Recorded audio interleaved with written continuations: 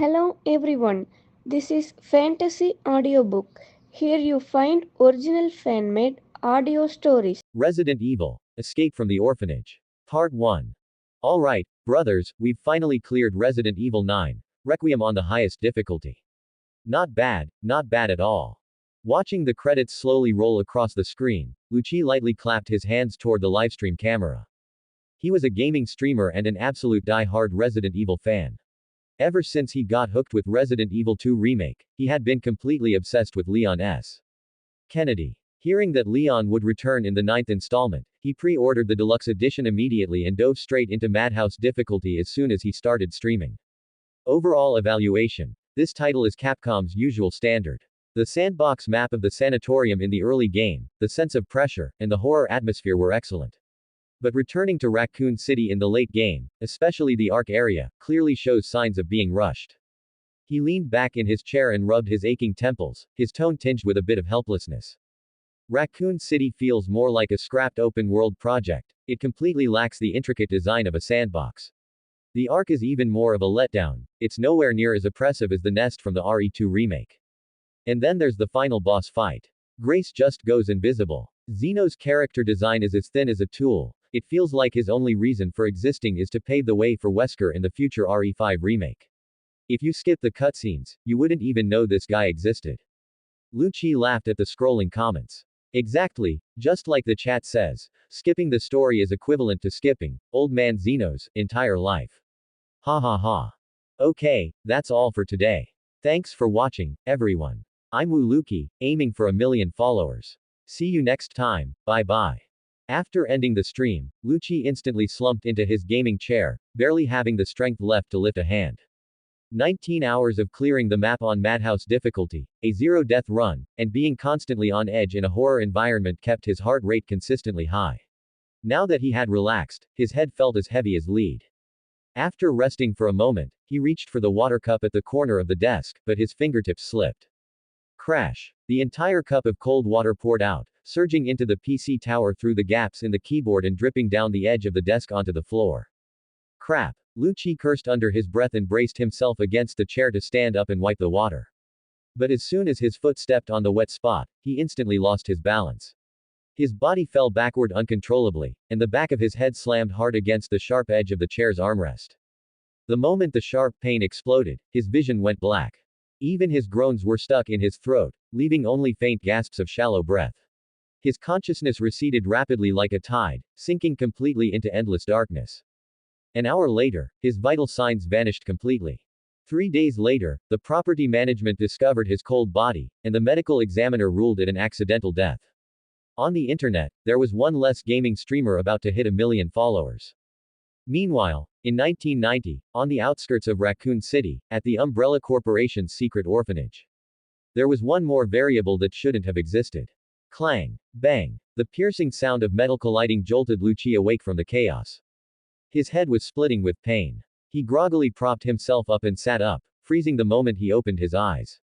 A dilapidated, moldy ceiling, mottled yellowish walls, a whole row of crude iron bunk beds, the emptiness was hair-raising. There were clearly dozens of beds in the room, yet not a single soul was in sight. Where is this? He spoke subconsciously, but as soon as the words left his mouth, his expression changed drastically. It wasn't the familiar voice of a young man, but a slender, childish, and even slightly soft lowly voice. Lucci abruptly looked down. What entered his vision was a pair of small, tender, fair, and slender child's hands. They weren't the hands he used to hold a mouse for years, with thin calluses on the knuckles. Not at all. His heart suddenly constricted. Just then, a sharp scream came from the other end of the corridor in fluent English. Lucci had passed the CET-6 exam and had no trouble with daily communication. He instantly understood the content. Don't come over. Stay back. Bang. A piercing gunshot. His whole body tensed up. Instinctively, he quietly slipped off the bed, rushed to the door along the wall, and peeked out through the ajar door. With just one glance, the blood in Lucci's body almost froze. In the room at the end of the hallway, a foreign researcher in a white lab coat was cornered by a group of bald children. The man fired his gun frantically, but it jammed at the critical moment. The next second, the children pounced. Crack. The crisp and terrifying sound of bones snapping. The researcher's neck twisted at a bizarre angle, and his body slumped to the ground. The group of children slowly raised their heads.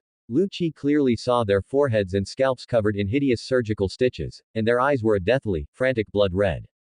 They weren't human. They were test subjects. This was the most desperate orphanage escape level from Resident Evil 9. Ah! He gasped in shock, and this slight sound instantly attracted the gaze of all the test subjects.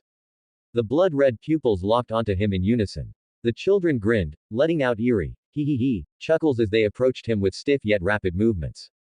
Oh no! Lucci was terrified. He slammed the door shut, panted frantically with his back against it, then turned and rushed back into the room, diving under the bed, the only safe point in the game. She had transmigrated. She had transmigrated into the original Chloe, the most fragile, marginal, and forgettable child test subject in the game, who would ultimately be disposed of by the Umbrella Corporation. The real Chloe was gone. Now hidden within this tiny body was a gaming streamer from the 21st century. Huff, huff. Heavy, dragging footsteps sounded on the floorboards. The test subjects had entered the room. Unlike the pixelated, programmed threats in the game, the fear now was real and bone-chilling. The scent of death was like a cold snake, slithering through the gaps in the floorboards and tightening around her throat. She covered her mouth tightly, not even daring to breathe heavily.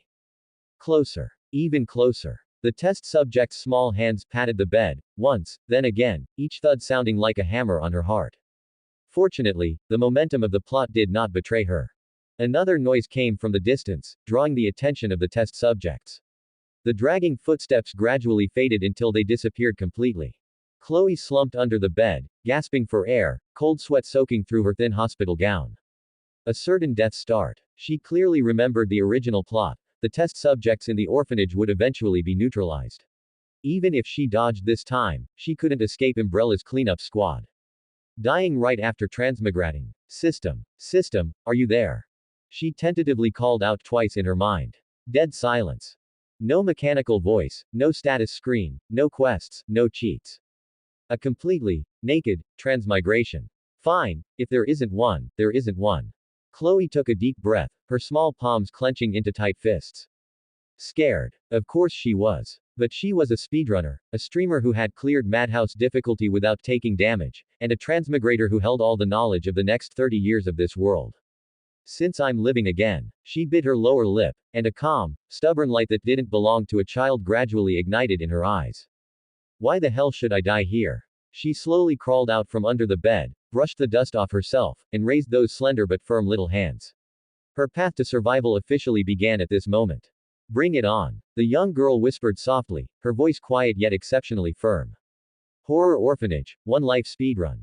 The most urgent task now was to confirm an escape route. If she followed the original path, it would be a dead end. Chloe first carefully crept to the room where the researcher had been. Pushing the door open, the two figures were still there, one slumped and one sitting. Suddenly, her eyes lit up. It was that gun from before. She picked up the gun and found that it was indeed jammed.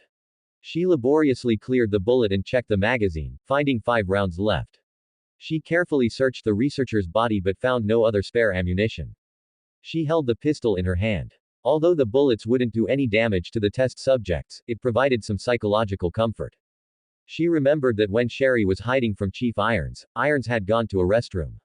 Maybe she could hide there. But the path was blocked by clutter. Unfortunately, this wasn't a game. Chloe had hands and feet of her own.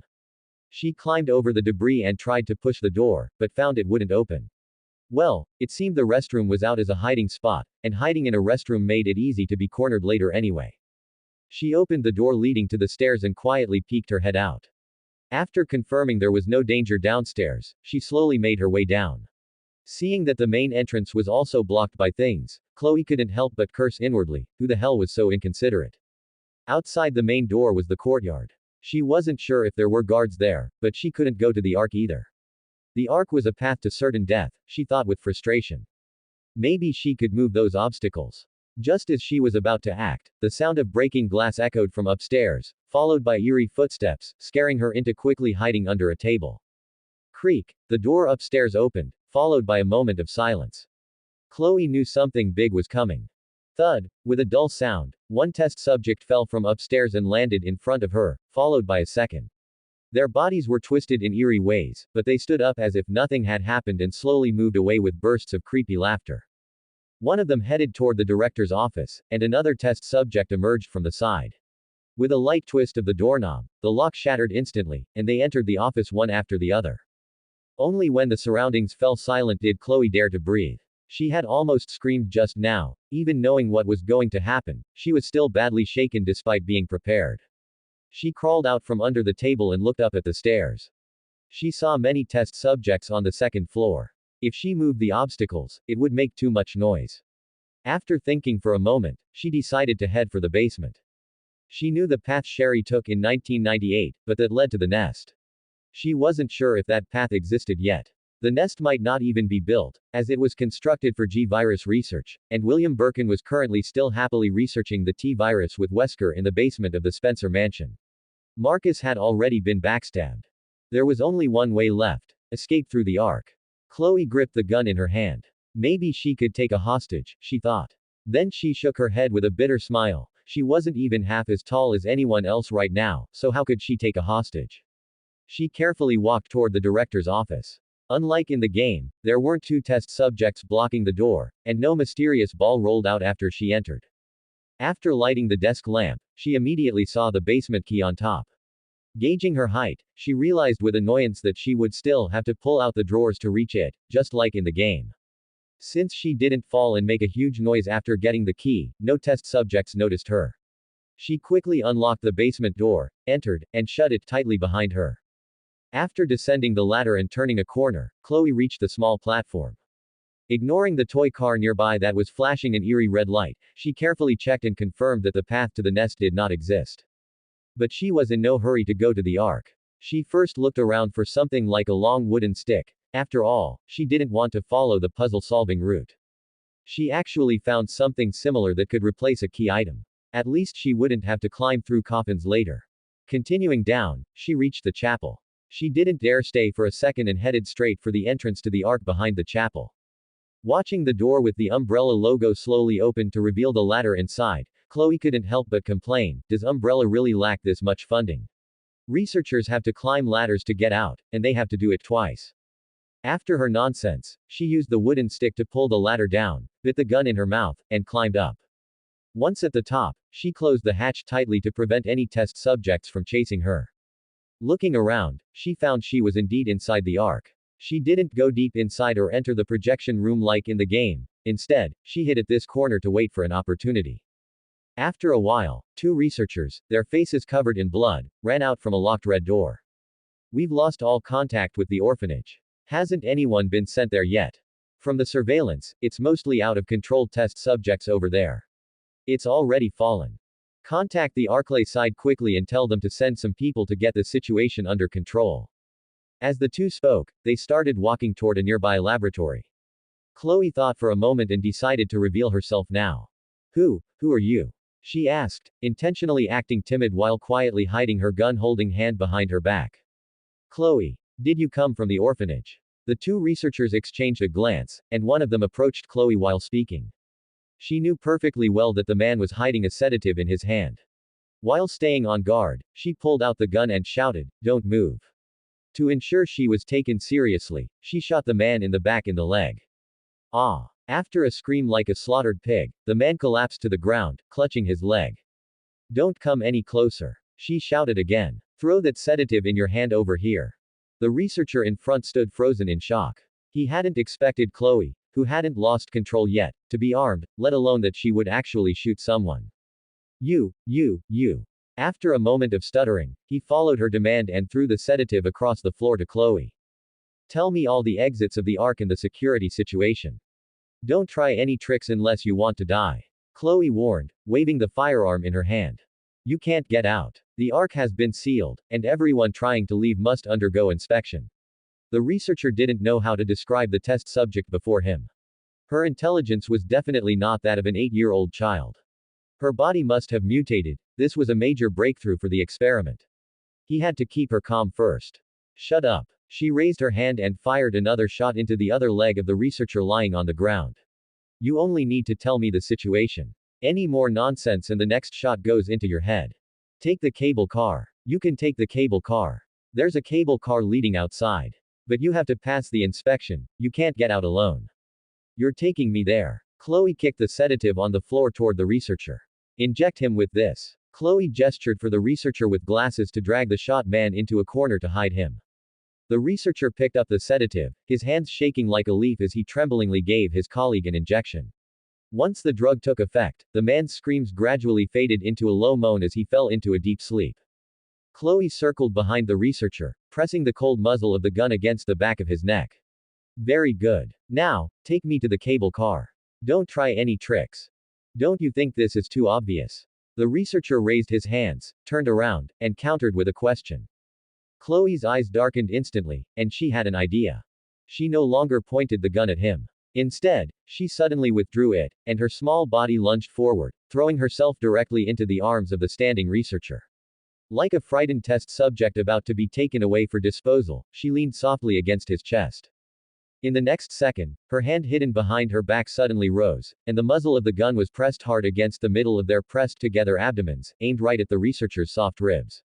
The force wasn't great, but it was cold, hard, and carried a lethal threat. The researcher froze, not daring to move an inch. Chloe buried her face in his white lab coat, her voice carrying a chill that only the researcher, who was pressed extremely close, could hear through her gritted teeth. Hold me. Pick me up like you're carrying a test subject to be disposed of. If you dare to look up, if your eyes look wrong, or if you dare to make a single sound for help, I'll fire right now. This gun will be pressed against you the whole time. As soon as you panic or falter, I'll pull the trigger immediately. The researcher broke into a cold sweat, his hands rising stiffly as he obediently took Chloe into his arms. The little girl was held horizontally in his arms, appearing completely defenseless, like a test subject at someone's mercy. But only the researcher himself knew that his life was being held firmly in the hands of this small body. Chloe lay quietly in his arms, her eyes half closed, looking weak and harmless. However, her fingers hidden between them were steadily on the trigger, not relaxing for a single moment. Now, walk forward to the cable car, she whispered in a breathy voice. Remember your identity. You are escorting a test subject about to be disposed of. I am your cargo. If you dare to show a single flaw, we'll die here together. The researcher's Adam's apple bobbed hard. Holding Chloe, he stepped into the long, narrow, and dim corridor of the Ark. The metal walls glinted with a cold white light, and emergency lights flickered overhead. The sound of footsteps was amplified clearly in the empty passage. Occasionally, one or two researchers carrying documents would walk past, only giving them a hurried glance before looking away. In the Ark, carrying a test subject to and from the disposal room was perfectly normal. No one knew that beneath that seemingly harmless little body, a gun was pressed hard against the hostage's vital organs. The researcher carried her all the way through the empty corridors. Because the test subjects at the orphanage had lost control, more than half of the security in the Ark had been diverted there.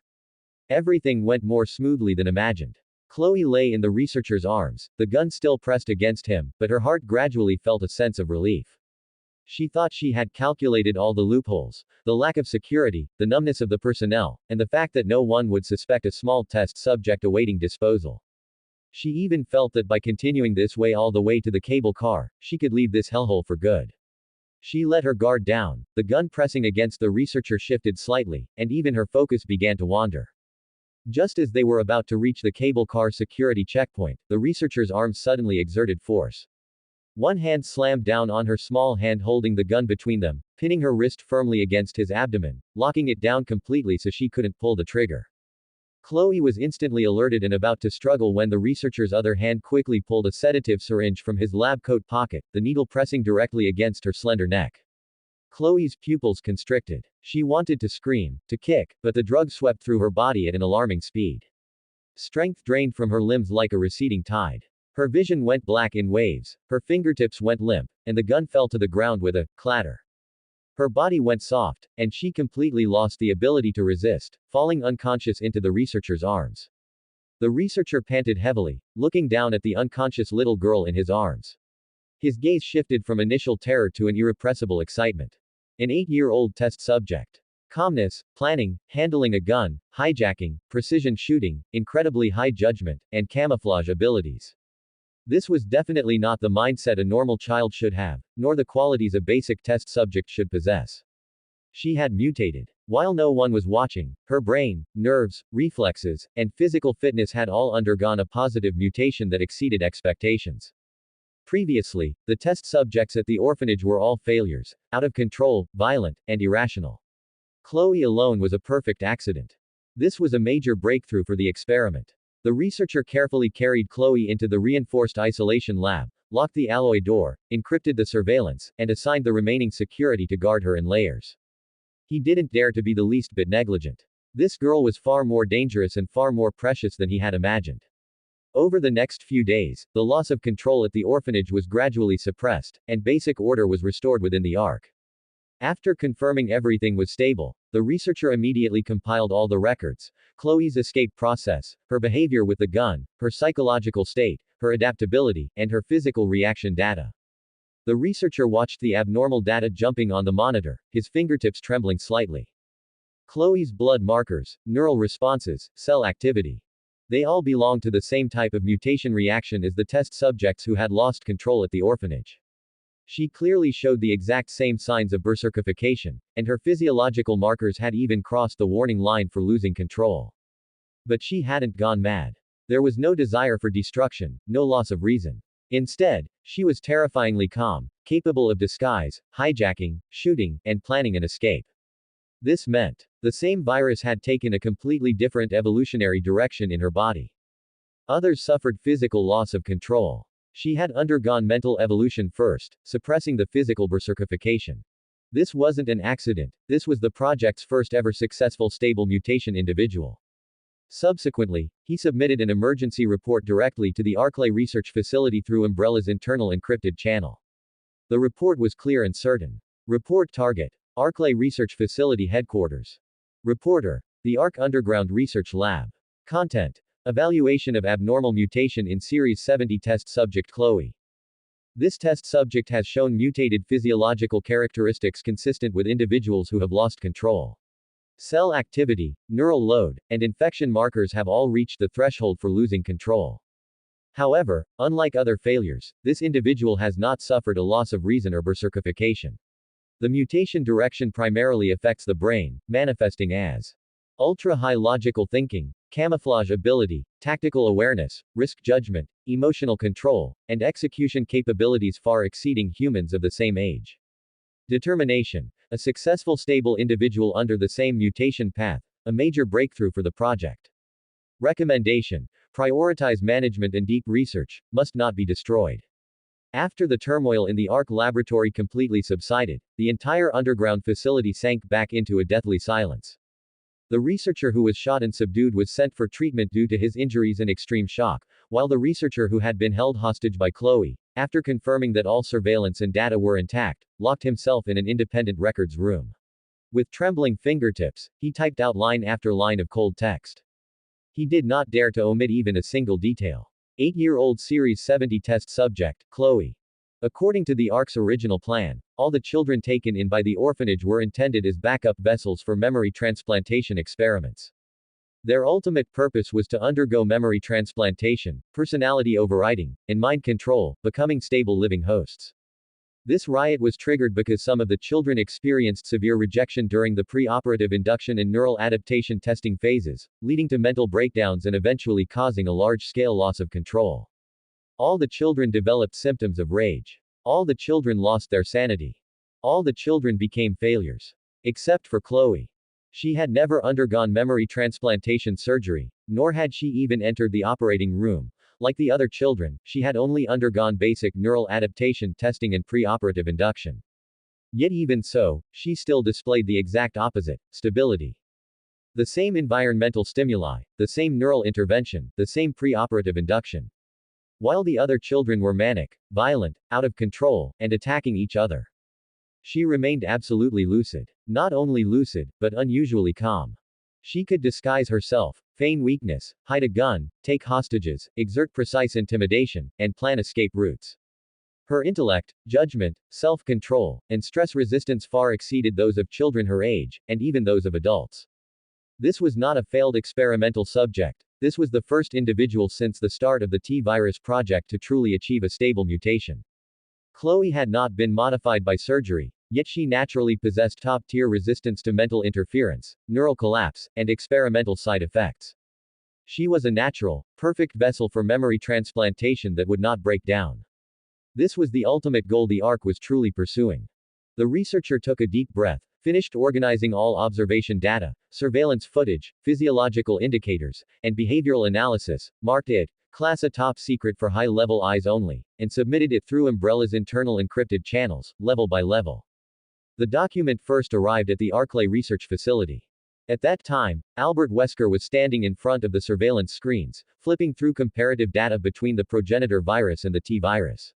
When he received the encrypted file, he originally only glanced at it casually, but his gaze paused slightly when it touched upon keywords like stable mutant, controllable sanity, and Series 70 test subject. Before long, William Birkin was also called to the office by him.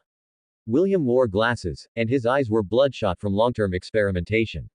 He was initially impatient, but after reading all of Chloe's data, those eyes, usually immersed in his own world, suddenly lit up with a light bordering on madness. The same virus, and it didn't lead to rage in her, but instead strengthened her brain and self-control. William gripped the paper report tightly, nearly crushing it. Lisa is a monster of the flesh, but she is a breakthrough on the level of sanity. Wesker stood by the window with his hands in his lab coat pockets, looking out at the perpetual mist of the Arklay Mountains, his voice calm and steady. The people at the Ark botched the orphanage experiment, but they accidentally raised a specimen that should never have appeared. She has all the potential of an out-of-control subject, yet retains human reason and thinking ability. Once controlled, she will be the perfect weapon. The two looked at each other, both clear on the weight of this report. This was not a common experimental development, it was a major breakthrough capable of shaking the direction of the entire virus research. They did not hide anything and immediately attached the Arklay research facility's preliminary review to the bottom of the report, re-encrypted the data, and sent it with the highest priority directly to Europe, into the hands of Oswell E.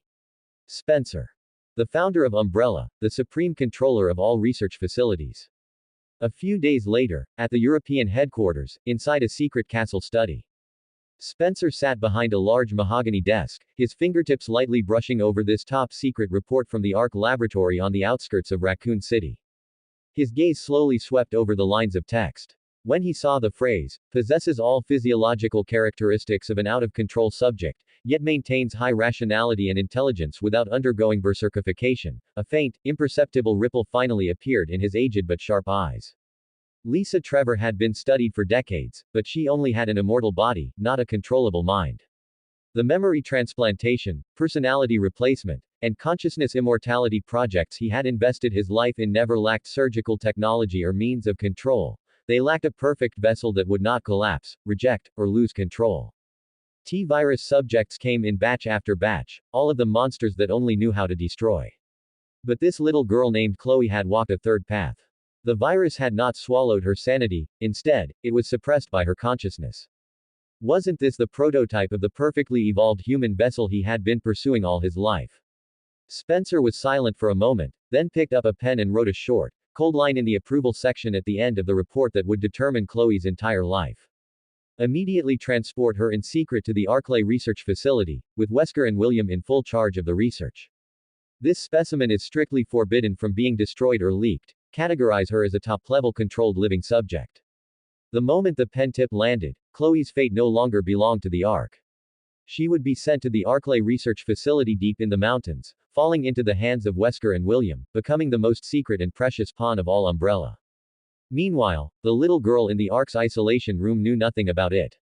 She just curled up in the corner of the cold bed, lamenting her future fate.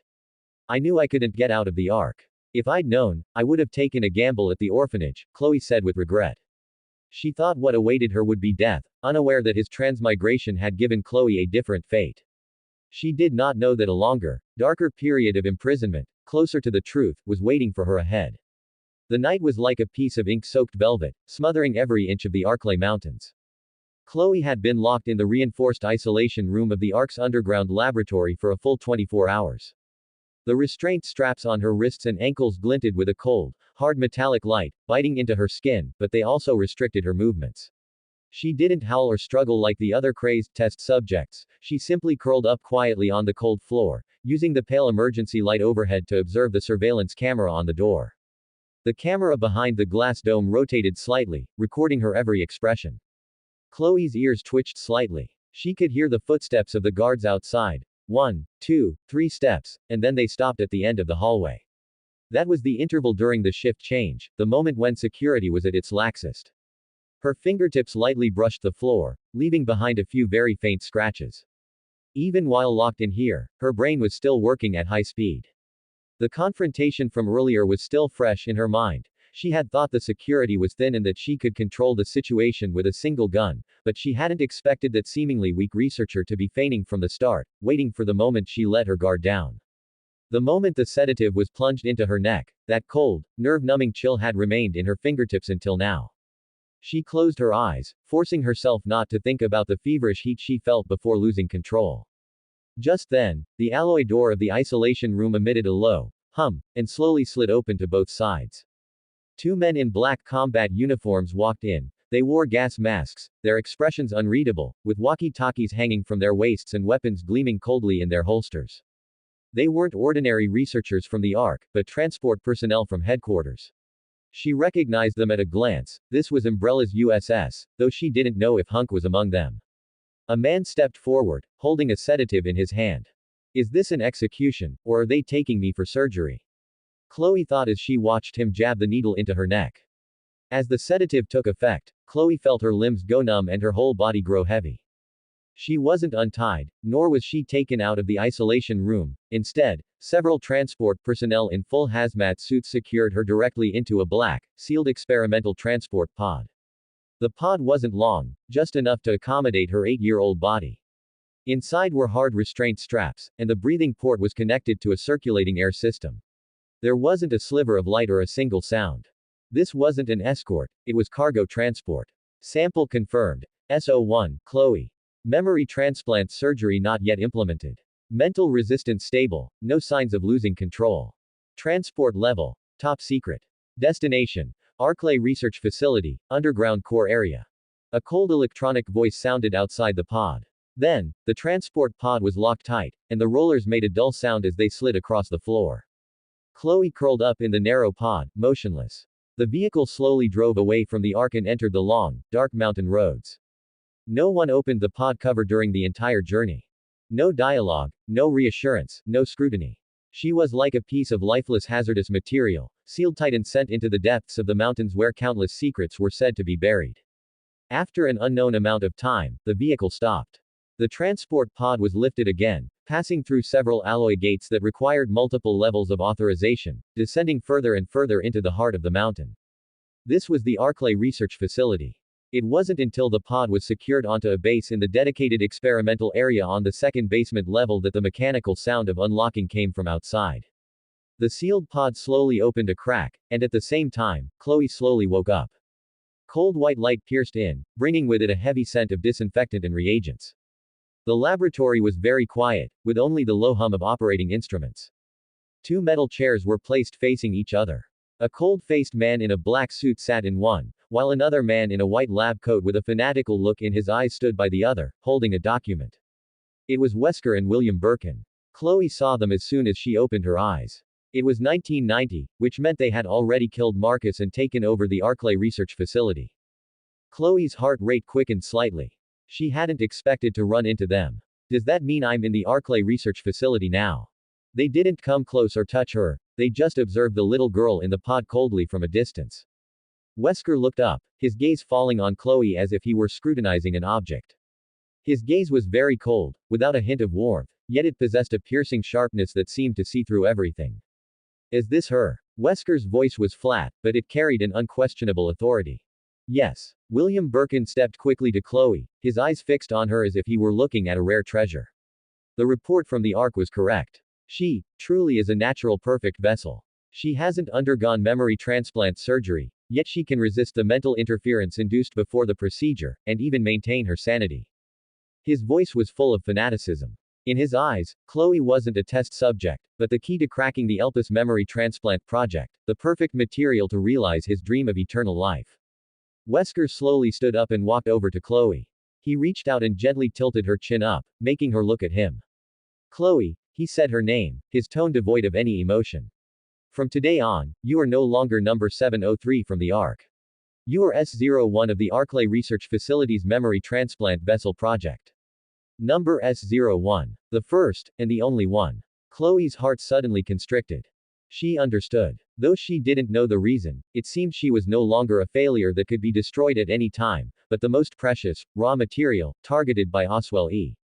Spencer, Wesker, and William Birkin together. She was taken into an individual isolation pod. The isolation pod was transparent, containing a bed, a sink, and a monitoring device. It was more comfortable than the isolation room at the Ark, yet it was also more like an exquisite cage. Remember, Wesker's voice came from outside the isolation pod, clearly reaching Chloe's ears through the glass. Here, you are top secret.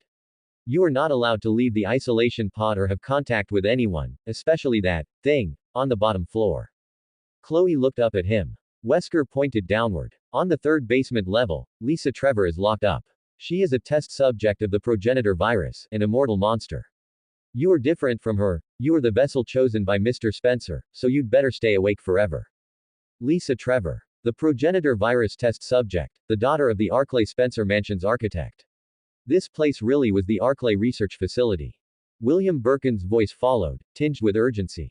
Don't worry, we will perform the most comprehensive tests on you to find the root of your mental resistance. We will make you the most perfect vessel. The alloy door of the isolation pod slowly closed with a click as the lock engaged. The lights came on, casting Chloe's silhouette onto the transparent walls of the pod. She sat on the bed, looking at the cold incandescent light, and took a soft breath. This place was more dangerous and more secluded than the Ark. Wesker and William Birkin were smarter and more terrifying than the researchers at the Ark. Oswell E. Spencer was the one standing at the top of the pyramid, controlling her entire fate. Well, what's the point anymore? I might as well just give up. I didn't escape the Ark, and now I've fallen into Wesker's hands. My days ahead are going to be miserable. After the alloy door of the isolation chamber closed, the entire world was left with only the cold hum of instruments. Chloe was confined in a high-grade reinforced chamber on the second basement level of the Arklay research facility. There were no extra items, no conversation, and no warmth. Three sides were cold metal walls, while one side was one-way transparent reinforced glass. She was in the light, while all eyes watching her were in the shadows. It was even more deathly silent and more heavily guarded than the Ark. She sat quietly in the corner, her eyelashes lowered, appearing docile and harmless, but in reality, she was calculating the time and the plot. Wesker had just said she was a perfect memory transplant vessel, and the purpose of the experiment at the Ark was to achieve perfect memory transplantation. This meant that for some reason, she perfectly adapted to the characteristics of the T-variant strain and would not go mad. That was why Oswell E. Spencer had taken an interest in her and transferred her to the Arklay research facility. After an unknown period of silence, the light outside the glass dimmed slightly. William Birkin appeared at the console, his fingertips rapidly tapping the keyboard.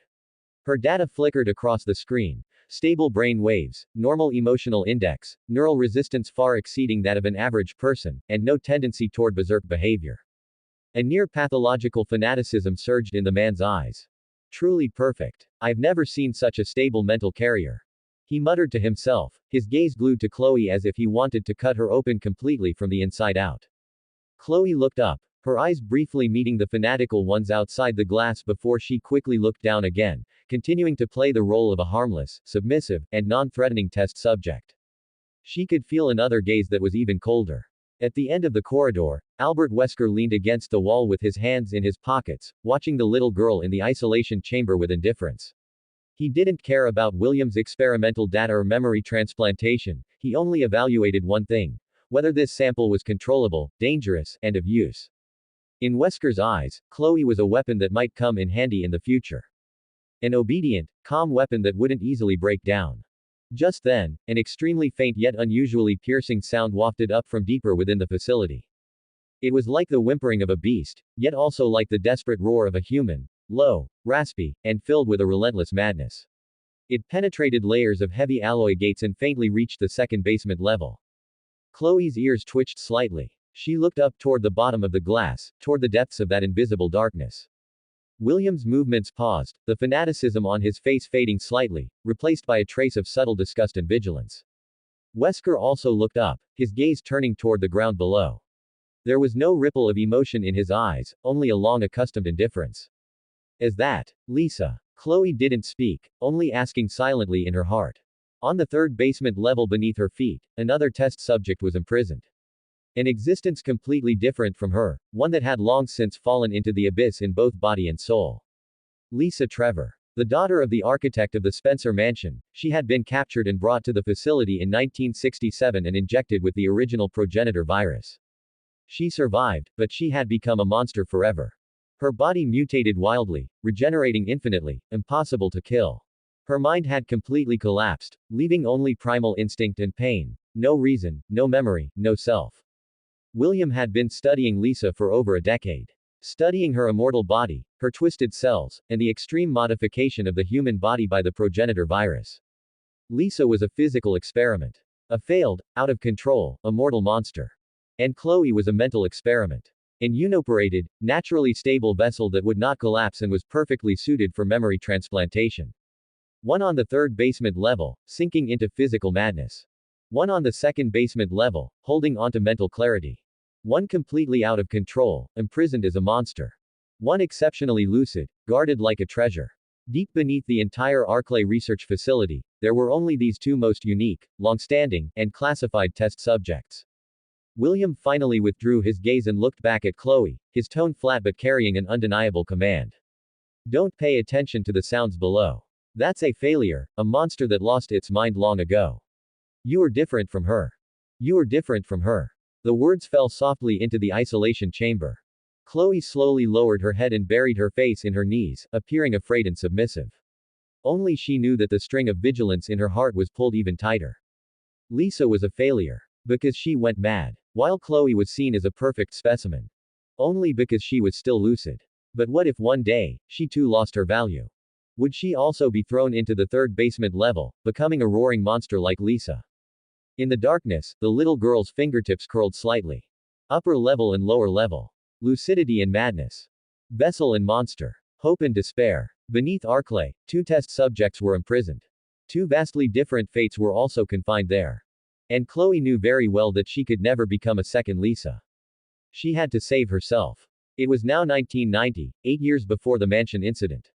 If she had to wait for the STARS members to arrive, she would have to wait at least 8 years, and she wasn't sure if she could make it that long. And Wesker was still the captain of STARS. William would go to Raccoon City in 1993 to build the nest underground, and Wesker would go undercover in the Raccoon City Police Department in 1996. In other words, she might follow William to the nest at any time, or be locked in the basement of the Arklay research facility if she lost her utility. The lights inside the isolation chamber remained at a ghastly, constant brightness, devoid of day or night, devoid of time, only endless monitoring and experimentation. In the third week of Chloe being confined to the second basement level of the Arklay research facility, the dormant restlessness within her body finally refused to remain silent. At first, it was just subtle anomalies. Her earlobes would burn for no reason, her vision would occasionally blur with double images, and her fingertips would tremble uncontrollably. She thought it was just the fatigue from long-term confinement, until one late night, a scorching heat surged without warning from her chest, rushing through her blood vessels to every limb. That was the riot of the T-epsilon virus. Just like the children who lost control at the Orphanage, fury, restlessness, and the desire for destruction surged like a tide, instantly drowning out all her tranquility. Chloe pushed herself up from the floor, her pupils contracting slightly in the darkness, a faint trace of crimson flashing across her previously clear eyes. Her breathing turned ragged, and she dug her nails deep into her palms, but the sharp pain could not suppress the rising violence within her. Everything she looked at, the glass, the metal, the instruments, was stained with a maddening hue at that moment. In her mind, only the most primal impulses remained: to destroy, to tear apart, to break free. She lunged violently at the transparent bulkhead and slammed her fist against it. Thud. The dull sound was piercingly loud in the silent laboratory. William, in front of the monitoring screens, lifted his head almost immediately, his gaze shifting instantly from indifference to tension. On the screen, all of Chloe's physiological data flashed red. Her heart rate, neural activity, and aggression index had all broken past the warning line. Every indicator was almost identical to those of the completely out of control test subjects. It's here, he murmured, his fingertips flying across the console. The berserk phase of the T-epsilon has finally arrived. Inside the isolation chamber, Chloe's movements became increasingly violent. She gripped the bulkhead, her body trembling slightly as her sanity was torn between madness and lucidity. She knew she was losing control, and she knew that if this continued, she would become a monster just like Lisa on the third basement level, but that power from the depths of her body could not be suppressed by willpower alone. Just as she was on the verge of completely losing her sanity. Hiss. A faint sound came from the ventilation vent in the corner of the ceiling, and a pale white sedative gas slowly began to permeate the room. At the same time, William outside the glass pressed another button. A hidden injection port in the corner of the isolation chamber automatically extended, and a tiny needle silently aimed at Chloe's arm. The serum was instantly pushed into her body. A cool sensation spread rapidly through her blood vessels, like a sudden downpour, forcibly extinguishing a portion of the raging flames. The violent heat was forcibly suppressed, her surging emotions gradually receded, and that layer of crimson shrouding her consciousness faded bit by bit. Chloe's movements froze abruptly. She leaned against the bulkhead, gasping for air, her forehead covered in a fine layer of cold sweat. The madness that had almost swallowed her just moments ago receded rapidly like a tide. A strange restlessness still lingered in her body, her muscles were still trembling slightly, and the desire for destruction deep in her heart had not completely vanished, but at least, she had regained control over herself. William watched the data on the screen gradually return to normal, letting out a long sigh of relief, his eyes igniting once again with a fanatical light. Very good, very good. The same T-epsilon strain, the same berserk threshold, as long as it is stabilized with external serum, she can immediately regain consciousness. This is the adaptability of a perfect vessel. He felt not a shred of sympathy, only the excitement of a successful experiment. William watched the data on the screen gradually return to normal, letting out a long sigh of relief, his eyes igniting once again with a fanatical light. He did not hesitate in the slightest and immediately pressed the switch on the other side. The side wall inside the isolation chamber slid open silently, and a fully automated blood-drawing arm slowly extended. Its metal joints were cold and precise, and the needle at its end glinted coldly under the lights. Chloe instinctively recoiled, but her wrists were gently secured by soft restraints that popped out from the floor, preventing her from breaking free without causing any unnecessary harm. She did not struggle, simply watching quietly as that mechanical arm approached her arm. The moment the needle pierced her skin, there was only a slight sting. Dark red blood was slowly drawn out, flowing through a transparent tube into a labeled frozen sample vial. On the label, there was only a line of cold code. S01 T-epsilon blood sample from post-berserk stable phase. 1 vial, 2 vials, 3 vials. The mechanical arm collected a sufficient quantity of blood methodically. The entire process was devoid of warmth or emotion, only pure research objectives. William leaned over the console, his eyes fixed unblinkingly on the blood-drawing process, as if admiring a rare work of art. To him, this was not the blood of a child, but the key to unlocking the mystery of the perfect vessel. The blood collection finished, the mechanical arm automatically retracted, and the tiny wound on her arm was instantly covered by a spray of hemostatic gel. The restraints loosened, and the inner wall closed back up, as if nothing had ever happened. Chloe slowly pulled back her arm, gently pressing against the faint red needle mark on her skin. Chloe slowly slid down to the floor, her back against the cold bulkhead, her head bowed slightly. She did not look at the man outside the glass, nor did she show any fear, simply calming her breathing in silence. She remembered that moment of losing control clearly. That sensation of being swallowed by darkness, of her sanity about to snap, was etched into her bones and felt real. She knew she hadn't endured that by herself. It was the medicine, the external intervention, the control methods in William's hands that had forcibly pulled her back from the edge of collapse.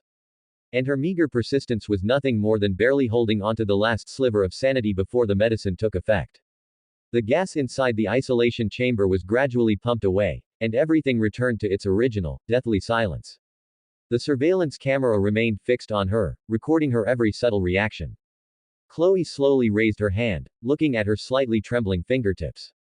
The T-epsilon within her had not disappeared, it was merely sleeping.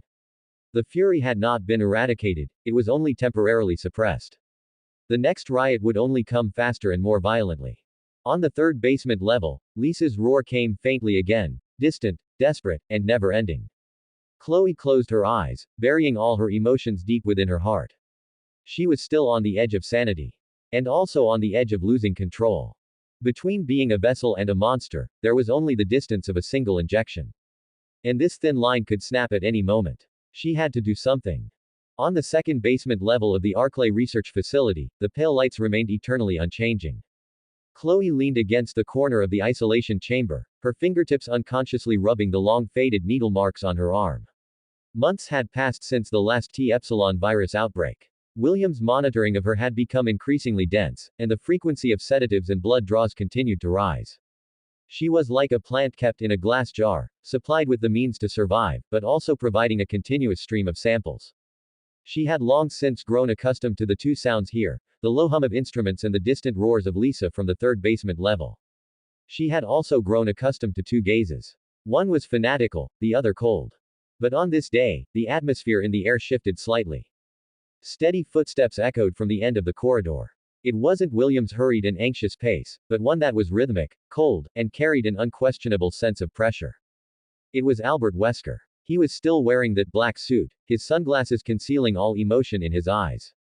He simply stood outside the glass chamber, quietly watching the little girl inside. This time, he didn't just give a brief assessment or a cold scan as usual, he stayed for a long time. Chloe looked up slightly, meeting his gaze through a layer of cold glass. She couldn't see through this man, even though she knew everything about him, including his end. He wasn't obsessed with data and experiments like William, nor was he fearful and cautious like the researchers of the Ark. Wesker looked at her as if he were looking at a weapon that could be categorized, registered, and deployed in the future, calm and completely devoid of emotion. William, Wesker suddenly spoke.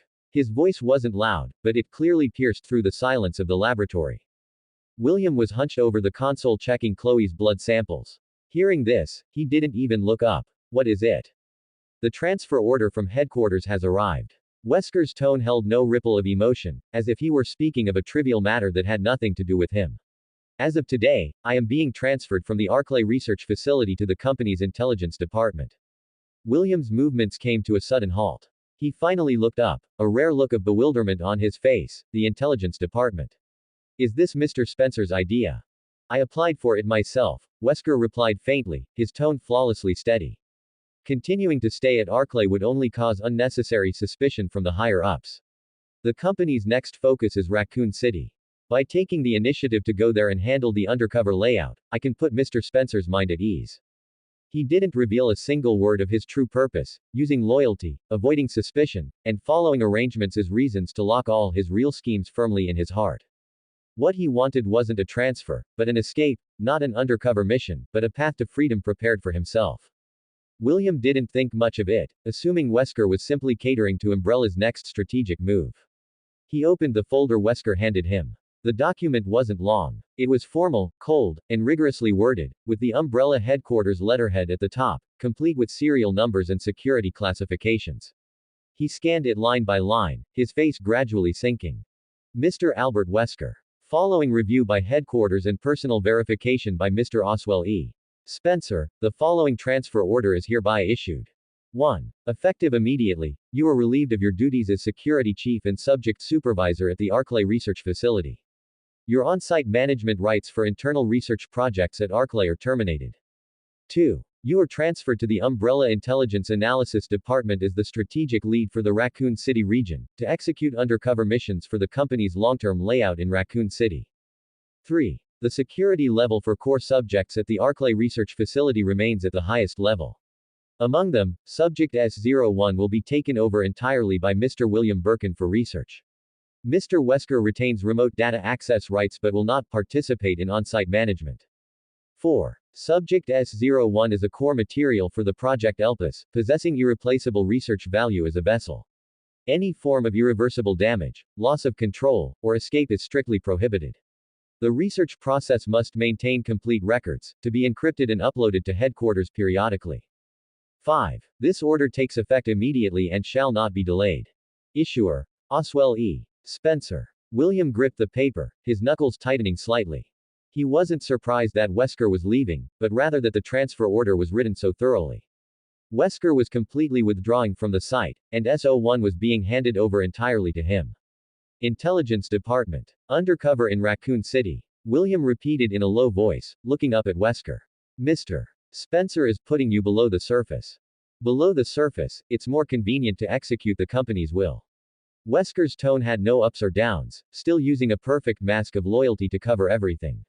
The police system in Raccoon City will be reorganized. Umbrella needs one of its own in a key position. My going is the most appropriate choice. He and Wesker had worked together for many years, one responsible for research and the other for control, having long since formed a balance that required no words. Wesker's departure meant that from this moment on, Chloe, this S-class top secret sample, would be entirely his responsibility alone. I understand. William finally lowered his head, looking back at the jumping data on the screen. The research on SO1 cannot stop. Her neural resistance, the T-epsilon stabilization patterns, vessel compatibility, all must continue to be explored in depth. I am well aware. Wesker's gaze fell back onto Chloe, carrying one last assessment. This sample is a priority personally designated by Mr. Spencer. She is more important than anything else in Arklay, including that monster on the third basement level. He paused, his voice dropping lower, carrying a hint of warning that also sounded like a handover. I will maintain remote monitoring with the highest clearance and check her status regularly. William, do not let your fanaticism override safety. She can be researched, but she cannot be destroyed, and she certainly cannot escape. William frowned but did not argue. I know what I'm doing. Wesker said no more. He took one last look at Chloe inside the isolation chamber. The little girl still sat quietly, eyes downcast, like a harmless, docile, and non-threatening young animal. But only Wesker knew that beneath this calm lay a level of composure and endurance far beyond her years. He vaguely felt as if this little girl knew everything. This was a subject who knew how to disguise herself, how to endure, and how to wait for an opportunity. She was 100 times more dangerous than Lisa. Watch her closely. Wesker left his final words, turned, and walked away. The black figure disappeared around the corner of the corridor. The sound of footsteps gradually faded and never rang out again. The laboratory returned to a deathly silence. Chloe slowly raised her head and looked in the direction where Wesker had left.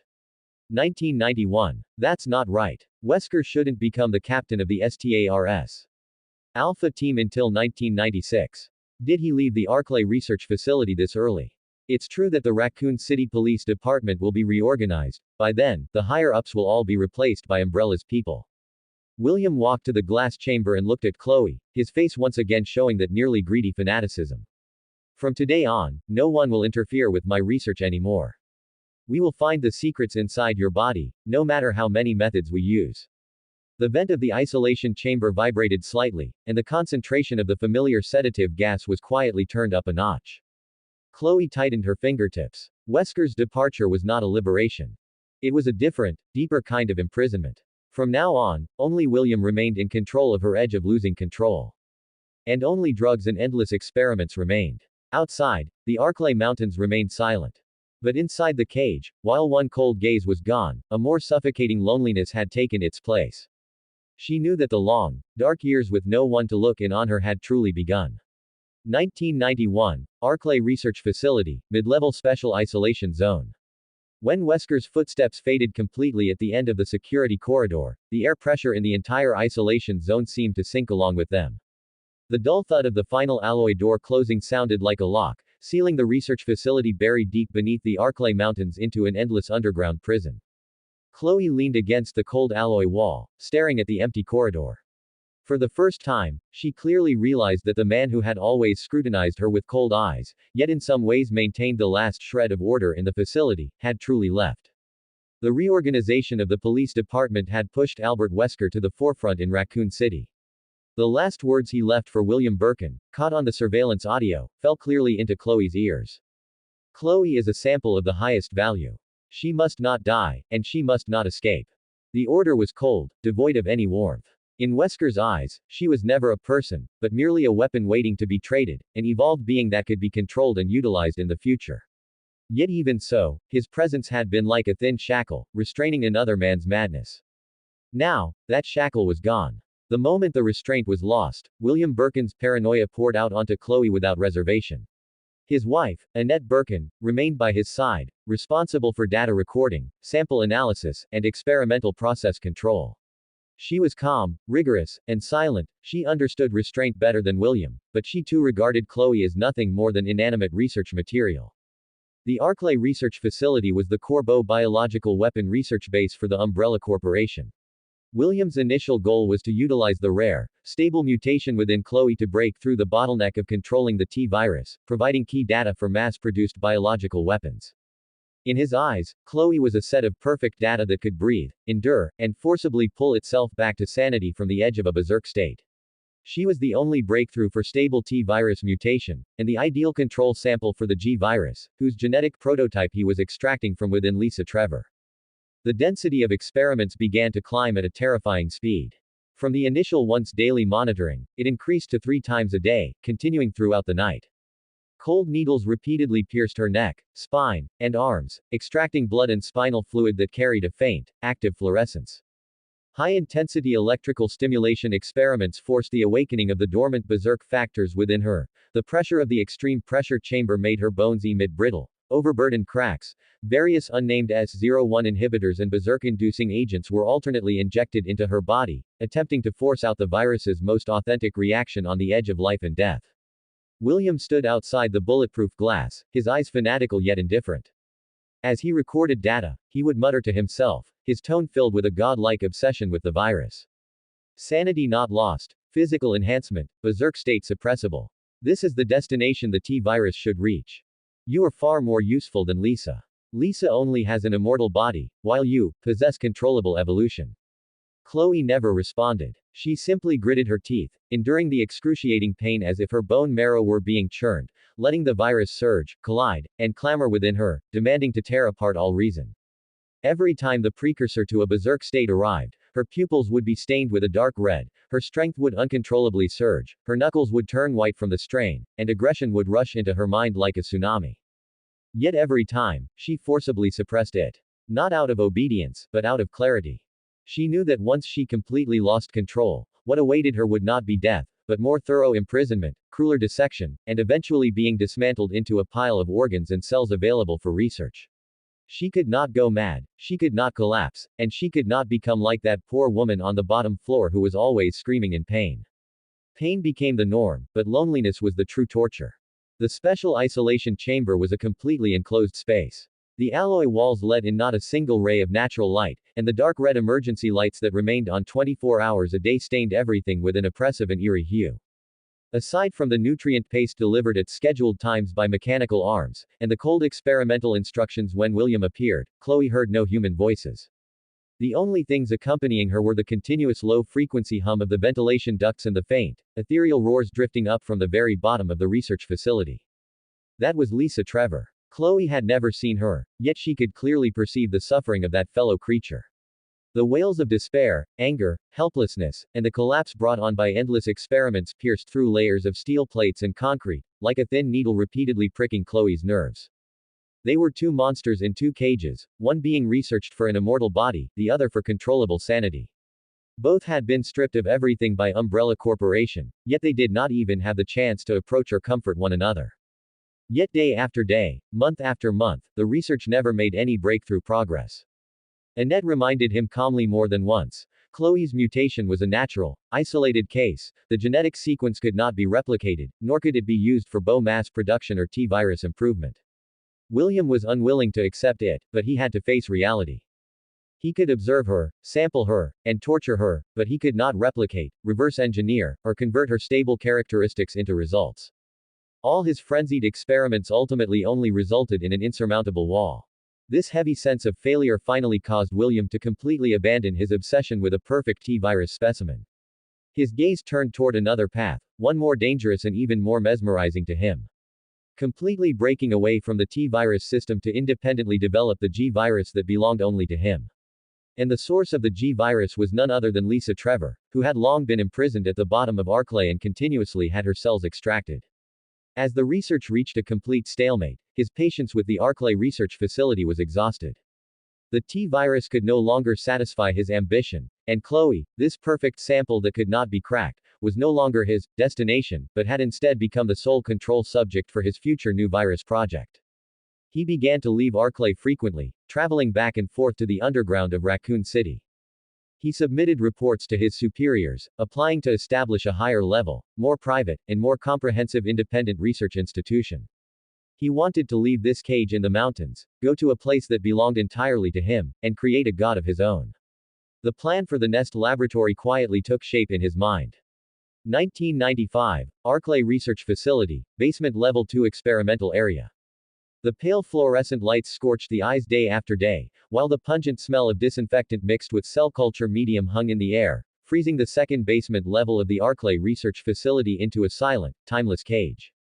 Chloe curled up in the metal corner of the isolation chamber, her fingertips gently brushing over the dense, pale pink needle marks on her arms, each mark a medal left by William Birkin's insane experiments. Some time had passed since Wesker voluntarily transferred to Raccoon City to prepare for his infiltration plan.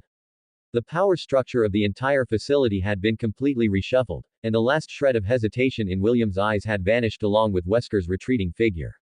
All his attempts to make the T-virus controllable had crashed and burned against Chloe. Day after day of sampling, stimulation, and genetic comparison had yielded only a thick stack of data reports with no breakthroughs. Annette Birkin stood before the console, her fingers flying across the light screen, her brows permanently furrowed. William, all sequences have been compared. Chloe's mutation is a unique, natural anomaly. It cannot be extracted, replicated, or used for mass-producing BOWs. Her voice was calm and restrained, carrying the typical rigor of a researcher.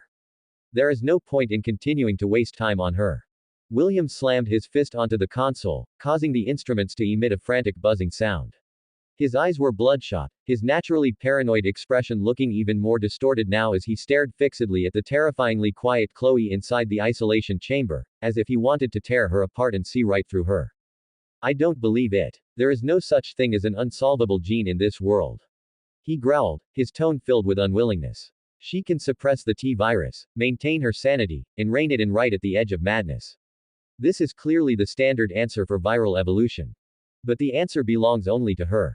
Annette did not back down. Mr. Spencer has already issued the order 3 times.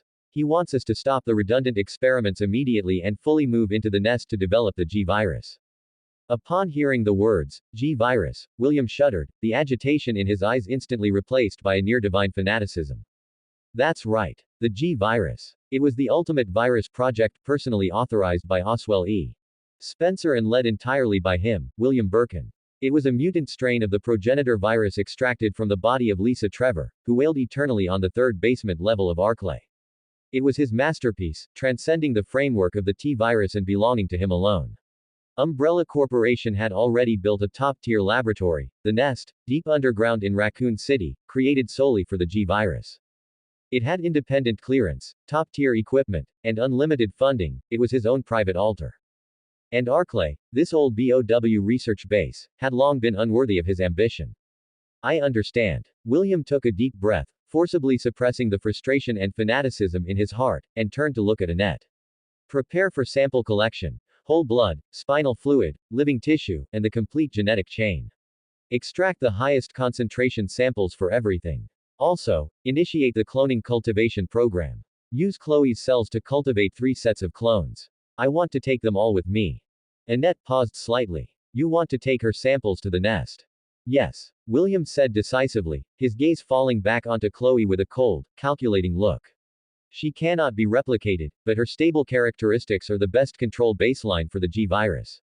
I want the G-virus to possess her rational controllability while also having Lisa's infinite regeneration. That is the perfect life form. What about Chloe? Annette asked. Stay in Arklay.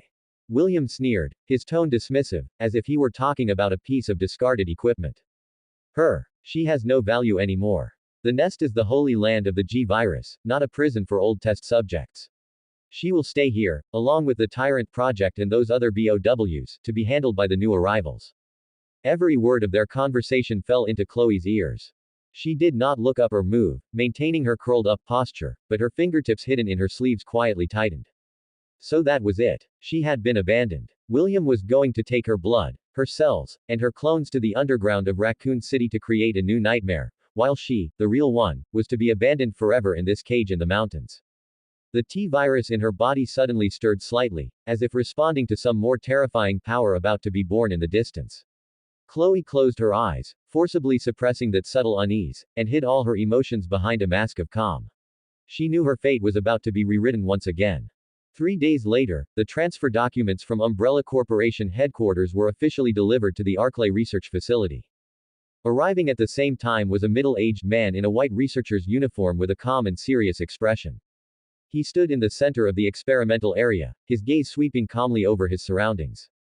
There was no fanaticism like William's, no coldness like Wesker's, only a rigor and rigidity that adhered strictly to the rules.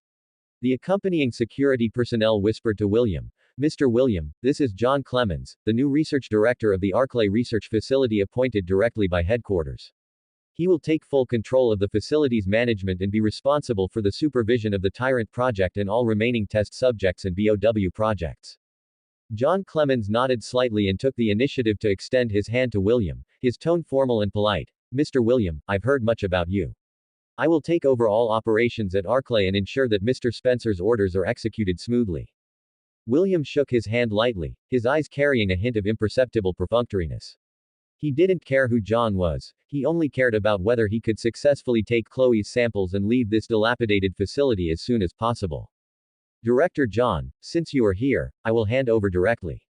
William gestured, and Annette immediately handed over a thick file. "This is all the data on test subject S01, Chloe, AT virus stable variant. Mr. Spencer has personally marked it. Do not let her die, do not let her escape, sample regularly, and cooperate with BOW data comparisons." He paused, deliberately emphasizing his tone. "She is a high-value control sample, but there is no need for deep experimentation, just maintain the status quo. My core energy will be entirely focused on the G-Virus project at the nest." John took the file and flipped through it quickly, his gaze lingering for a moment on words like Chloe, T epsilon stable variant, and Project Iris material, before solemnly closing the document. "I understand." He nodded. "I will manage the test subjects strictly according to headquarters instructions, and the Tyrant project will also proceed steadily. It will certainly not affect your research at the nest." William curled his lips in satisfaction. John Clemens was obedient, disciplined, and kept to his duties, exactly the kind of jailer he wanted. That afternoon, the cryogenic sample boxes and sealed clone cultivation chambers were loaded one by one onto the armored transport vehicle. Annette personally inventoried and checked them. Every sample was clearly labeled S01 Chloe G virus control exclusive.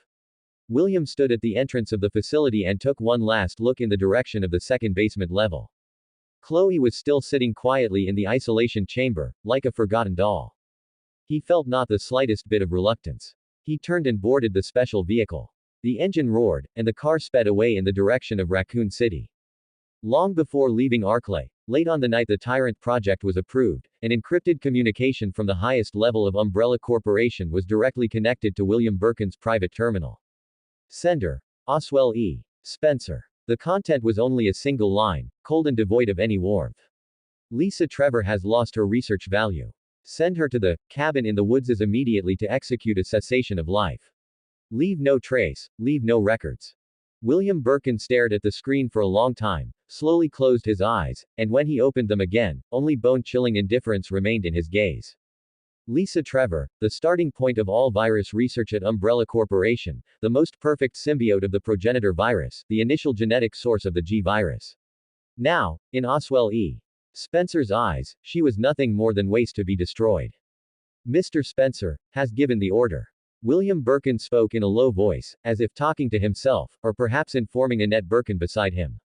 Annette Birkin's expression changed slightly. "Even Lisa has to be disposed of. She is the foundation of the G virus.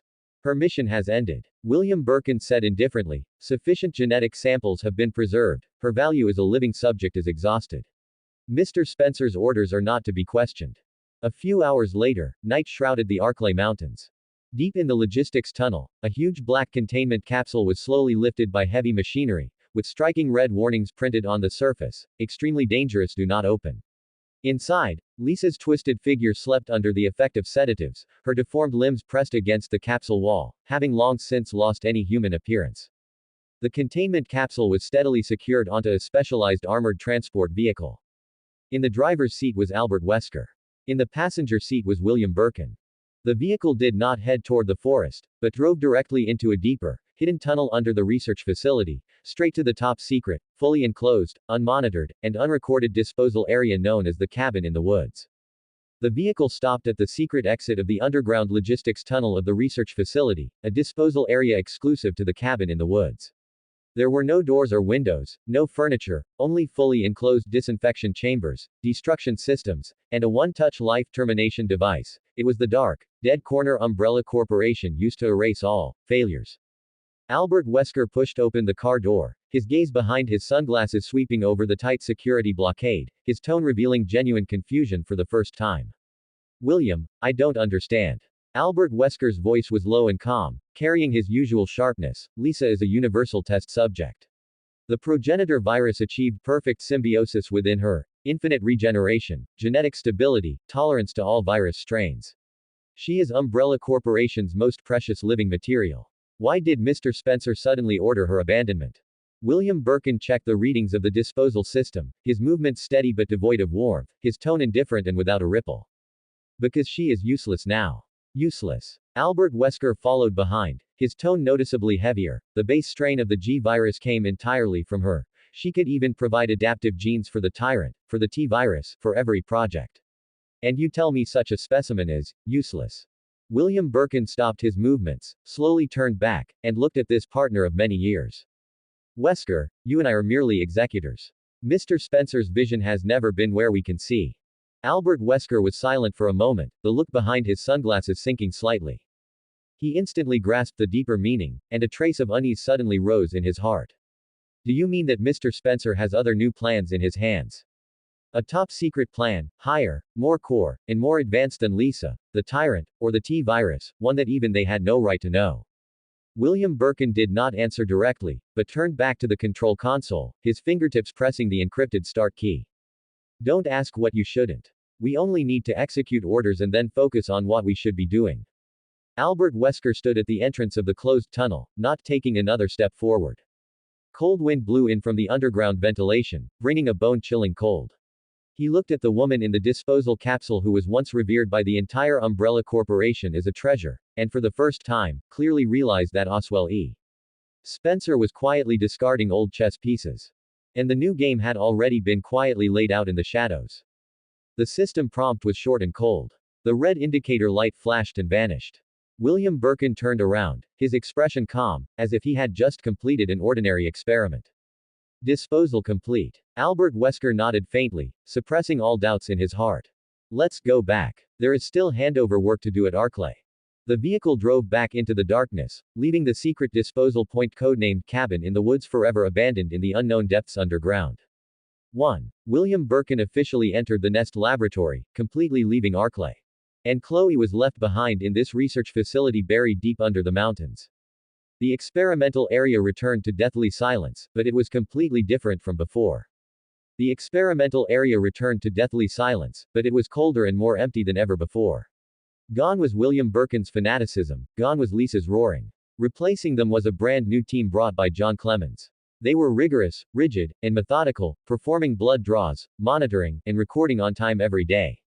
The process was flawless, yet they never spared a glance for Chloe. In their eyes, she was no different from the tyrant prototypes in the culture tanks, the predators in the cages, or the virus strains in the petri dishes. Subject S01, body temperature 36.7 degrees Celsius, T-virus activity stable, no signs of frenzy. Blood draw complete, sample ID AK70 to 114, stored in the cold storage. Sedative concentration maintained at standard value, containment capsule safety lock normal. Cold mechanical reports replaced all emotions. In the higher experimental area, the roar of the Tyrant Project's machinery could be faintly heard. That was Umbrella Corporation's most lethal biological weapon being gestated, while on the second underground level where Chloe was, only the ceaseless low hum of instruments remained. She still lay in the corner of the containment capsule, looking at the pale light. Albert Wesker was gone, heading to Raccoon City to secretly lay out his escape plan. William Birkin was gone, taking her samples, plunging headlong into his fanatical obsession with the G virus. And she had been handed over to a strange, emotionless research director, and along with the Tyrant Project, was locked in this research facility that was heading toward destruction. Chloe gently closed her eyes, feeling the calm T virus within her. She could faintly sense that, hundreds of kilometers away in the underground of Raccoon City, her blood, her cells, and her genes were being thrown into a horrific experiment. A virus more frenzied, more evil, and more uncontrollable than the T virus was slowly awakening, using her as a reference. That was William Birkin's insatiable obsession. That was the omen of the G virus's imminent arrival. And she could only wait quietly in this lonely cage. Waiting for the storm to descend, waiting for the cage to shatter, waiting for a chance of her own to escape hell.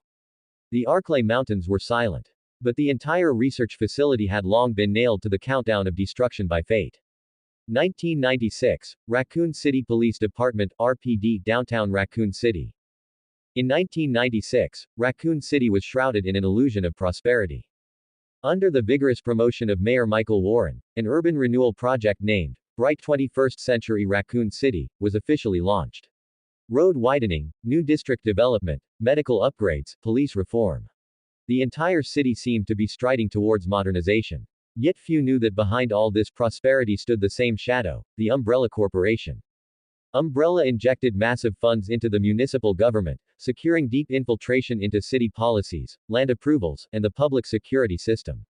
In exchange for political achievements and funding, Mayor Warren willingly handed over the lifeline of Raccoon City to this seemingly glamorous but secretly virus-ridden and murderous enterprise. That autumn, the Raccoon City Police Department underwent the most significant reform in its history. With direct funding from Umbrella, the police department officially announced the formation of a new elite unit. STARS. Full name: Special Tactics and Rescue Service. On the day of its establishment, the conference hall of the RPD building was filled with high-ranking police officials and observers sent by Umbrella. The chief of police stood at the podium, reading the founding declaration with impassioned fervor. From today, STARS will become Raccoon City's first line of defense, responsible for high-risk missions such as counterterrorism, major crimes, disaster rescue, and mountain search and rescue. All equipment, funding, and training resources for the unit are fully and freely sponsored by the Umbrella Corporation. Thunderous applause erupted from the audience. No one noticed a man sitting in the shadows of a corner, watching the entire farce with a cold, silent gaze. The man wore a black suit and dark sunglasses. His face was stern, and his demeanor was unnaturally composed for an ordinary police officer. It was Albert Wesker. By this time, he had long since left the Arklay research facility, having spent years lying low within Umbrella's intelligence department. On the surface, he was obedient and followed orders, but in his heart, he was always plotting his escape from Oswell E. Spencer's control. The formation of STARS was not a police reform to him, but a once-in-a-lifetime opportunity to be marginalized. As soon as the meeting ended, Wesker turned and walked into the secret office of Umbrella's Raccoon City branch. The person in charge was already waiting inside. Seeing him enter, he directly handed over an encrypted file. "Mr. Wesker, the company has arranged everything for you," the person in charge said in a low voice. "The police department has fully accepted Umbrella's recommendation. You will directly assume the position of captain of the STARS Alpha Team. Your cover is former military special forces instructor, and your resume is impeccable." Wesker took the file, his fingertips lightly tracing the words, Alpha Team Captain. Behind his sunglasses, his eyes showed no emotion, only a deep, unfathomable calm. "Good," he said flatly. STARS is fully funded by Umbrella. The police department has no say. Once I'm in, the entire unit's operational direction, intelligence gathering, and mountain patrol authority will be in our hands. Mr. Spencer's intention, the person in charge added, is for you to firmly control STARS. Should any abnormalities occur in the Arklay Mountains or the research facility, you can immediately seal off information, clean up traces, and if necessary, deal with any witnesses. I understand. Wesker's tone remained calm. I'm not doing this for Spencer. I'm doing it for myself. He kept this thought to himself, unspoken. To him, STARS was not a mission or a job. It was a springboard to escape control, gather power, and achieve his own evolution. A few days later, Wesker officially appeared in the RPD's STARS operations room under the guise of an elite external recruit. Brand new tactical gear, bulletproof vests, firearms, helicopters, and dedicated vehicles were all in place, each bearing Umbrella's discreet logo. The newly appointed STARS commander, Albert Berry, was the first to greet him. Berry was burly, honest, and skilled in firearms and mechanical repair. Unaware of Wesker's true identity, he simply saw him as a top-tier expert from the military. "Captain Wesker, welcome aboard," Berry extended his hand. "I'll be counting on you with the Alpha Team. Kevin Dooley is the captain of Bravo Team. We'll cooperate fully." Wesker shook his hand lightly, his tone formal and steady. "A pleasure to work with you." Standing in the center of the operations room, his gaze swept over the list of members on the wall. A faint, imperceptible sneer curled at the corner of his mouth. STARS was divided into Alpha Team and Beta Team. The personnel roster had already been finalized jointly by the police department and Umbrella. STARS. Roster. Alpha Team. Captain. Albert Wesker. Deputy Captain Demolitions Expert. Barry Burton. Tactical Expert Former Air Force. Chris Redfield. Demolitions Lock-Picking Combat Expert. Jill Valentine. Pilot. Brad Vickers. Communications Technical Support. Joseph Frost. Bravo Team. Captain. Enrico Marini. Members. Edward Dewey, Kenneth J. Sullivan, Richard Aiken, Forrest Spire. Wesker understood perfectly. These individuals were all elite police officers, military veterans, combat masters, and tactical geniuses. They were brave, righteous, and professional. And they were about to become the most convenient pawns in his plan. Soon after, Chris Redfield was the first to report for duty. As soon as he entered the operations room, he was drawn to the tactical maps on the wall.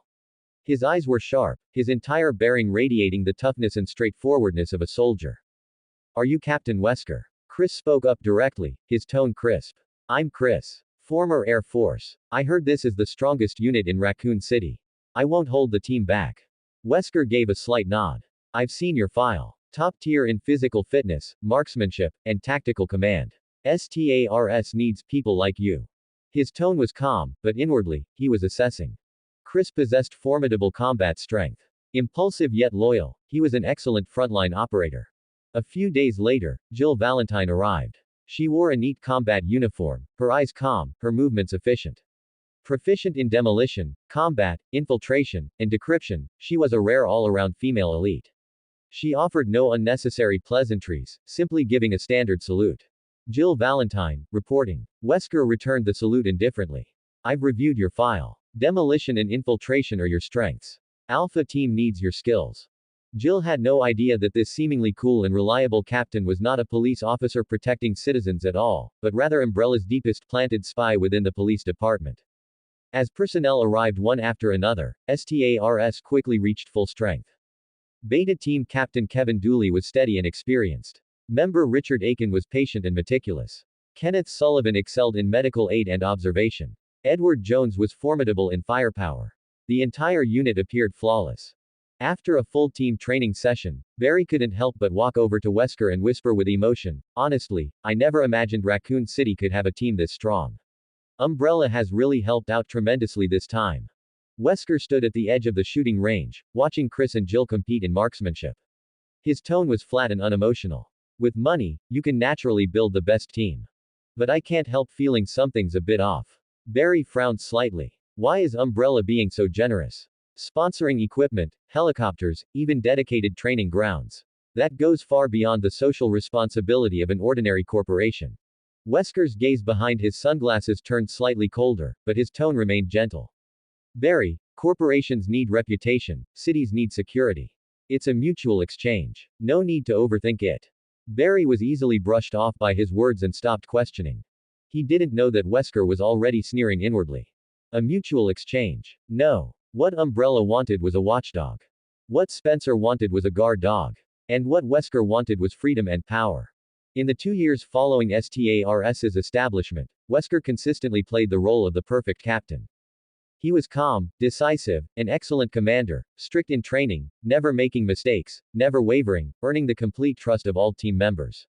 Chris admired his judgment, Jill relied on his composure, and Barry believed in his character. No one knew that with every night patrol, every mountain search and rescue, every classified mission, Wesker would be the first to relay intelligence back to Umbrella.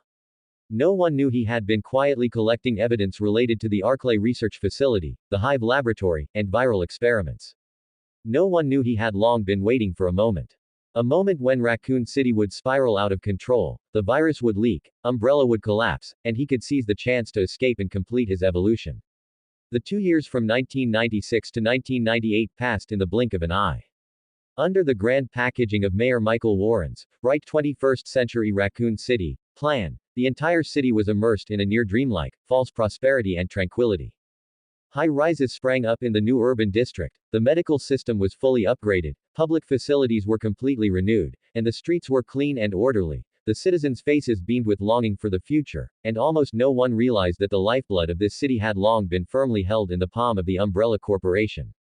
Massive capital injections, policy favoritism, and tacit land agreements brought about the pervasive infiltration of the Umbrella Corporation into Raccoon City. From City Hall to the police station, from hospitals to research institutions, the shadow of this enterprise was everywhere. It was precisely against this backdrop that the STARS unit, fully funded by the Umbrella Corporation, equipped with the best gear, and staffed by the top personnel, rose to fame in just 2 short years, instantly becoming the sharpest and most dazzling blade of the Raccoon City Police Force. Whether it was counter-terrorism, handling major cases, disaster rescue, or search and rescue missions in the Arklay Mountains, this unit could always complete its objectives with the highest efficiency and minimal casualties, becoming the source of security for the entire city. STARS consisted of Alpha Team and Bravo Team, both fully structured with clear divisions of labor and seamless coordination. The members trusted each other through countless training sessions and missions, becoming as close as family.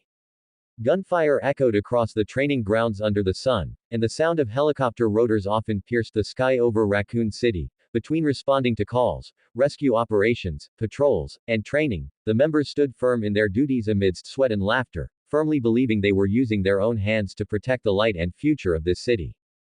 They were kind, brave, loyal, and fearless, full of hope for the future and holding nothing back from one another.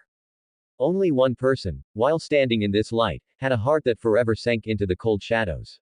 Albert Wesker. He arrived at STARS as a retired military special forces instructor, with judgment that was calm to the point of being cold, impeccable command standards, and a composed, reserved style of conduct. He quickly won everyone over and became the undisputed captain of Alpha Team.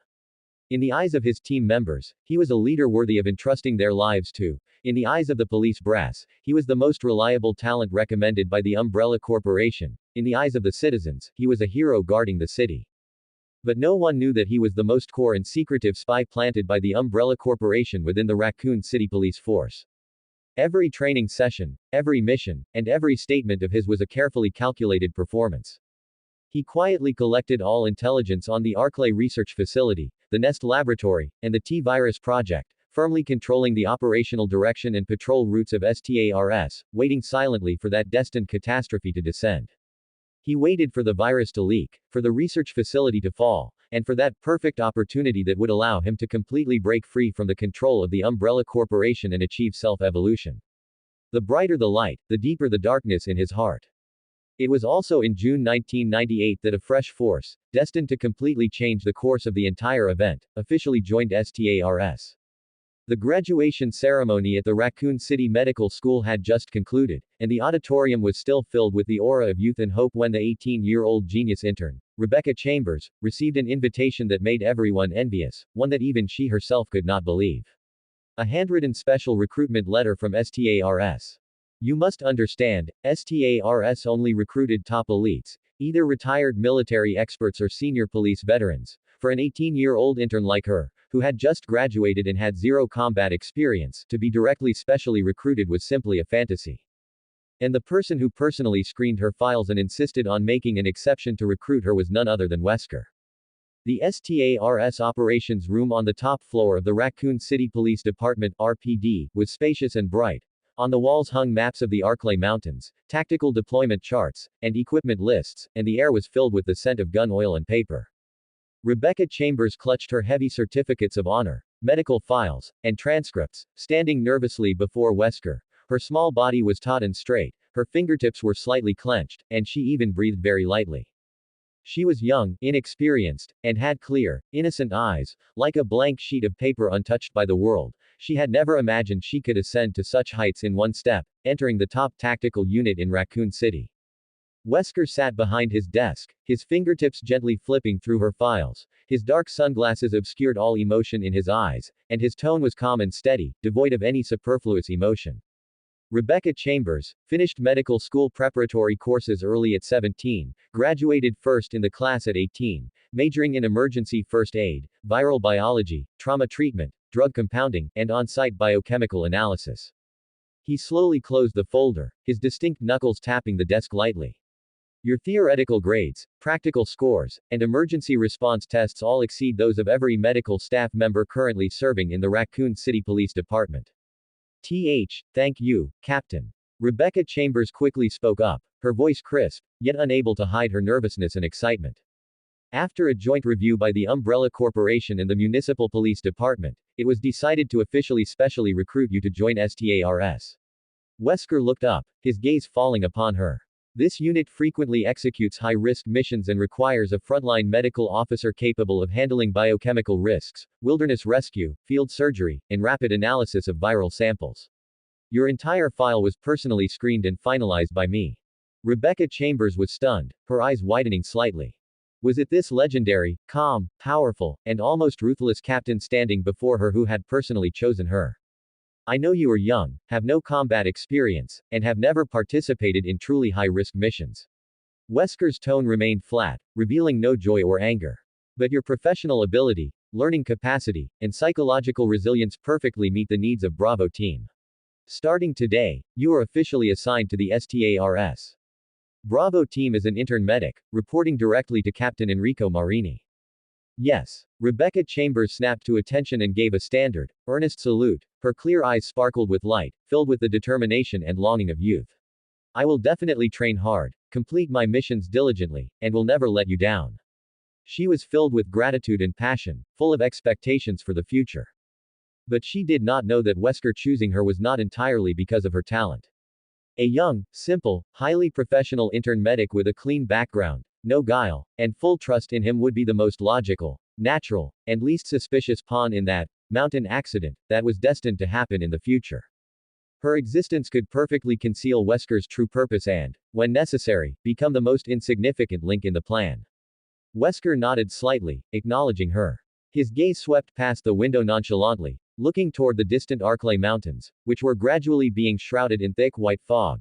Beneath his sunglasses, his eyes were filled with bottomless coldness. All the pieces were now in place. All plans had been fully laid. The stage of fate was about to officially rise amidst blood and wails. And this drama that would sweep across the entire mountain range, the entire city, and even the entire human world, had only one name. Destruction. May 1998, the Arklay Mountains had been shrouded in continuous plum rain for nearly 2 months. It had been exactly 3 years since William Birkin withdrew from the Arklay research facility and moved into the Raccoon City Nest laboratory. The underground facility, once the core R&D site for the Umbrella Corporation's progenitor virus and T-virus, was now nothing but an empty shell. High-level resources had been diverted to the G-virus project. The Tyrant project had entered final debugging before mass production, and the sole task of the remaining supervisor, John Clemens, was to watch over S-01 experimental subject, Chloe, who had been forgotten on the second underground level.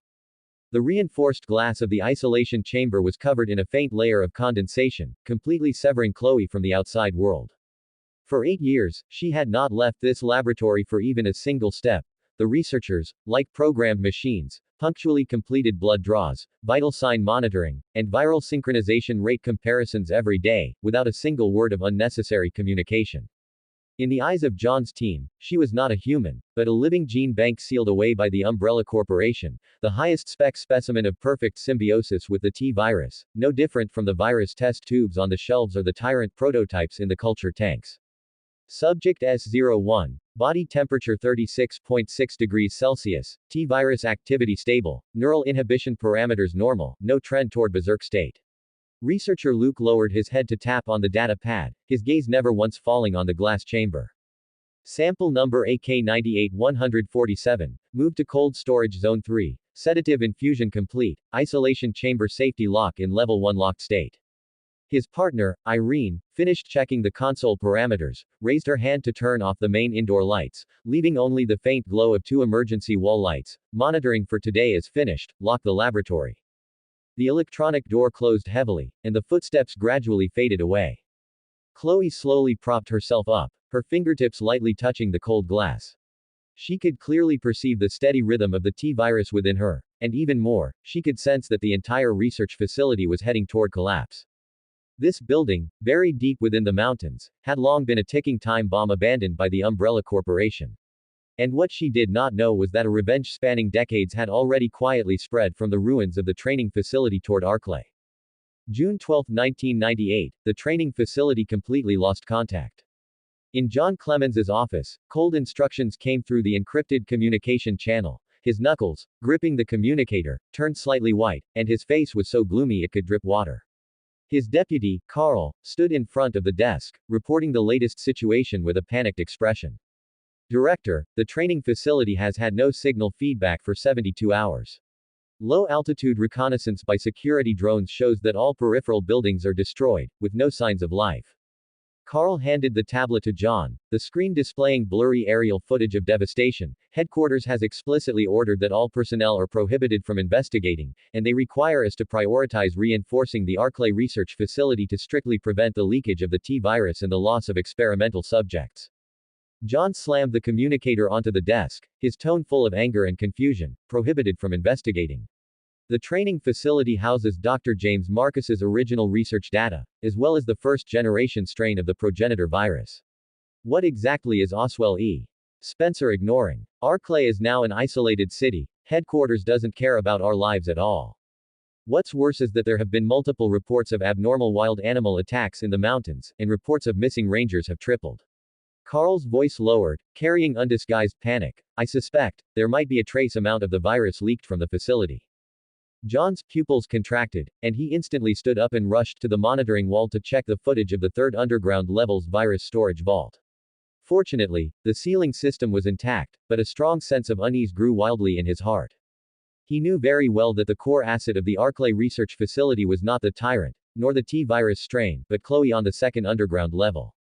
Immediately initiate Level 2 alert for the facility, John ordered in a deep voice, his tone unquestionable. All blast doors switch to automatic locking mode. Security clearance for the experimental area is raised to the highest level, especially the isolation chamber for S01 on the second underground level. Add double alloy protection. Without my vein authorization and password, no one is allowed to open it. But Director, the energy system can only support a Level 1 alert. Forcing a Level 2 mode will cause the ventilation and circulation systems to operate intermittently, and we simply don't have enough security personnel. Carl argued hurriedly. Do it. John interrupted sharply. Chloe is the Umbrella Corporation's top secret. Even if this facility collapses, she must be locked in here. If she falls into outside hands, we will all be purged by headquarters, understand? Carl dared not say more and turned to leave. John was left alone in the office, staring at Chloe's calm figure on the screen, a hint of paranoid fanaticism flashing in his eyes. William Birkin had taken away the results of the G-virus, and he had to guard Arklay's final trump card. Only by firmly controlling Chloe could he maintain his position in the power struggle of the Umbrella Corporation. Time advanced to July 23, 1998, when a torrential rainstorm swept through the Arklay Mountains.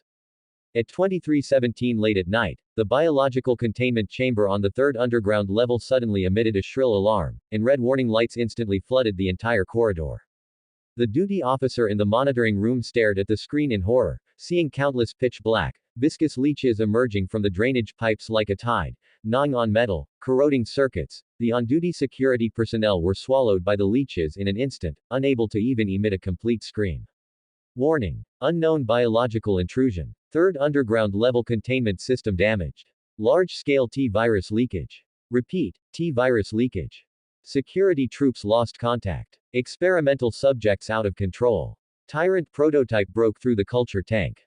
Emergency evacuation procedure initiated. Insufficient authorization. Unable to initiate. The ear-piercing alarm tore through the silence of the rainy night, and the entire facility instantly plunged into chaos. John had just come out of the Tyrant experimental area. The moment he heard the alarm, his face turned pale.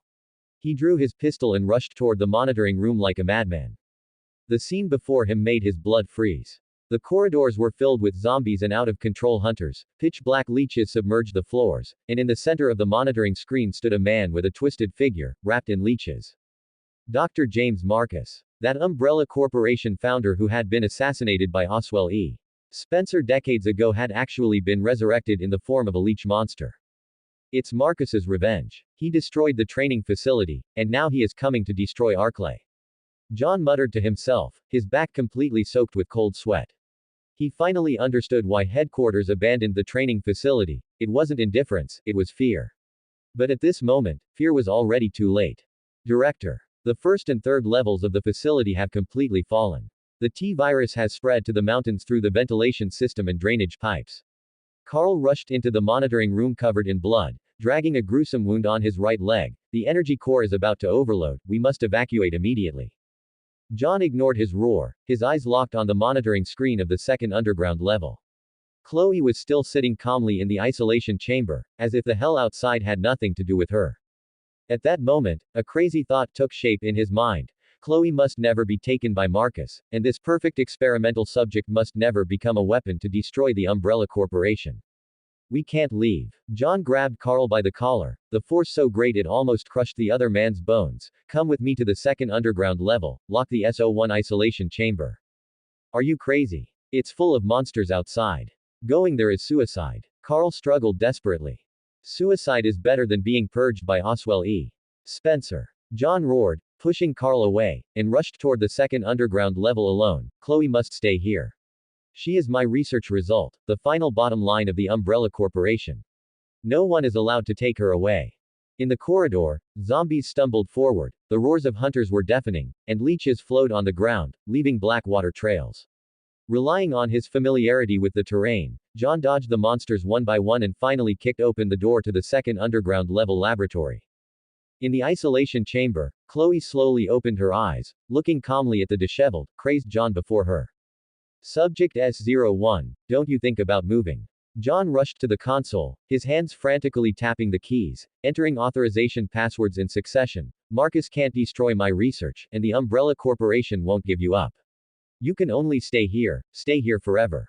John, this research facility is finished. Chloe spoke, her voice calm but carrying a power that penetrated the heart. The T-virus has spread. Arklay has become hell. You can lock me up, but you cannot lock up the sins created by the Umbrella Corporation. Shut up. John scolded sharply, slamming the highest level lockdown key. I don't need to hear a lecture from an experimental subject. Your mission is to be controlled by me, providing genetic data for the Umbrella Corporation until the day you lose your value. The console emitted a heavy mechanical whirring sound, and the alloy armor plating on the outer layer of the isolation chamber slowly descended, completely shielding the reinforced glass. The independent oxygen circulation system was activated, and all external monitoring, communication, and energy were cut off. This was the Umbrella Corporation's highest-level permanent sealing mode. Once locked, it was impossible to open except by physical demolition. Rot in this coffin. John stared at the completely sealed isolation chamber, a hint of determination flashing in his eyes. When this disaster is over, I will come back to take you away. If I don't come back, you will be buried in the mountains of Arklay forever with this facility. Just then, the laboratory door was violently smashed, and a mutated hunter rushed in, roaring. John's expression changed drastically. He dared not stay any longer, turned, and fled, disappearing into the endless darkness and roars. In the sealed isolation chamber, only the faint light of the emergency lamp remained.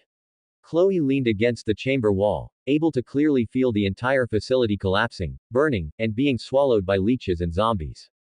The shock of explosions came from underground. Walls peeled, pipes burst, and the T-virus, along with rainwater and blood, completely seeped into every inch of soil in the Arklay Mountains. The beasts in the forest were infected, the streams were polluted, the missing tourists turned into zombies, and a biochemical disaster that no one could stop officially began. Marcus's revenge had completed the liquidation of Arklay. The dark secrets of the Umbrella Corporation could no longer be buried. William Birkin's G-virus experiment in Raccoon City was approaching the point of no return. And Chloe, locked firmly at the very center of the destruction, became the only forgotten prisoner in this disaster. She closed her eyes, feeling the T-virus within her resonate with the virus permeating the outside world, the restless power flowing through her veins. The isolation chamber was still sturdy, but she knew the moment the cage shattered was not far off. The downpour in Arklay was still pouring, and the countdown to the destruction of Raccoon City officially began from this moment. After the fall of the Arklay research facility, the tranquility of the Arklay Mountains was completely shattered. The rolling mountains remained shrouded in a year-round mist, but this silent land, once belonging only to wild animals and the sound of wind through the trees, was now filled with desperate screams, the tearing roar of flesh being ripped apart, and the dying wails of humans. Disappearance cases erupted like a tidal wave. Tourists, hikers, hunters, forest rangers, and even residents of nearby towns stepped into the mountains one after another, never to walk out again. The local police department initially treated these as ordinary disappearances or animal attacks, but as the number of reports skyrocketed exponentially and the mangled states of the corpses became increasingly bizarre, all of Raccoon City began to be shrouded in an invisible panic. No one knew that the true culprit was not a bear, not a wolf, and not a serial killer. It was the T-virus that had leaked from the Arklay research facility. At this moment, on the second basement level of the Arklay research facility beneath the mountains, the pale light remained blinding. From the failed escape from the orphanage in 1990 and being forcibly brought back to become a test subject, to the full-scale viral leak in early summer 1998, for 8 whole years, Chloe had been completely forgotten in this underground cage. The transmigrator Lucci, who had once curled up under the bed trembling, had long since merged with this body during the long years of experimentation, surveillance, and imprisonment. She had just turned 16 this year. Her figure was slender, long-term silence and restraint had given her a line that was almost frozen in its length. Her shoulders and neck were clean and straight. Even after sitting in a cold metal chamber for years, she still maintained a posture of almost instinctive alertness.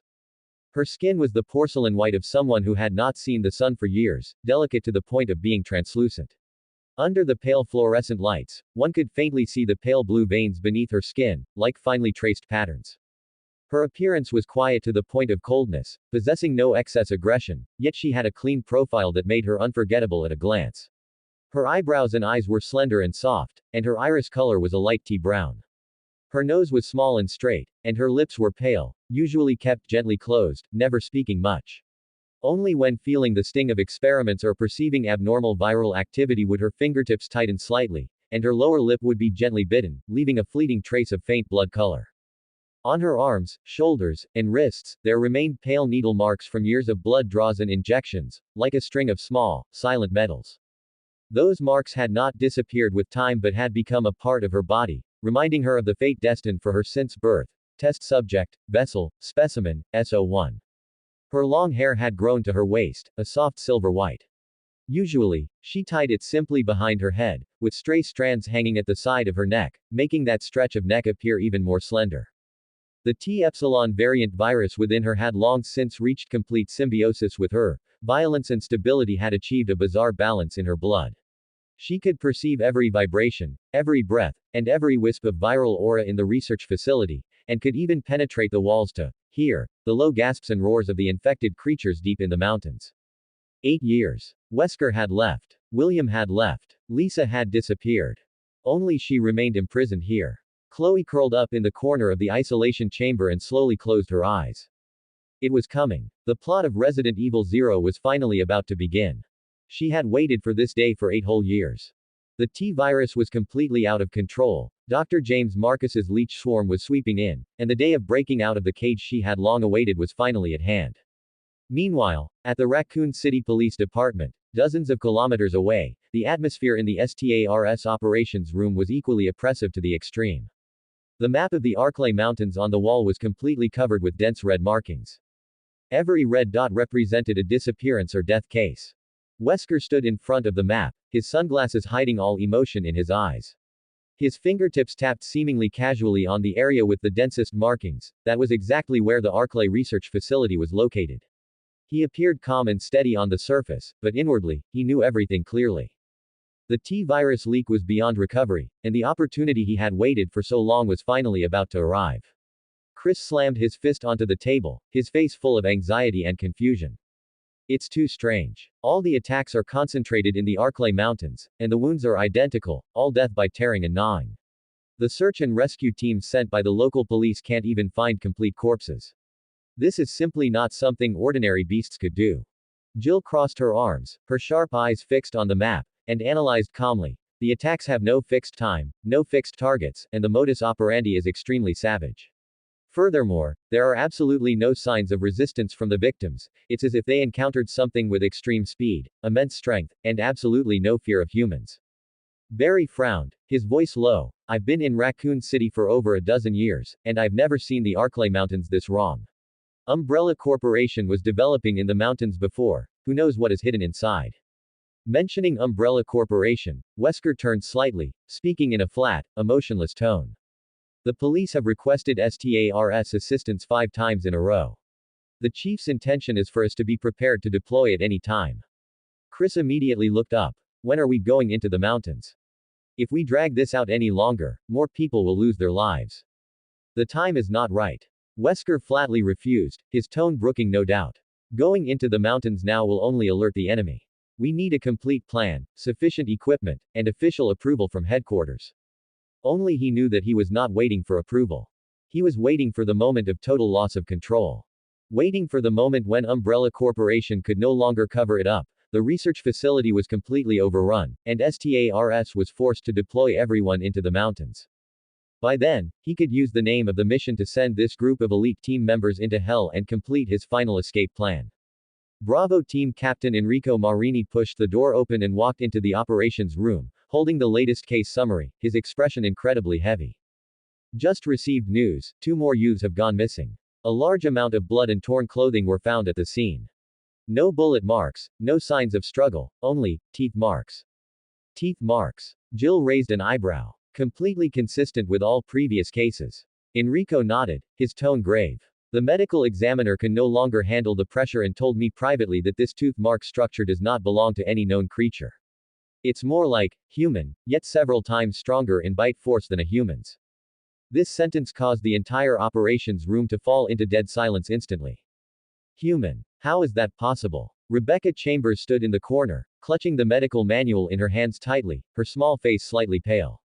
She had joined STARS for less than a month and was facing such a bizarre and terrifying serial case for the first time. She was both nervous and uneasy in her heart.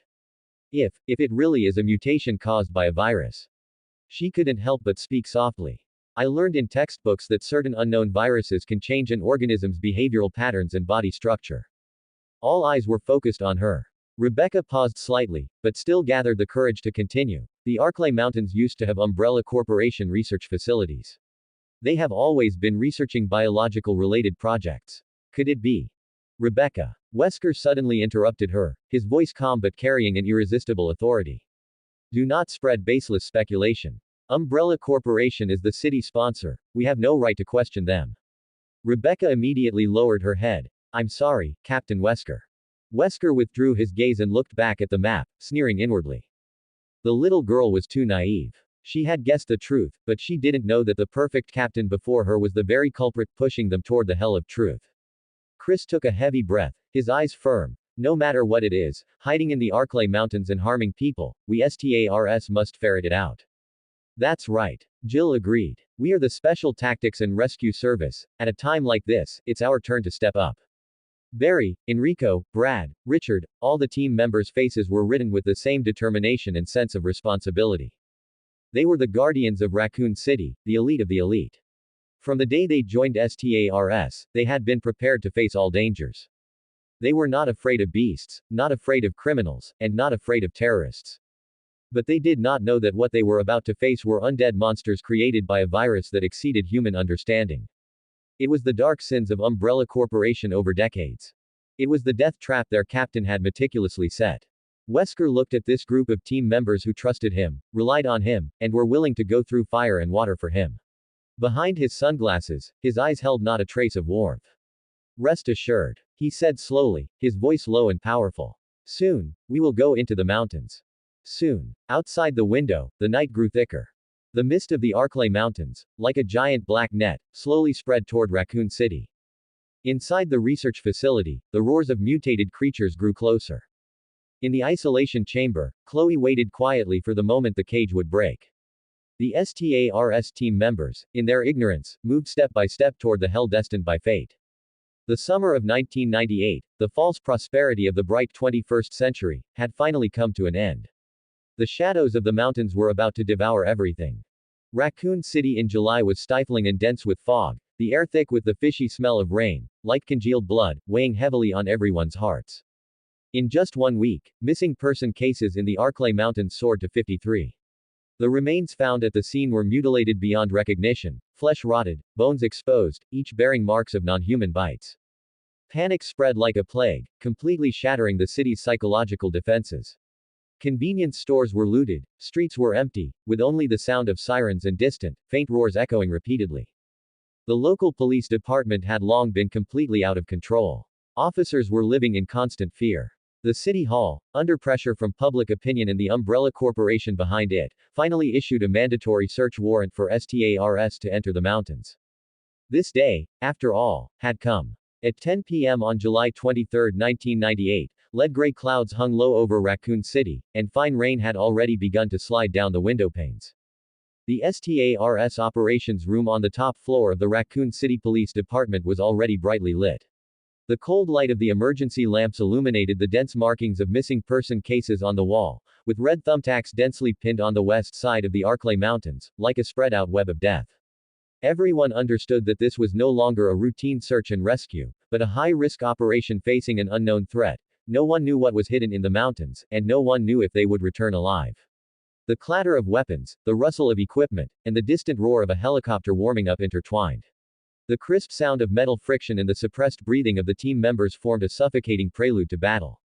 Wesker stood before the command console, his black suit immaculate, sunglasses concealing all emotion in his eyes.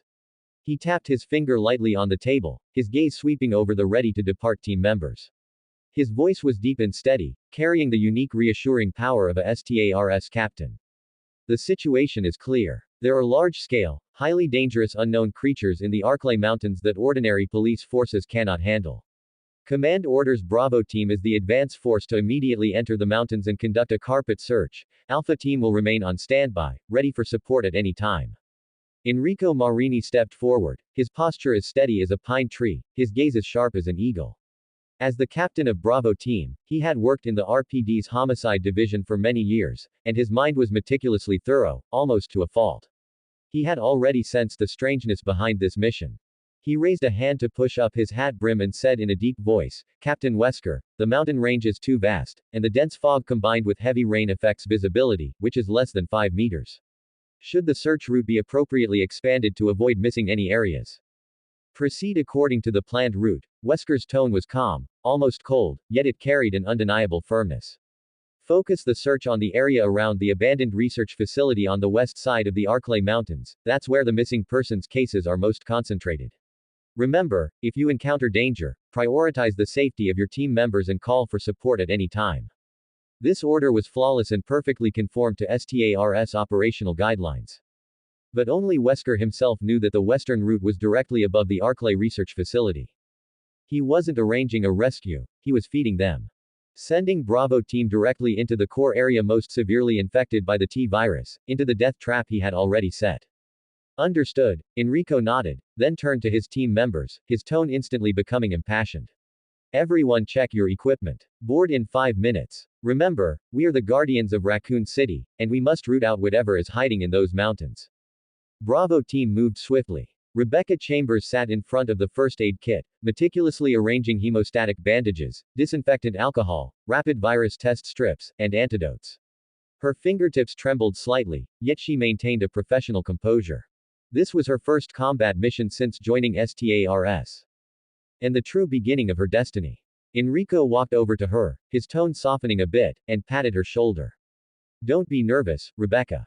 Stay close to the team. Your job is to ensure the safety of the injured, you don't need to engage in direct combat. We're here, nothing will happen." Rebecca took a deep breath, looked up, and a flicker of determination appeared in her clear, hazel eyes. She gripped the handle of the first aid kit, her voice soft but clear. "I'm fine, Captain Enrico. I won't hold anyone back. I'll do my job." Though young, she was exceptionally strong-willed. From the day Wesker exceptionally recruited her, she vowed to become a qualified frontline medic, to save lives and heal the wounded on the battlefield. But she didn't know that this seemingly glorious mission was, from the very beginning, a death trap designed for all of them. 5 minutes later, the STARS helicopter's propellers roared to life, and the immense wind pressure, carrying rain and fallen leaves, stirred up a frantic vortex on the helipad. The aircraft, emblazoned with the distinctive blue STARS logo, slowly ascended in the faint morning light, heading towards the Arklay Mountains, shrouded in dense fog and torrential rain. The rain grew heavier, and the helicopter's roar sounded particularly abrupt in the downpour. Bravo Team officially stepped into hell. Wesker stood on the rooftop, hands in his pockets, silently watching the helicopter's silhouette gradually disappear into the thick fog and curtain of rain. Beneath his sunglasses, a faint, cold curve played on his lips, his eyes devoid of any emotion. The plan was proceeding as he expected. The helicopter flew deep into the Arklay Mountains. The fog grew thicker, and the rain, like a dense curtain of needles, blurred everything around them into a gray-white expanse. The aircraft was enveloped in a vast whiteness, completely losing sight of ground references. The pilot could only rely on instruments for navigation. The crew was adjusting the course as per procedure, trying to avoid dense rain clouds, but just as the helicopter flew over a dense coniferous forest, the instrument panel suddenly burst into a piercing alarm. Red warning lights flashed wildly, the tachometer needle swung erratically, and the engine let out a violent roar, then its speed plummeted. Power system failure. Pilot Kevin Dooley yanked the control stick, his forehead covered in cold sweat. Hydraulic failure. Engine power dropping rapidly. Without any warning or prior notice, Kevin, relying on his excellent piloting skills, managed to keep the aircraft steady. The helicopter was no longer falling out of control but was struggling to adjust its posture in the heavy rain and dense fog. Its propellers furiously cut through the treetops, forcibly carving out an emergency landing path through the dense branches and leaves. The aircraft violently lurched and vibrated but never lost control. Kevin gritted his teeth, gliding forcefully for dozens of meters through the dense forest, finally landing the helicopter in a relatively open, muddy clearing in a relatively stable posture. Bang! The aircraft hit the ground heavily, sliding several meters through the mud, emitting a dull thud. Yet, there was no explosion, no breakage, only slight deformation of the outer shell and minor damage to the propellers. The smoke was faint, quickly extinguished by the rain, and the entire helicopter maintained its structural integrity. Enrico stepped out of the cabin steadily, almost completely unharmed except for some mud. He quickly scanned the area, then solemnly called out the names. Everyone gather. Check for injuries. Richard, Kenneth, Forrest, Rebecca, Edward. Captain. Kevin turned from the cockpit, giving a thumbs up. I'm fine. The helicopter can still be repaired. Only the engine and hydraulic systems are damaged, so we can't take off for now. Edward flexed his left hand. It was just a minor cut from broken glass, which stopped bleeding with a simple press. Just a small scratch, it won't affect my movement at all. Richard's shoulder had been grazed by a branch, only his combat uniform was stained with some blood. I'm fine, equipment is intact, and the communicator can be activated normally. Forrest gripped his rifle, quickly scanning the surroundings. His arm had a slight scrape. Captain, there are unknown sounds nearby, otherwise no abnormalities. Kenneth raised his binoculars, his expression grave but his action steady. There are moving shadows in the distance, no signs of approaching for now. Rebecca hurried forward with the first aid kit. Although still a bit nervous, she had calmed down. Everyone's injuries aren't serious, I can treat them anytime. We can call Alpha Team for support immediately. Richard immediately pressed the communicator, but the next second his face fell. No. The signal is severely jammed, I can't contact the outside world at all. Enrico's brows instantly furrowed. Sudden engine failure, forced signal jamming, a precise forced landing in the core of the mountains, unknown threats hidden by dense fog and heavy rain, all of this was no longer an accident. But he didn't panic, he quickly made the most prudent deployment. Kevin. Enrico looked at the pilot, his voice firm, you stay with the helicopter, immediately check for damage, and try to repair the system. We will contact you at any time. Understood. Kevin nodded immediately and turned to inspect the aircraft's equipment. Enrico looked at his team members again, his voice steady and strong. The rest of you follow me into the dense forest to find high ground to restore the signal and investigate surrounding threats. Maintain formation, cover each other, unknown dangers are nearby, everyone raise your vigilance. Yes. Everyone quickly organized their equipment and followed Enrico's footsteps, entering the depths of the Arklay dense forest shrouded in thick fog. Just as the team was about to withdraw, Rebecca's gaze inadvertently swept over the muddy clearing to the left of the helicopter. There, an overturned military escort vehicle was awkwardly stuck in the mud, its body covered with impact marks, clearly having undergone a violent collision. Rain washed over the vehicle, revealing the U.S. Army Military Police Corps emblem printed on its side. Rebecca's steps halted, her pupils slightly contracting. Rebecca, come on. Enrico called back. Wait a moment. Rebecca lowered her voice and quickly walked to the escort vehicle, the rain wetting her hair and sticking to her cheeks. She walked around the overturned escort vehicle and found that the door had been knocked open, hanging crookedly from the vehicle body. Inside the vehicle, it was a mess. Scattered documents, broken helmets, and blood-stained badges lay in the mud. In the driver's and passenger seats, 2 military police officers lay twisted, their bodies already cold, covered in gruesome bite marks, flesh rotted, revealing stark white bones, clearly victims of some creature's attack. Rebecca's heart sank. She crouched down and picked up the scattered documents on the ground. The rain had soaked the paper, blurring the handwriting slightly, but it was still clearly legible. The topmost document was a death row inmate transfer order. It bore the exclusive seal of the U.S. Army, and the core information section of the transfer order read. Name: Billy Cohen. Rank: Army Lieutenant. Verdict: death sentence. Escort destination: Lexington Military Base. Escort unit: U.S. Army Military Police Corps 3 personnel. Rebecca's fingertips trembled slightly. She looked up at the dense forest shrouded in fog. The rain blurred her vision, yet it made her more clearly aware that this seemingly peaceful Arklay Mountains was far more terrifying than they had imagined. Rebecca, don't touch the evidence. Enrico rushed over, grabbing her arm, his voice urgent and serious. It's dangerous here, get back to the team immediately. Rebecca abruptly looked up, her voice slightly tight with shock. Captain, this is a U.S. military escort vehicle. It was transporting a death row inmate named Billy Cohen, and now, the military police are all dead, and the prisoner is missing. Enrico took the transfer order and quickly scanned it, his face instantly turning grim and serious. Years of police experience led him to the most logical conclusion immediately. The death row inmate attacked the police, seized their weapons, killed the escorting military police, and escaped into the Arklay Mountains. The string of bizarre deaths and gruesome biting incidents in the mountains, at this moment, they all instantly pointed to this escaped death row inmate in his mind. A heinous deserter. He did it, Enrico said in a deep voice, his eyes sharp as knives. Billy Cohen assaulted the police, escaped from custody, killed the escorting military police, and fled into this forest. The missing person cases and assault cases in the mountains. I'm afraid they are all his doing. The team members' expressions changed simultaneously. A murderer and a deserter were far more terrifying than unknown beasts. But Captain, the wounds on those bodies. Rebecca hesitated, wanting to say that the marks didn't look like they were caused by humans. Now is not the time to analyze wounds. Enrico interrupted her, his tone unyielding. An extremely dangerous armed death row inmate is in these mountains. We are STARS, and we must apprehend him immediately. He quickly turned to face all Bravo team members, issuing instructions. Listen. Kevin stays with the helicopter, the rest of us will spread out and search. This person is extremely dangerous and armed. If you spot the target, do not act alone, call for support immediately, attempt to capture him alive, and if necessary, subdue him on the spot.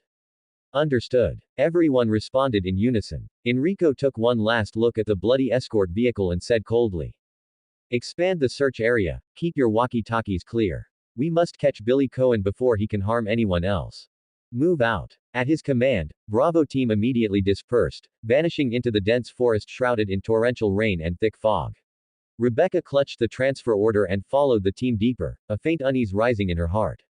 She just felt that the state of the military police's deaths, in some ways, didn't seem like something humans could have caused. That's the end of part 1. Part 2 is coming soon.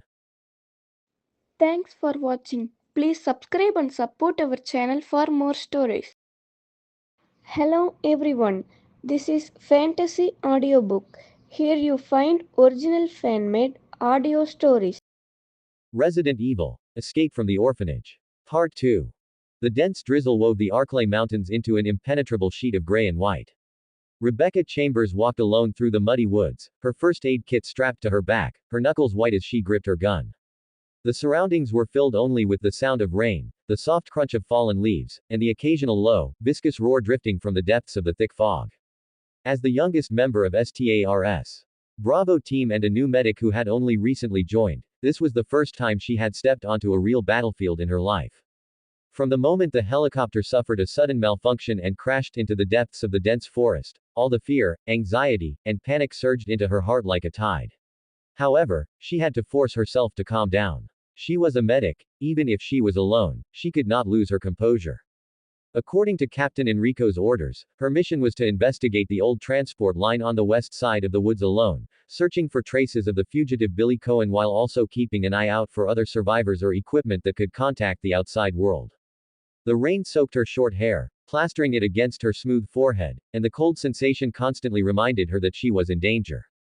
She held a weak flashlight in one hand, its beam barely tearing through the thick fog to create a narrow path of light, while her other hand rested lightly on the pistol at her waist. Her fingertips trembled slightly, but she still tried to maintain a professional demeanor. She did not dwell on Captain Enrico's orders, nor did she have the energy to worry about her separated teammates.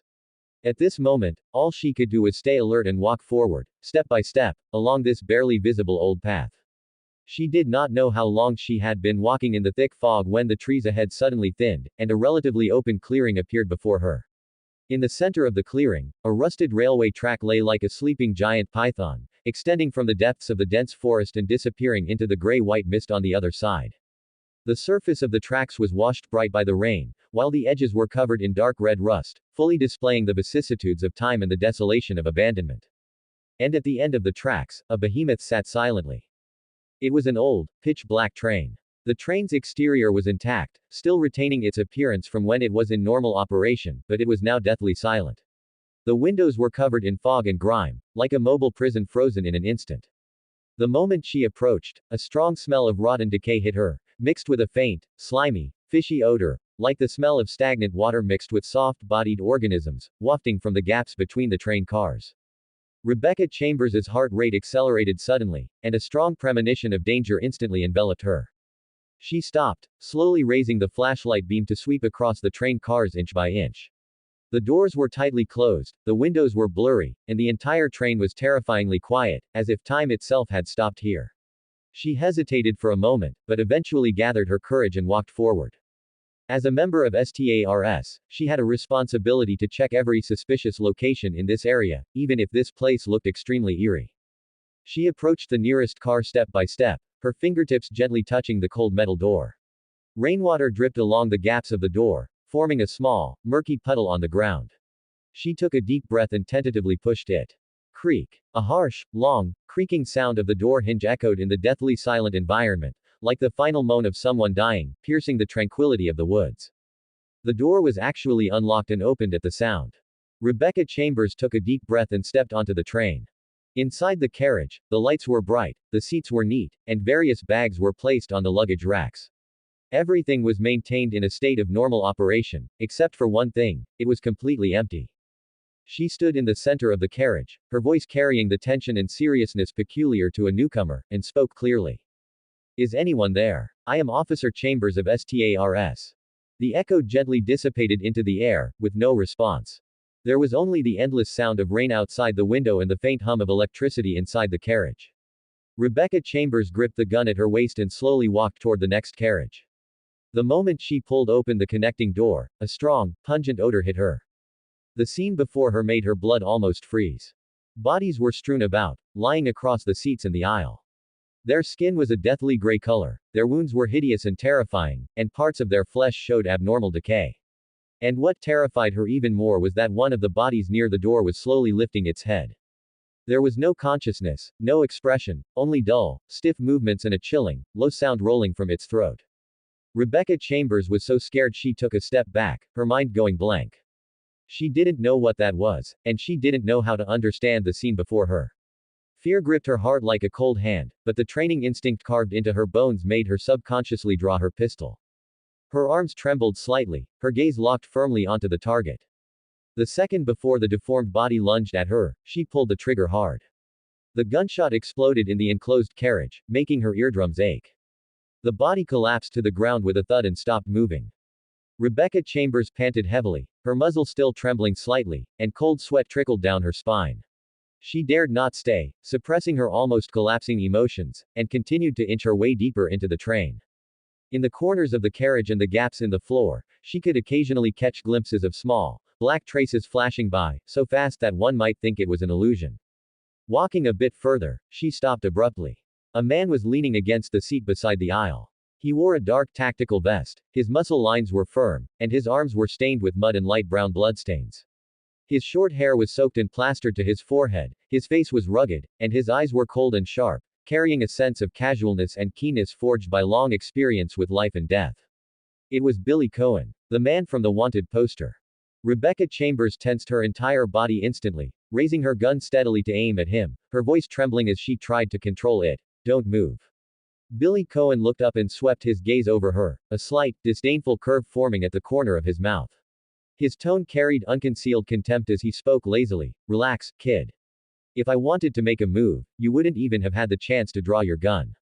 Did you do this to the people on the train?" Rebecca Chambers gritted her teeth, refusing to take even a half step back. "You saw it yourself just now. That thing is definitely not something a human could have caused." Billy Cohen straightened up, his hands casually tucked into his vest pockets, looking completely indifferent. I'm just like you, trapped in this godforsaken place. I don't believe you. Rebecca Chambers's voice remained firm. You are an escaped dangerous criminal. Believe what you want. Billy Cohen sneered, his gaze sweeping over her trembling fingertips, his tone even more dismissive. I'm going to the front carriage to see if there's a way out. Stay here, don't run around, and don't scream, otherwise, if you attract more of those things, I won't save you. Without waiting for Rebecca Chambers to retort, he turned around and walked through the connecting door with an easy stride, disappearing into the front carriage. Rebecca Chambers was left alone, her heart pounding uncontrollably. She leaned against the cold carriage wall, breathing heavily, trying to calm her surging emotions. At 18, facing such death and eeriness for the first time, the only thing supporting her was the stubbornness of being a STARS officer. She walked forward slowly, scanning her surroundings vigilantly, trying to keep herself calm. Just as she reached the entrance to the next carriage, a violent crashing sound suddenly exploded from behind. Bang! The shrill sound of shattering glass pierced her eardrums. Rebecca Chambers turned back abruptly, her pupils contracting sharply. Edward Dewey fell heavily onto the carriage floor, covered in injuries. His combat uniform was torn in many places, his left leg wound was bleeding uncontrollably, and he was on the verge of death. Edward. She rushed over like a madwoman, slamming the first aid kit onto the ground. Her hands trembled as she searched for hemostatic bandages and medicine, her voice trembling uncontrollably. Hang in there. I'll treat your wounds. You'll be fine. Edward's lips trembled as he grabbed her wrist, his breath weak. Rebecca. I'm not going to make it. Outside, there are things, they aren't human. Don't talk. Let me bandage you. It's no use. Edward's voice grew fainter and fainter. Tell the captain, the mountains are dangerous. As his voice faded, his hands slowly dropped, and he stopped breathing entirely. Edward. Rebecca Chambers froze in place, tears streaming down her face. Holding her comrade's cold body, the immense sorrow almost drowned her. Just as she was immersed in her pain, the sound of sharp claws scratching suddenly came from outside the window. Several hideous zombie dogs lunged frantically at the window, causing glass shards to scatter everywhere. Rebecca Chambers looked up abruptly, her face pale. She had no time to grieve, she immediately stood up, drew her pistol, and gripped it with both hands, aiming at the window. The moment the first monster lunged, she pulled the trigger. Gunshots rang out one after another. 1 shot, 2 shots, 3 shots. Relying on her training instincts, she aimed precisely and fired calmly, knocking down every monster that broke into the carriage one by one. Gunsmoke and the smell of blood filled the air. She slumped to the floor, panting heavily, tears mixing with cold sweat as they slid down her face, but she didn't make another sound. After a brief silence, a faint crackle of static suddenly came from the walkie-talkie at her waist. Rebecca Chambers was startled and took the walkie-talkie with trembling hands. This is Rebecca Chambers. Z's. Rebecca Chambers, this is Enrico. Where are you? Captain, this is Rebecca Chambers. Can you hear me? Please answer. Captain Enrico's voice was low and serious, coming through the static clearly. Rebecca Chambers, I can hear you. Listen carefully. We found detailed information about the fugitive in the wreckage of the vehicle. Billy Cohen massacred as many as 23 innocent civilians. If you encounter him, do not negotiate, do not trust him, and do not act alone. Prioritize your own safety. Repeat, this person is extremely dangerous, you must stay away. Rebecca Chambers, do you hear me? The call was short and powerful, without unnecessary explanation, only a cold warning. Rebecca Chambers gripped the walkie-talkie tightly, and the last shred of hesitation in her heart vanished completely. Sorrow, fear, and duty intertwined, making her tighten her grip on her gun once more. She wiped the tears from her face, stood up, and walked firmly toward the front of the train, step by step. Passing through 2 carriages filled with the aura of deathly silence, she finally saw Billy Cohen's figure again in the aisle ahead. It's very dangerous here. Why don't we cooperate? Billy Cohen took 2 steps forward and leaned against the stair railing. Rebecca Chambers did not hesitate for a second, immediately raising her gun to aim at him, her voice carrying the stubbornness and seriousness unique to an 18-year-old newcomer. Cooperate. With you. Billy Cohen turned around, looking at her with her gun raised. His face still wore that casual disdain, and his tone was flat but hit the reality of the situation. Listen, kid. I don't know if you've noticed, but there are very terrifying monsters on this train. So I want to leave this godforsaken place as soon as possible. As acting on our own isn't going to work. You want me to trust you. Trust a wanted criminal. Rebecca Chambers gritted her teeth. I don't need your help. I can handle it myself. And another thing, don't call me kid. I have a name. Alright, miss. What should I call you? Billy Cohen reached out, attempting to pinch Rebecca Chambers' cheek, but she dodged him. My name is Rebecca Chambers, but you must call me Officer Chambers. Billy Cohen turned slightly, calmly making way, his tone carrying a hint of mockery. Fine, Rebecca Chambers. Then you can try. See if you can walk out of this train on your own and leave these mountains alive. Rebecca Chambers froze in place. She knew very well that what he said was the truth. But her duty as an officer prevented her from just turning a blind eye. In the end, she gritted her teeth, lowered her gun, did not look at Billy Cohen again, turned around, and walked forward alone. She was going to prove that she could survive on her own. The chill inside the train crept up from the cold carriage floor. Rebecca Chambers gripped the handgun at her waist, her fingertips still retaining the tension from having just killed the zombies and zombie dogs. Edward's cold corpse behind her, the lingering stench of rot, and the cold warning from Captain Enrico over the walkie-talkie echoed in her mind over and over, pushing her already taut nerves to the breaking point.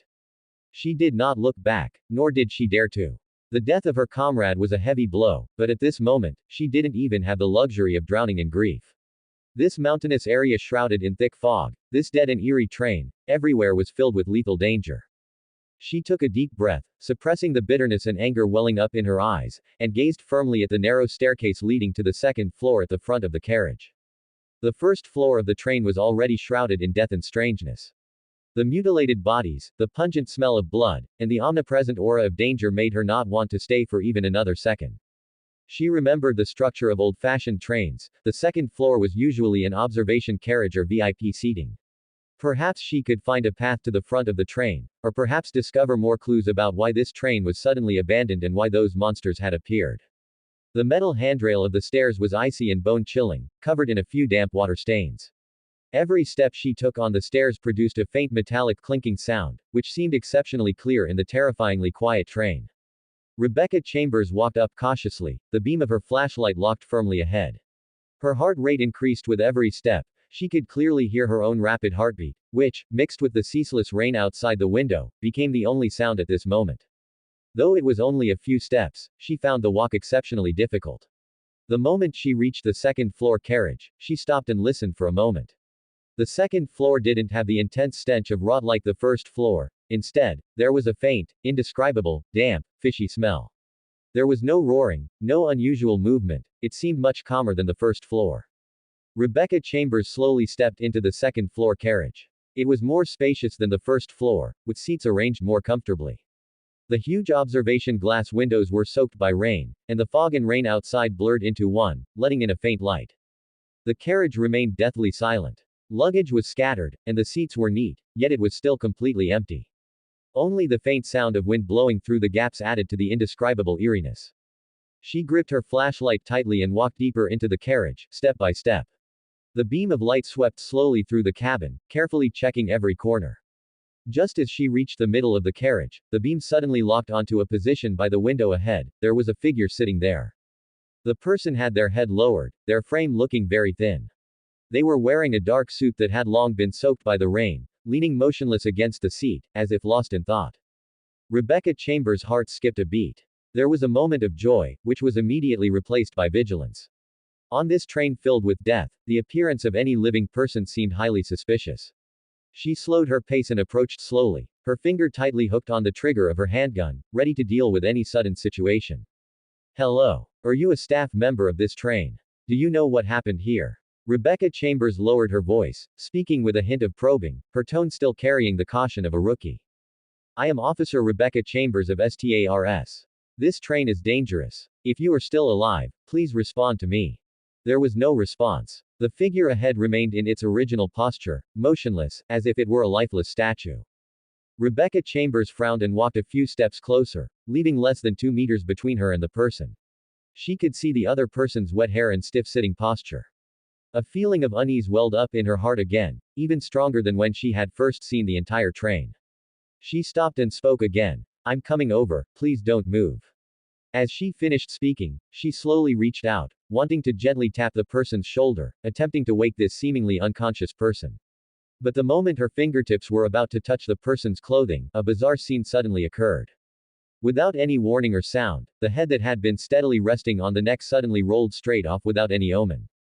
With a soft thud, the head hit the cold floor and rolled far away. The lifeless face was turned upward, eyes wide open, with an expression of extreme terror frozen on it, staring fixedly at Rebecca Chambers. Ah! Rebecca Chambers froze in terror at this sudden, horrific scene. She subconsciously let out a short cry of alarm, stumbled backward 2 steps, and nearly dropped the flashlight from her hand. Her face turned as pale as paper instantly. Her mind went blank, and her blood seemed to freeze completely at that moment, even her breathing stalled.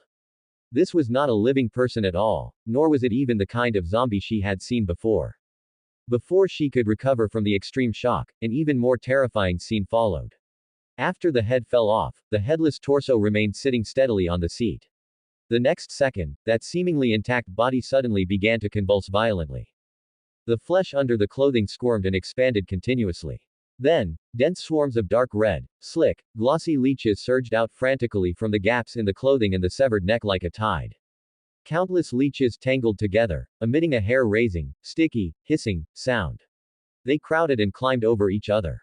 In just a few seconds, the originally intact human body completely decomposed, turning into a writhing mass of leeches emitting a strong, fishy stench. The mass of leeches rolled and gathered frantically on the ground, then slowly twisted and reorganized, piecing together into a deformed, twisted, tall humanoid monster. The zombie made of leeches was covered with slick, soft-bodied creatures. It had no clear facial features, only a writhing mass. Its limbs were twisted and strange, and it moved slowly toward Rebecca Chambers. The strong, rotten, fishy smell hit her face, even more nauseating than the zombies on the first floor. Monster. Rebecca Chambers was terrified out of her wits, her legs trembling uncontrollably. Her spirit, which had been scared away just moments ago, finally returned, and the instinct for survival instantly occupied all her thoughts. She turned around abruptly and ran frantically toward the stairs, wanting to escape this terrifying second-floor carriage. But her speed was, after all, a step too slow. The mass of leeches seemed to have a self-consciousness of its own. As the humanoid zombie moved, it instantly dispersed, and countless tiny leeches swept toward Rebecca Chambers like a black tide. They were extremely fast, instantly wrapping around her ankles and calves, climbing up along her pant legs. The cold, slick sensation spread against her skin, making goosebumps rise all over her body. In the blink of an eye, a large number of leeches completely wrapped around Rebecca Chambers, tightly constricting her limbs and neck, and even attempting to crawl into her mouth and nose. Rebecca Chambers struggled desperately, her hands tearing wildly at the leeches on her body, but those things were sticky and persistent. The more she pulled, the more there were. The heavy pressure and feeling of suffocation made it almost impossible for her to breathe. Fear and despair instantly engulfed her. "Let go of me. Get away." She screamed desperately, her voice filled with unconcealable sobbing. The handgun in her hand had already been dropped in the panic. She was completely unable to resist this bizarre and terrifying attack. Just when she thought she was about to be completely devoured by these leeches, a series of crisp and precise gunshots suddenly rang out from behind her. Bang! Bang! Bang! The bullets shot precisely at the leeches wrapped around Rebecca Chambers. The leeches that were hit instantly burst, turning into pools of foul-smelling liquid and falling off her body one after another. The restraints on Rebecca Chambers instantly lightened. She gasped for air, opened her eyes with difficulty, and looked back. She saw Billy Cohen had appeared at the top of the stairs at some point. He held a gun in both hands, his expression cold, his eyes focused and sharp, without a hint of panic. He held his gun steadily, his movements crisp and neat, precisely shooting off the remaining leeches on Rebecca Chambers while shattering the swarms of leeches trying to sneak up on him from the side. The slick sounds gradually diminished. The floor was covered with the viscous liquid of the shattered leeches. The humanoid monster made of leeches was also hit in its core by his few shots, completely dissolving into pools of blood that could no longer reorganize, and it stopped moving altogether. With the crisis resolved, Billy Cohen slowly put away his gun and walked quickly to Rebecca Chambers. Looking at her disheveled, pale, and shaken appearance, he frowned slightly. His tone lost some of its previous flippancy and added a hint of imperceptible concern. "Hey, are you all right?" Rebecca Chambers leaned against the cold carriage wall, still gasping for air, her body trembling uncontrollably. The terrifying scene just now had left her almost exhausted. She looked up at Billy Cohen, the lingering fear still in her eyes.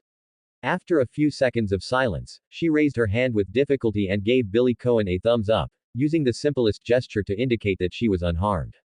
Seeing this, Billy Cohen breathed a slight sigh of relief. Just as he was about to say something, a sudden, extremely bizarre, ethereal, and chilling song drifted in through the open window along with the sound of the wind and rain, piercing through the deathly silence of the train. The singing was a soft female voice, but it carried an indescribable eeriness and desolation. In this dense forest filled with wind, rain, and death, it sounded exceptionally hair-raising, making anyone who heard it shiver. Rebecca Chambers and Billy Cohen froze at the same time and immediately became vigilant. The two of them walked quickly to the huge observation window in unison, staring intently into the rain and fog outside. At that moment, a pale bolt of lightning suddenly tore through the sky, instantly illuminating the rain-filled air. Under the light of the lightning, by a slope not far outside the train, a young man with a slender build and long hair stood vaguely in the thick fog. He had his back to the train, his long hair soaked by the rain and clinging to his back. His whole body seemed to be shrouded in a layer of eerie mist. His features were unclear, but he exuded a chilling, sinister aura that made one shudder. The lightning vanished in an instant, and the man's figure was once again swallowed by the thick fog and darkness, but that eerie figure was deeply imprinted in both their eyes. Billy Cohen stared in the direction where the man had disappeared, his eyes becoming extremely grave. He lowered his voice and asked Rebecca Chambers beside him in a deep voice, "Who is that guy?" Rebecca Chambers shook her head, her face still pale. She had never seen such a bizarre person, nor had she ever heard such a sinister song. The unease in her heart grew even stronger. Just then, the entire train suddenly shook violently without any warning. Luggage in the carriage fell one after another, making a clattering sound. The carriage body emitted a harsh metallic screeching sound, as if an invisible force was controlling the train. "What's going on?" Rebecca Chambers staggered and quickly grabbed the seat beside her, looking at Billy Cohen with an expression of shock, who is controlling the train. Billy Cohen stood firmly, his eyes sweeping sharply toward the front of the train, his tone firm. "Someone must be controlling this train from the shadows. The one who can do these weird things is most likely that guy outside just now. Let's go to the front of the train to check the situation. Only by finding the person controlling the train will we have a chance to leave this place." Rebecca Chambers immediately collected herself, suppressed the fear in her heart, bent down to pick up her handgun from the floor, adjusted her first aid kit, and prepared to follow Billy Cohen to the front of the train. Just as she was about to take a step, Billy Cohen suddenly reached out and stopped her. He turned around, his expression extremely serious, devoid of his previous flippancy and mockery. He looked at Rebecca Chambers with determined eyes and said word for word, "Listen, from now on, we must cooperate with each other, okay?" Hearing this, Rebecca Chambers subconsciously frowned and immediately retorted, "No, I don't need to cooperate with you, I can do it myself." "Enough." Billy Cohen interrupted her directly, his tone carrying an unquestionable firmness. He stared fixedly at her. "Get the situation straight, girl. This train and this mountain area are full of man-eating monsters, plus that weird man. You won't be able to get out alone, you'll only become a feast for those monsters. Only if we join forces will we have a chance to survive." Rebecca Chambers opened her mouth, wanting to continue arguing, but looking at the thick fog outside the carriage, remembering the despair of being wrapped in leeches just now, and remembering Edward's death, she knew in her heart that what Billy Cohen said was the truth. After all, she was just a rookie who had just joined the team. On her own, she was simply unable to deal with all these dangers. She was silent for a moment, her hand gripping the gun tighter and tighter. Finally, she gritted her teeth, looked up at Billy Cohen, her eyes filled with the stubbornness and determination of a police officer. "Fine, I agree to cooperate with you. But remember this, Billy Cohen, if you dare to pull any tricks, if you dare to make any dangerous moves, I will shoot immediately, and I won't show any mercy." Billy Cohen looked at her serious expression, a faint curve appearing at the corner of his mouth, and he nodded slightly. "Understood, I promise you. We are in the same boat now, I won't joke with my own life. If there is any situation, notify me immediately, okay?" Rebecca Chambers didn't say anything more, just nodded solemnly. The sound of rain outside the window remained dense, the eerie singing still faintly drifting, and the train was still shaking slightly. The front of the train was full of unknown dangers. Two people who were originally on opposite sides, in this desperate situation, were forced to reach an alliance and walk together toward the front of the train. The rain outside tapped against the windows with a dense pitter-patter. The abandoned train had been started by someone unknown, and the friction between the wheels and the tracks produced a rhythmic, heavy roar as it sped toward an unknown destination deep within the dense forest. The lights inside the carriage flickered, and the buzzing of electricity made their shadows stretch and shrink. The oppressive atmosphere was even heavier than before. Rebecca Chambers leaned against the carriage wall, gripping her gun tightly. Listening to the sound of the moving train, she knit her brows. The train actually started. We have no idea where it's going. It'll only get more dangerous if this continues. Billy Cohen stood not far away, his gaze quickly scanning every corner of the second-floor carriage. He tapped his fingers lightly against the wall, trying to find a shortcut to the front of the train. That weird guy outside must have done this. The path through the carriages is full of monsters and blocked passages. Going over the roof is the only way to reach the front as quickly as possible. He walked quickly to a half-open window on one side, pointed to the metal ladder hugging the side of the train, then turned to Rebecca Chambers and whispered instructions. There's a ladder outside that leads to the roof. I'll go up first to scout the way. Stay here and don't wander off. Guard the stairs and call me immediately if anything happens. Be careful. The roof is slippery, and there might be unknown dangers, Rebecca Chambers cautioned instinctively. She tightened her grip on her gun, her worry becoming more apparent, no longer as guarded as before. Billy Cohen nodded and climbed out the window. The rain instantly soaked his short hair, and the cold wind pelted his face with raindrops. He gripped the rusty metal ladder firmly and climbed up steadily, step by step. The strong wind from the moving train buffeted him, making him sway slightly, but he didn't panic at all. He soon reached the jolting roof. How is it? Is it safe up there? Rebecca Chambers leaned out the window and called out softly toward the roof. Her voice was diluted by the wind, rain, and the roar of the train, barely carrying through. It's fine for now. The surface is very slippery. I'm heading toward the front. Billy Cohen leaned down and shouted back. He then crouched low, keeping his center of gravity down as he moved slowly across the jolting roof. The train tilted slightly at a curve, and rainwater flowed continuously along the slope of the roof. Every step required extreme caution. After traveling the distance of 3 or 4 carriages, Billy Cohen suddenly discovered a huge hole in the roof ahead. The edges of the sheet metal were twisted, and several exposed power lines hung over the hole, their ends still emitting faint electrical sparks. Billy Cohen stopped and slowly approached the hole. He leaned down to check the power line interface, then reached out to grab the wet wires, carefully aligning them with the control interface in an attempt to reconnect them. Just as the power lines were precisely connected, a sudden change occurred. The controller on the roof suddenly emitted a piercing electrical sizzle. Immediately after, a massive torrent of water erupted from the controller's interface. The current was swift and powerful, and the unprepared Billy Cohen was instantly knocked down. He slid across the slippery roof toward the massive hole. He instinctively reached out to grab something to steady himself, but the current was too fast and the roof was too slippery. There was nothing to hold onto. He fell straight through the hole and landed heavily on the floor of the carriage below. Bang! With a dull thud, Billy Cohen landed, his whole body aching. He endured the discomfort and stood up quickly. The sound of a heavy object hitting the floor came from inside the carriage. Rebecca Chambers' heart tightened, and she immediately shouted toward the source of the sound, Billy. Are you okay? I'm fine, I just fell. Billy Cohen rubbed his aching shoulder and stood up, quickly scanning his surroundings. He found that the carriage door was jammed shut by a heavy metal fixture and couldn't be pushed open. This door is stuck. I can't get out. I need something sharp to pry the lock. He searched the carriage quickly and unexpectedly found a metal key engraved with the train's emblem in a tin box. His gaze shifted to a small food service elevator in the corner. Billy Cohen immediately placed the key into the transport box and manually operated the elevator to go down, while shouting to the outside, Rebecca, I found a train key. I've sent it to you via the service elevator. Go to the dining car and get it. Got it. I'm going now. Rebecca Chambers immediately set off, running quickly through the corridor toward the dining car. Watching the transport box descend slowly, she picked up the cold metal key. I've got the key. What does it open? It should be a key to an important room. See if you can open the conductor's office first. There must be clues about the front of the train in there. Billy Cohen's voice came through the gaps in the carriage, sounding steady. Relying on her memory, she passed through several carriages and found the door to the conductor's office. She inserted the key into the lock, gave it a gentle turn, and the door clicked open. The conductor's office wasn't large, containing a desk, a filing cabinet, and an old chair. Documents and pens were scattered across the desk, everything looking as though it had been suddenly abandoned. Rebecca Chambers closed the door behind her and immediately picked up the briefcase on the desk, searching through it quickly. The documents inside were dense, recording the train's logs and safety control instructions.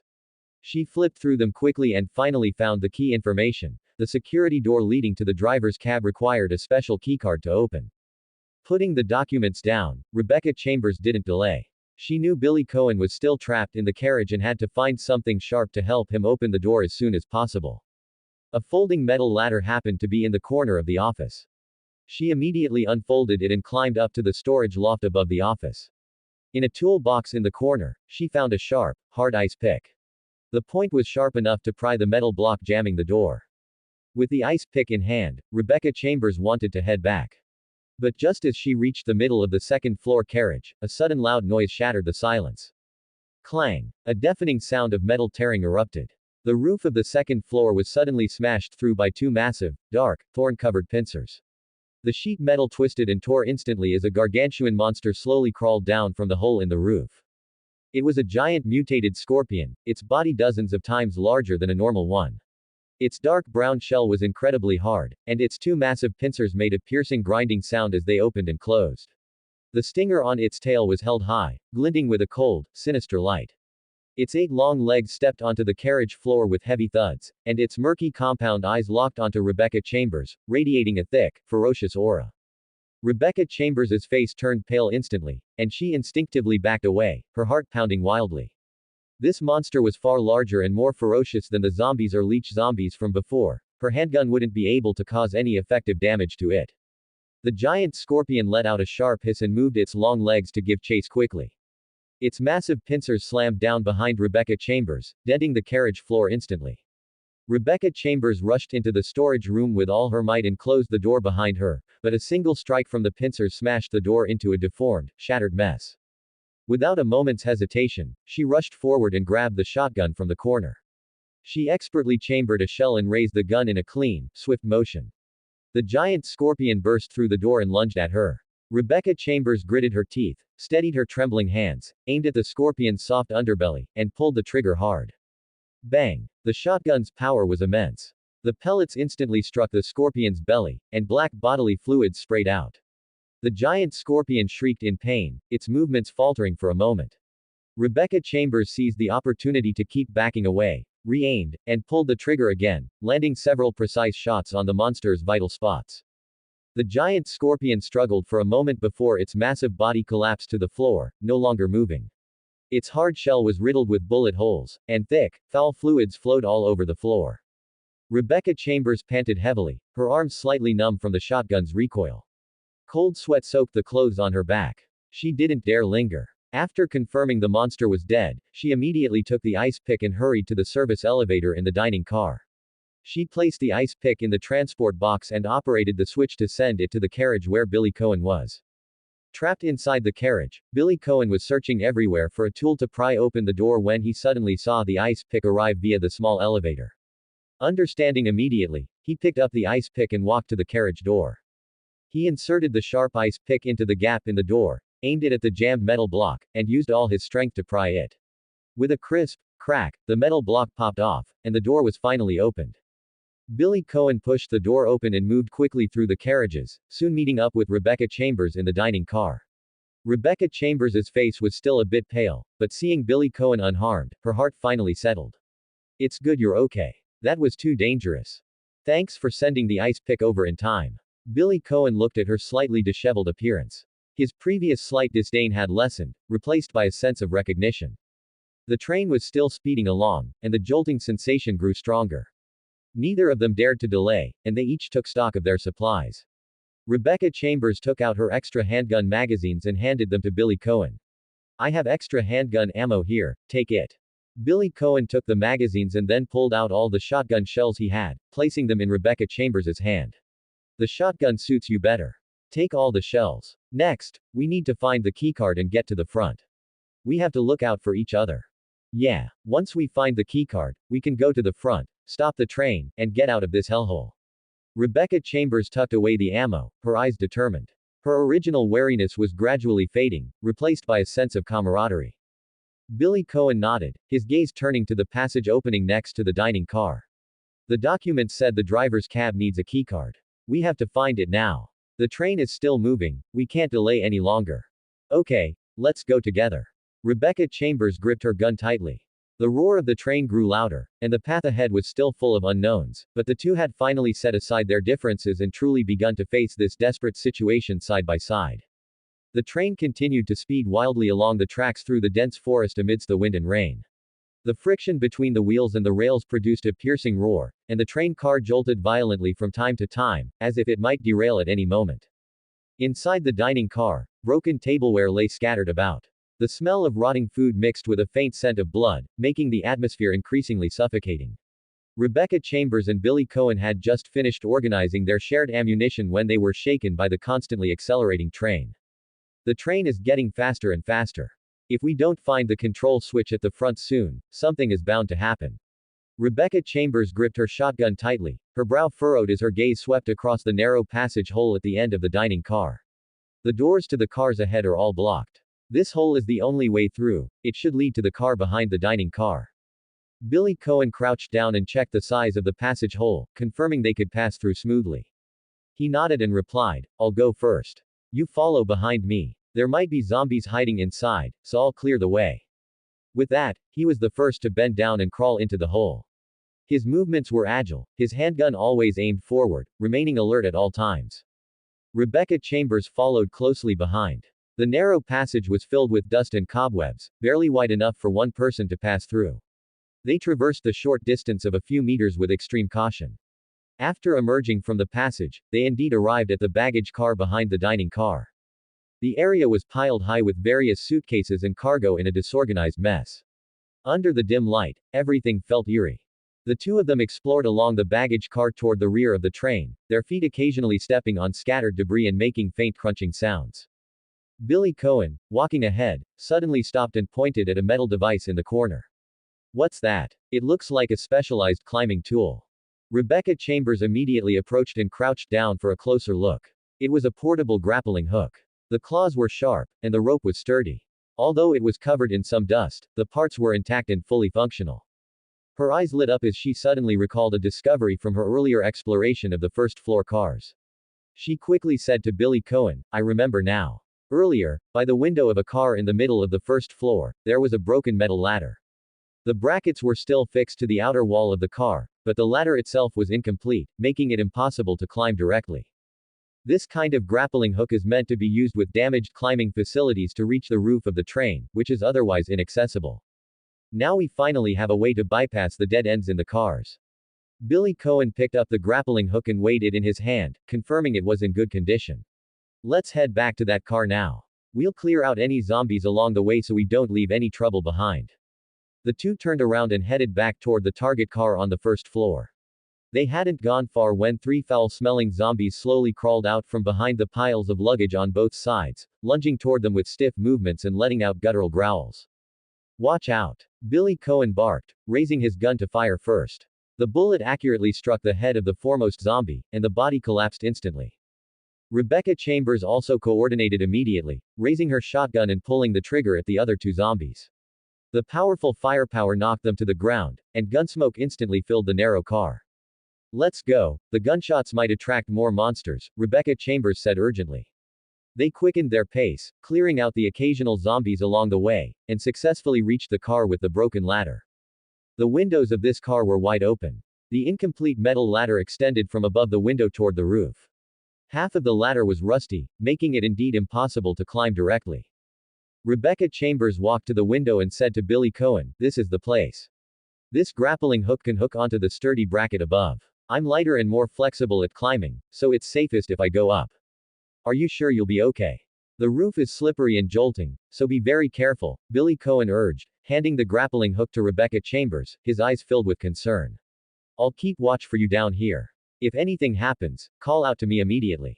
Don't worry, I can do it." Rebecca Chambers took the grappling hook, took a deep breath, and stood by the window. Aiming at the sturdy metal bracket above the car, she threw the hook. The sharp claws instantly locked onto the bracket. She tugged on the rope to ensure it was secure, then grabbed the rope with both hands and pushed off the broken ladder with her feet, steadily climbing toward the roof step by step.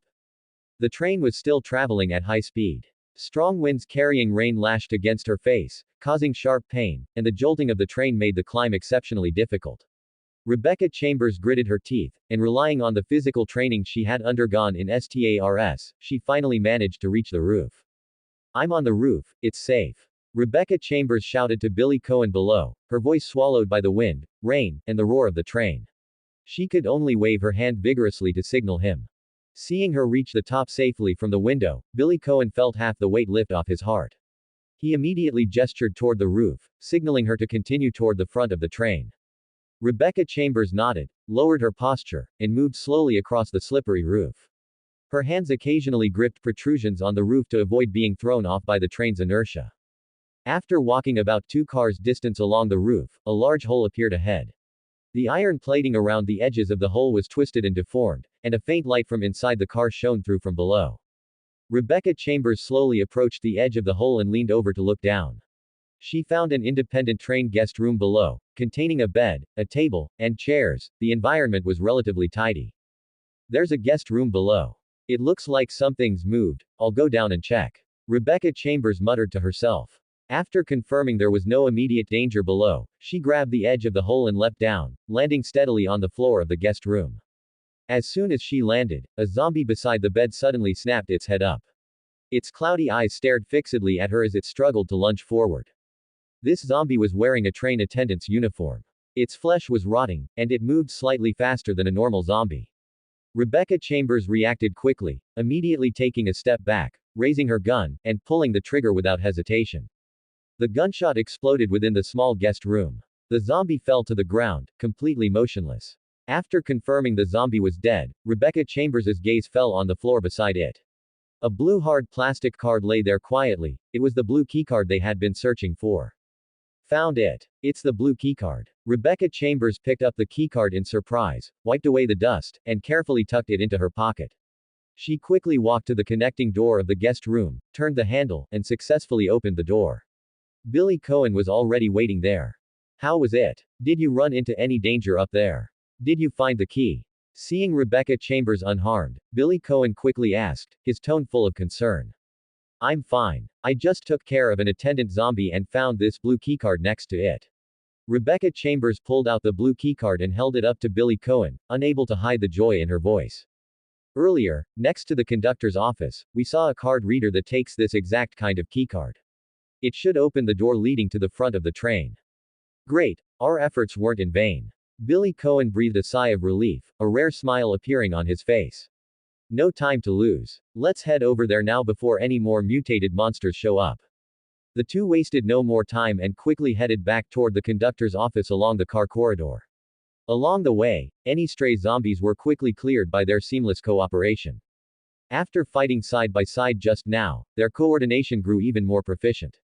Their original wariness had completely vanished, replaced by a mutual understanding of survival. Soon, they reached the closed security door next to the conductor's office. A card reader was embedded in the wall beside the door, perfectly matching the specifications of the blue keycard. This is it. Behind this door should be the final stretch to the front of the train. Rebecca Chambers stopped and looked at Billy Cohen, taking a deep breath. You swipe the card. Be careful of an ambush behind the door. Billy Cohen stood in front of Rebecca Chambers, raising his handgun and aiming it at the door, ready for combat at any moment.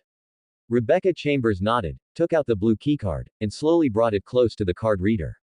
With a soft beep, the reader lit up green, and the closed security door immediately made a mechanical unlocking sound, slowly opening inward. Behind the door was a narrow corridor with dim lighting.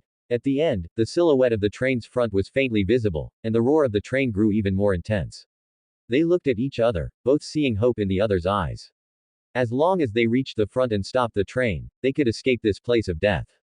Let's go. We're finally about to reach the front. Rebecca Chambers gripped her gun tightly and, side by side with Billy Cohen, walked steadily toward the front of the train.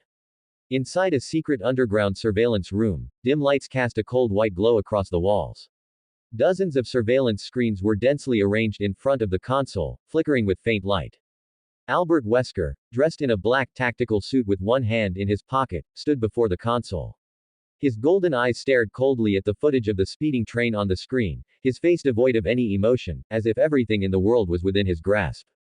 Beside him, William Birkin wore a white researcher's lab coat, his fingertips tightly clutching an experimental report. His brow was furrowed, and he stared at the screen with an anxious expression, his eyes behind his lenses filled with incomprehension and doubt. The communicator in front of them crackled with static, connecting them to USS Delta Team, who were on mission. The air was thick with an oppressive and eerie atmosphere. As the most elite Special Forces unit under the Umbrella Corporation, USS Delta Team had always carried out the most secretive and dangerous elimination missions. At this moment, 2 team members had already infiltrated the train area. One of them silently moved to the exterior of the lead carriage, leaning against the cold iron plating. After confirming there were no abnormalities in the vicinity, he picked up his walkie-talkie and reported to the surveillance room in a low, steady, and forceful voice. This is Delta Team. We have successfully secured the train. No large-scale target movements detected. Awaiting further instructions. A clear report came through the walkie-talkie. A faint, cold curve tugged at the corner of Wesker's mouth as he responded indifferently, received. Stand by on site and await subsequent elimination orders. William Birkin finally couldn't contain himself. He took a step forward, leaning closer to Wesker, and asked in a hurried tone with ill-concealed confusion, "This makes no sense." The source of the T-virus leak was clearly the Spencer Mansion laboratory, and security measures have always been strictly controlled. How could it have leaked out? Furthermore, the scope of contamination has actually spread to the train 3 miles away. This completely defies the logic of viral transmission. Facing William's questioning, Wesker's face remained impassive, his gaze growing even colder. He slowly turned his head to look at William beside him, his voice devoid of warmth and filled with unquestionable resolve. That is not important at all. We don't need to trouble ourselves with investigating the cause of the virus leak or its transmission path. Our only mission now is to ensure that no word of this gets out and to completely erase all traces. He paused, his gaze returning to the surveillance screen, his voice as cold as ice. Destroy the train. Destroy it completely. Leave no survivors, and leave not a single shred of evidence of the virus leak. Looking at Wesker's cold expression, William's heart sank, but he also understood there was no extra time to dwell on the reasons. He could only remain silent.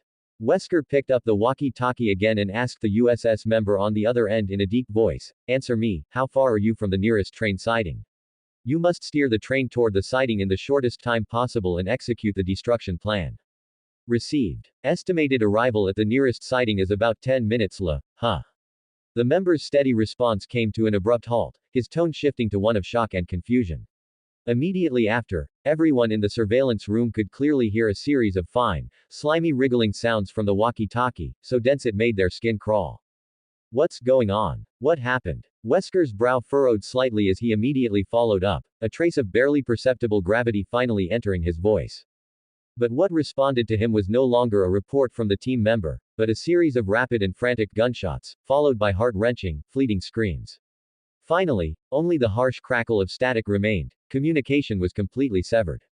On the surveillance screen, the originally clear image instantly turned into static, and nothing on the exterior of the lead carriage could be seen anymore. Wesker stared at the black screen, his golden eyes narrowing as a cold, murderous aura radiated from him. William's face also changed drastically. He clearly hadn't expected the elite USS team to encounter such a sudden turn of events. Meanwhile, behind the connecting door between the train's engine and the first carriage, Rebecca Chambers and Billy Cohen pressed themselves tightly against the cold iron door, holding their breath. They had heard the conversation, gunshots, and screams outside perfectly clearly. The two exchanged a look, both seeing shock and gravity in the other's eyes. So the conspiracy of the Umbrella Corporation was behind all of this. They had intended to destroy the entire train and eliminate the evidence from the very beginning. They waited quietly for a moment until there was absolutely no sound outside. After confirming there was no danger, they cautiously pushed open a crack in the door and looked out. The corpses of the 2 USS members lay on the ground outside the engine, their bodies bitten beyond recognition by a swarm of leeches. They had long since stopped breathing, and those lethal leeches were still slowly wriggling over the corpses, emitting a strong, foul stench of rot. It's those leeches from before. These things really are everywhere, Billy said in a low voice, his cold gaze sweeping over the corpses. Rebecca clenched her fists, her heart filled with anger and lingering fear. If they hadn't hidden behind the door in advance, they would have been the ones meeting a tragic end right now. She suppressed the emotions in her heart and nodded to Billy. Let's go, quickly. We need to get into the driver's cab. We can't let their conspiracy succeed. Lightening their footsteps, the two cautiously stepped over the 2 corpses and quickly entered the train's driver's cab. The cab was filled with sophisticated control instruments, the dashboard flickered incessantly, and data for the high-speed train kept jumping. The deafening friction between the wheels and the tracks filled the air, and the entire train was jolting violently. Billy walked quickly to the console, his gaze scanning the various data and control buttons. His face instantly became incredibly grim. He stared intently at the speedometer and said to Rebecca in a deep voice, "This is bad. The train's speed is out of control, far exceeding the safety threshold. If it keeps going at full speed like this, it'll derail and crash on its own before they can even lead it to a siding. We'll all die. Is there any way to stop it? We have to break the train." Rebecca's heart tightened as she hurriedly asked, her eyes full of urgency. "There is, but it can't be operated from the driver's cab alone," Billy explained hurriedly, pointing to the password control system while quickly flipping through the console's operating instructions. The train's emergency braking system is a dual control operation. Corresponding passwords must be entered at both the rear deck of the fifth carriage and the driver's cab. Both sides must operate simultaneously to activate the emergency brakes. Operating either side alone is useless. The situation was urgent and allowed for no delay. Billy made a split-second decision and pointed to the door of the cab. "I'll stay here, hold the cab, and be responsible for the password entry on this side. You head to the rear deck of the fifth carriage immediately. Watch out for lurking zombies and leeches on the way. Be extremely careful. Notify me the moment you arrive, and we'll operate in sync." "All right, I'm going now." Rebecca didn't hesitate for a second. Gripping her gun, she turned and rushed out of the cab, running quickly toward the fifth carriage. The train continued its frantic dash, the jolting of the carriages growing more severe. The lights in the corridors flickered on and off. Rebecca sprinted all the way, remaining constantly alert to her surroundings. When she encountered the occasional zombie, she quickly shot and dealt with them, not daring to stop for even a second. But just as she passed the carriage where she had previously discovered Edward's body, she suddenly stopped in her tracks. The spot where Edward had fallen was empty, only a pool of dried blood remained. Rebecca's heart instantly constricted, and an ominous premonition enveloped her entire body. Her hands and feet went cold as a terrifying thought emerged in her mind. Enduring the sharp pain in her heart, she followed the drag marks on the floor, walking forward step by step, each one incredibly heavy. Sure enough, in a dim carriage ahead, she saw that familiar figure. Edward Dewey lay in the middle of the aisle. His once vibrant face had turned a deathly gray, his eyes were cloudy and lifeless, and his skin was covered in hideous wounds. The comrade who had once fought by her side had now turned into a mindless zombie. Hearing the noise, he slowly raised his head and let out a low growl at Rebecca, struggling to lunge toward her. "Edward." Rebecca's voice instantly choked up, and tears blurred her vision. Her hand holding the gun trembled uncontrollably, she simply couldn't aim at her former comrade. She had watched with her own eyes as Edward drew his last breath, she had held her comrade's cold body, feeling powerless. Now, she had to personally finish off his zombified shell. Immense grief and despair instantly overwhelmed her. Edward approached step by step, long since devoid of his former consciousness, leaving only the instinct to attack. Rebecca took a step back, closing her eyes tightly as tears slid down her cheeks. She gritted her teeth, forcing herself to be calm, repeating in her heart over and over, "I'm sorry, Edward, I can't let you suffer this pain anymore." She snapped her eyes open, her gaze filled with resolve and sorrow, and she tremblingly pulled the trigger. The gunshot rang out, and Edward slumped to the ground, completely motionless. Rebecca froze in place, tears falling silently. She gave Edward's body a deep bow, not daring to stay for another second, and turned to continue her dash toward the fifth carriage. Only one thought remained in her heart. She had to stop the train. She couldn't let Edward's sacrifice be in vain. Sprinting all the way, she finally reached the rear deck of the fifth carriage. An independent password entry device was located here, perfectly corresponding to the system in the driver's cab. She immediately picked up the walkie-talkie, her voice carrying an unsuppressed sob yet remaining incredibly firm. "Billy, I've reached the rear deck. The password entry device is ready. We can operate in sync. Received. I'm ready on this end. You can input." Billy's voice came through the walkie-talkie. Rebecca wiped away her tears and quickly pressed the password keys. In their different locations, the two completed the password entry simultaneously. Instantly, a piercing emergency braking alarm sounded in the driver's cab. Billy used all his strength to violently pull the train's brake switch. The high-speed train was suddenly forced into emergency braking. The wheels ground against the tracks, throwing off blinding sparks and emitting a deafening screech. The entire train body shook violently, as if it were about to fall apart. The immense inertia sent items inside the carriages flying everywhere. Rebecca grabbed a nearby handrail tightly to barely keep her footing. The out-of-control train hurtled frantically toward a secret, dark tunnel ahead. The tunnel entrance was piled high with discarded obstacles, making it completely impassable. A few short seconds later, the train's engine slammed into the obstacles. The massive impact instantly swept through the entire train, and the carriages overturned with a roar. The thunderous sound of tearing iron, shattering glass, and collapsing machinery intertwined, exploding in the depths of the dense forest. Smoke and dust filled the air, and ruins lay everywhere. The speeding train had finally come to a complete halt, falling into a dead silence. July 23, 1998. The torrential rain in the Arklay Mountains showed no signs of stopping. Pea-sized raindrops hammered frantically against the surface buildings of the research facility, their impact combining with the vibrations of the walls to repeatedly batter the already crumbling underground facility. The entire research facility had long since turned into a living hell. The red warning lights had gone out, leaving only the flickering, dim glow of emergency lamps to cast mottled and eerie shadows in the corridors filled with dust and the stench of blood. Black leech mucus and dark red blood flowed across the floor, mixed with shattered metal fragments and experimental debris. Every step made a squelching sound. The low groans of zombies and the roars of mutated creatures had gradually subsided. The monsters infected by the T-virus had all been devoured by swarms of leeches. The entire Arklay research facility had now become Dr. James Marcus's possession. Marcus walked slowly through the experimental corridor on the second basement floor. His tattered white researcher's coat was soaked with leech mucus, and countless black leeches were coiled around him, writhing slowly with his every step. Everywhere he passed, fine corrosive marks were left on the metal walls. His gaze swept coldly across the abandoned laboratories on both sides, his eyes showing no emotion. Decades of resentment and obsession had turned him into this inhuman form, all for the purpose of completely destroying everything belonging to the Umbrella Corporation. From the training facility to the Arklay research facility, his path of revenge had never faltered. Oswell E. Spencer, Wesker, and William Birkin, everyone who had betrayed him and stolen his research results would be dealt with one by one. He would bury Umbrella's dark secrets forever within these ruins. When he reached the reinforced laboratory door at the end of the corridor, his originally steady steps suddenly stopped. The closed alloy door was already deformed. From behind it came a faint but exceptionally clear vital sign. Unlike those of the frenzied zombies and mutated creatures, this aura was steady and quiet, yet possessed a strange vitality that was completely out of place with the surrounding silence. Marcus raised an eyebrow slightly. With a flick of his fingers, countless leeches instantly swarmed toward the door, crawling through the cracks and corroding the metal.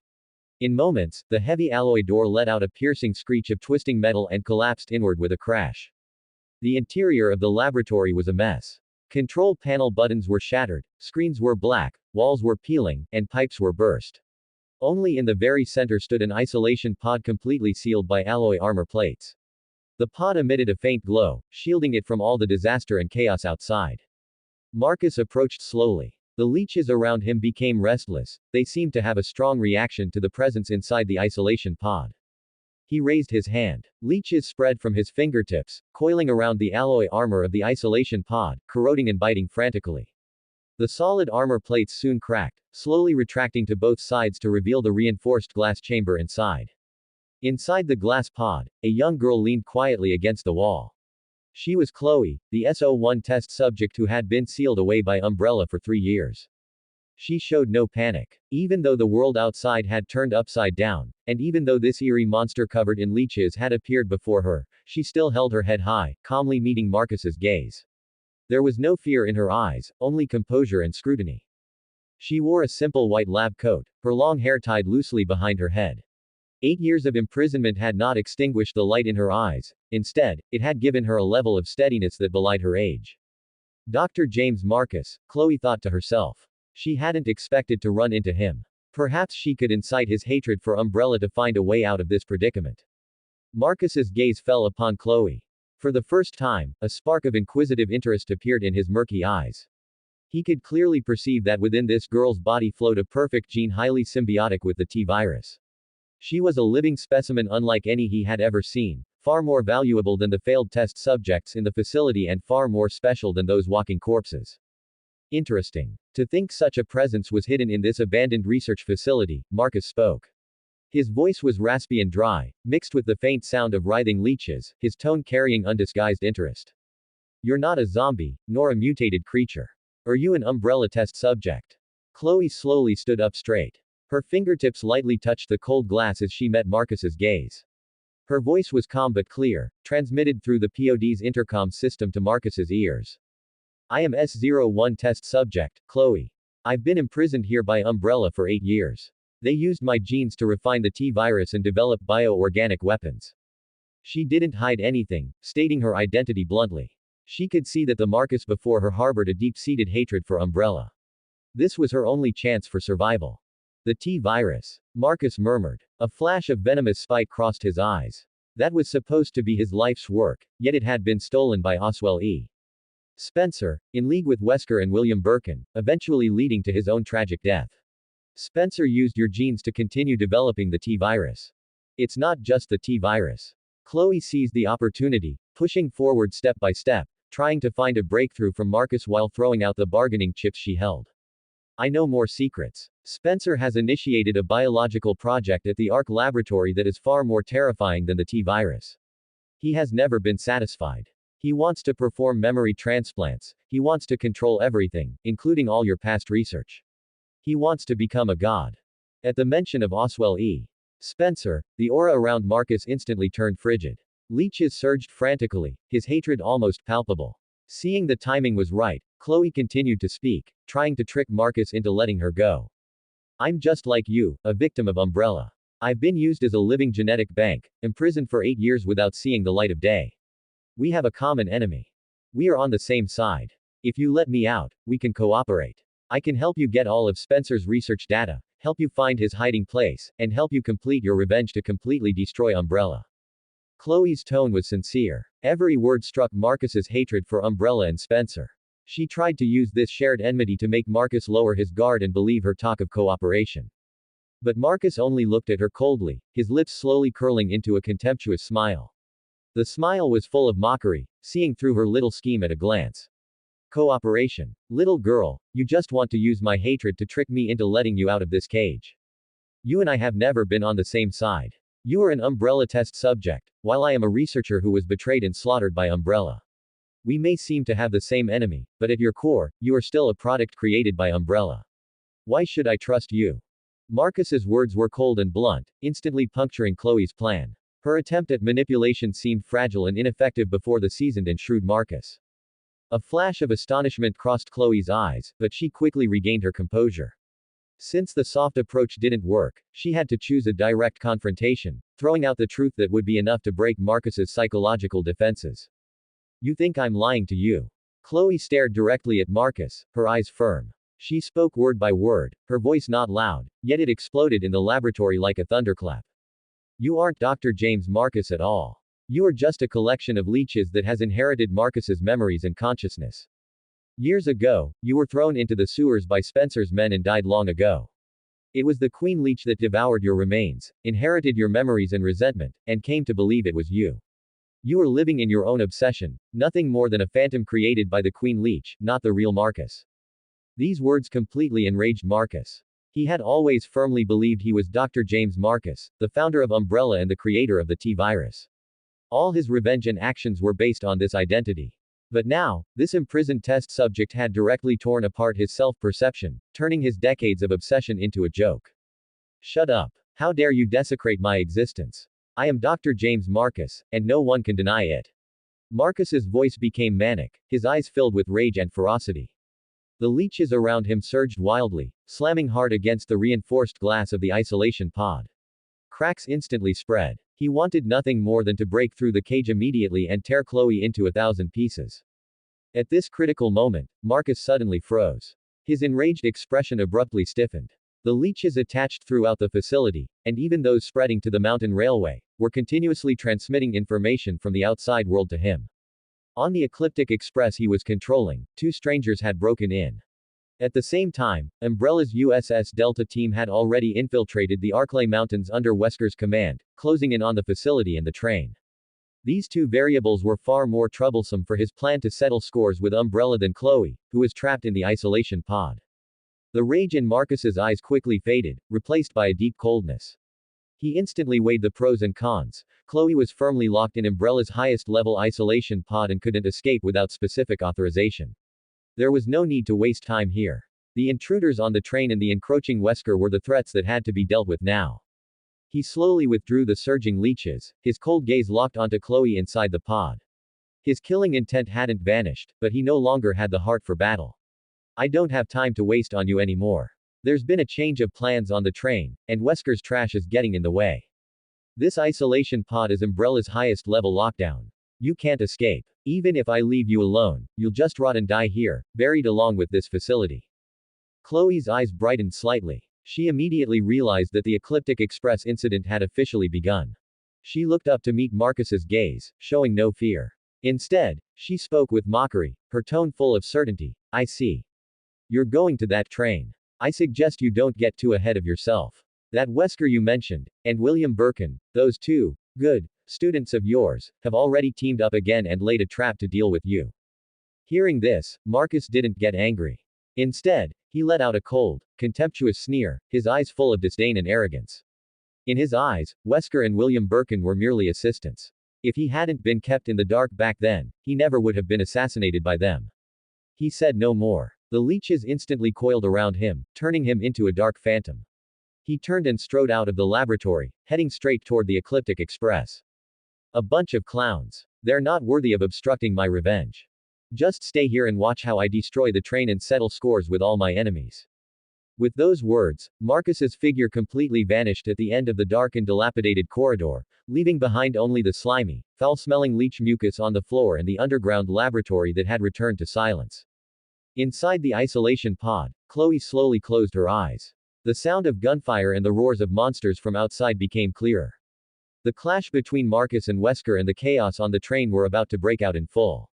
A slight smile played on her lips, and a sharp glint flashed in her eyes. This chaos sweeping through Arklay was the perfect opportunity for her to break free from this 8-year cage. The intense impact and roar gradually faded, the overturned train twisted into a heap of scrap metal. From the gaps in the torn iron plating, dust and rain surged in, mixed with the pungent smell of burnt metal and a faint scent of blood. The interior of the carriage was a mess, with seats and control equipment scattered everywhere, glass shards and metal wreckage strewn about.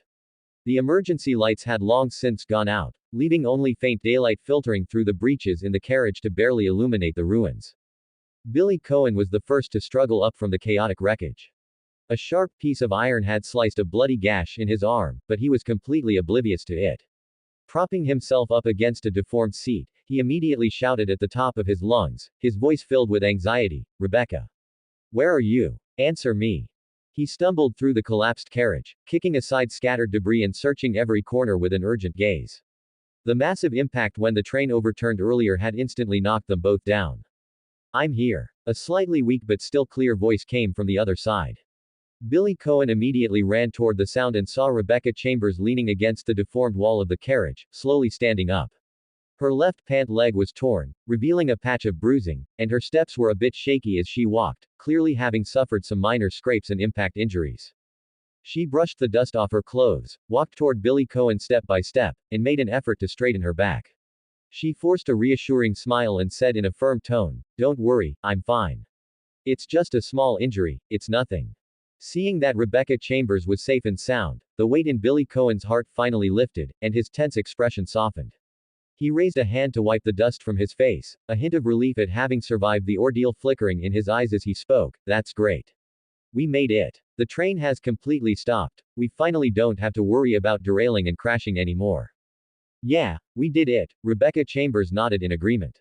However, as her gaze swept over the tunnel entrance, which was completely blocked by the train's wreckage, her brow furrowed slightly again. The collapsed train carriages and the rubble within the tunnel were tightly piled together, sealing the exit without a single gap. Not only was it impossible to leave through there, but not even a sliver of space remained, completely cutting off any possibility of the two returning the way they came. Billy Cohen followed her gaze and instantly understood their predicament. His face darkened, and he said in a steady tone, "The exit here is completely blocked. We can't stay here forever, we need to find another way out quickly. This area is full of mutated creatures, staying too long will only be more dangerous." The two didn't dare delay. After briefly organizing their remaining ammunition and first aid supplies, they began to feel their way through the collapsed carriages, searching for a passage to leave. Passing through the twisted joints of the carriages, they discovered a half-open iron door beneath the rear of the train that had been struck. Behind the door was pitch black, and the faint sound of dripping water could be heard. This should be the emergency drainage tunnel for the tunnel system. It should lead outside, Billy Cohen said after checking and confirming there was no movement behind the iron door. He turned to Rebecca Chambers and said, "I'll go ahead and scout. Follow me closely." Rebecca Chambers nodded and gripped her gun tightly, following behind Billy Cohen into the gloomy sewer. The narrow passage was filled with a damp, musty smell and a fishy odor. The ground was incredibly slippery, and the walls were covered in moss and water stains. Only the beams from their flashlights illuminated the narrow path ahead. The sewer system was complex with many branches. The two moved forward alertly, clearing out several mutated rats and small zombies that had taken up residence there, as they continued to feel their way toward higher ground. After walking for an unknown amount of time, a vertical metal ladder finally appeared ahead.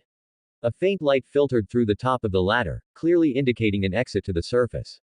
Finally, a way out, Rebecca Chambers said softly with a sigh of relief. Billy Cohen was the first to climb up the metal ladder. After pushing open the cover at the top and confirming the outside was safe, he reached down and pulled Rebecca Chambers up. When the two finally stepped out of the sewer and stood on the ground, they were instantly shocked by the sight before them. What met their eyes was a massive, yet long abandoned and dilapidated giant building. The architectural style was ancient and heavy, with walls covered in vines and cracks, showing the ravages of time and the desolation of abandonment everywhere. It had clearly been vacant for many years. And in the center of the building's floor, a massive Umbrella Corporation logo was clearly engraved, looking exceptionally striking. This is an Umbrella secret facility. Rebecca Chambers' eyes widened in shock. She had never heard of such a building in the Arklay Mountains. It looks like an abandoned research institute or training base, Billy Cohen said, his expression turning solemn as he gripped his gun. Everything here feels eerie. Let's be careful and go inside to see if there's a way to leave the mountains. The two slowly walked up the steps in front of the building. The hall was spacious but in ruins, covered in dust with shattered chandeliers. The corridors on both sides were pitch black and deep, and on a high platform at the very front of the hall hung a large portrait of a person. Although the portrait was somewhat old, it was still well preserved. Rebecca Chambers walked up the steps to the platform and looked at the metal plaque beneath the portrait, reading the words on it one by one, her voice filled with surprise. First Director, Dr. James Marcus. Dr. James Marcus. Billy Cohen repeated the name. He felt like he had heard it somewhere before but couldn't recall it at the moment. The two were completely unaware that the moment they stepped into the building, Wesker and William Birkin, located in a hidden Umbrella stronghold far away, had already locked their full attention onto them. Inside the dim monitoring room, Wesker, dressed in black tactical gear, stood before the surveillance screens. His fingertips moved quickly over a tracking device, tracing the final crash coordinates of the Ecliptic Express. Soon, the internal surveillance footage of the training facility popped up on the screen. The figures of Rebecca Chambers and Billy Cohen appeared clearly in the frame. William Birkin, wearing a white researcher's lab coat, leaned toward the screen. Looking at the two unfamiliar figures, his brow furrowed as he asked, "Who are these two? How did they end up in the training facility?" Wesker's golden eyes stared coldly at the screen. His gaze landed on Rebecca Chambers, and he said in a flat tone, "The female is a rookie, a member of STARS. Bravo team named Rebecca Chambers. Her helicopter crashed in the Arklay Mountains earlier, she must have stumbled her way here. What about the man? Judging by his clothes, he doesn't look like he's from STARS, and he doesn't look like Umbrella security personnel either," William Birkin asked again, his eyes full of doubt. "I'm not sure." Wesker shook his head slightly, his tone carrying a hint of subtle scrutiny. "His identity is unknown. Judging by his physique and manner of acting, he seems to have received professional training. He's likely an unrelated individual who got caught up in the biological disaster in the mountains." Just as the two were staring at the monitors, speculating about their identities, the training facility's public address system was suddenly forced open without warning. After a burst of static, a raspy, cold, and eerily solemn voice slowly echoed throughout the building, also transmitting simultaneously to the monitoring room where Wesker and William Birkin were. "Silence, I am Dr. Marcus. Please reflect on the company motto as follows.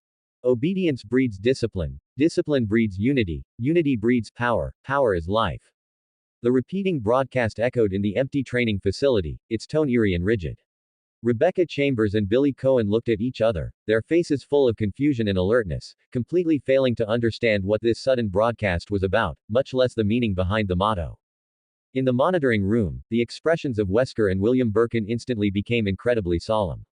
At that moment, the surveillance screen in front of Wesker flickered violently. A large amount of static instantly covered the image, and the sound of electricity hissed. The original surveillance footage of the training facility had actually been forcibly hacked and altered. A moment later, the static cleared, and a slender, long-haired man appeared on the screen. He was shrouded in shadows, his long hair hanging down, and black leech were faintly seen wriggling around his body. His gaze was cold and dark as he looked straight through the lens at Wesker and William Birkin in the monitoring room. Wesker's brow furrowed, his expression cold. He was the first to speak, his tone full of questioning and wariness. "Who are you?" The long-haired man's lips curled into an eerie smile. His voice was raspy and cold, carrying the pleasure of revenge as he slowly spoke. "I am the one who leaked the T-virus into the Spencer mansion. And of course, the Ecliptic Express was also infected by my hand." "What?" William Birkin instantly cried out in shock, his face full of astonishment as he instinctively took a step back. "The T-virus leak was your doing. What exactly do you want?" "What do I want?" The man chuckled, his tone becoming increasingly cold and ruthless. "This is revenge against Umbrella." As his words fell, he slowly spread his arms. The dark leech surging around him began to aggregate frantically like a tide, twisting and piecing themselves together behind him. In just a few seconds, they actually condensed into a human form. The face was exactly the same as the portrait in the training facilities hall, with eyes full of malice and hatred. "Dr. Marcus." William Birkin saw the leech-formed figure and completely lost control, crying out in shock. His face was as pale as paper, and his eyes were full of disbelief. Wesker's brow also furrowed tightly, a hint of shock flashing in his golden eyes, yet he still forced himself to remain calm, staring fixedly at the screen. The leech-aggregated Dr. Marcus let out an eerie and cold laugh. The laughter pierced through the screen with a bone-chilling coldness, stabbing straight at Wesker and William Birkin. 10 years ago, Dr. James Marcus was assassinated by Umbrella. You two were involved in that, weren't you? He spoke each word deliberately, every one carrying the weight of a blood feud. After finishing, his laughter became even more eerie and crazed as his gaze locked onto the two in front of the monitors. Wesker's face darkened completely, his fingertips tightening slightly as a storm of shock surged in his heart. He knew very well that Dr. Marcus's death 10 years ago was ordered by Oswell E. Spencer and carried out by himself and William Birkin personally. This secret was supposed to be buried forever, yet now, a man who should have been dead for 10 years had appeared before them again in such an eerie manner. And inside the training facility, Rebecca Chambers and Billy Cohen listened to the voice on the broadcast and looked at the portrait in the hall.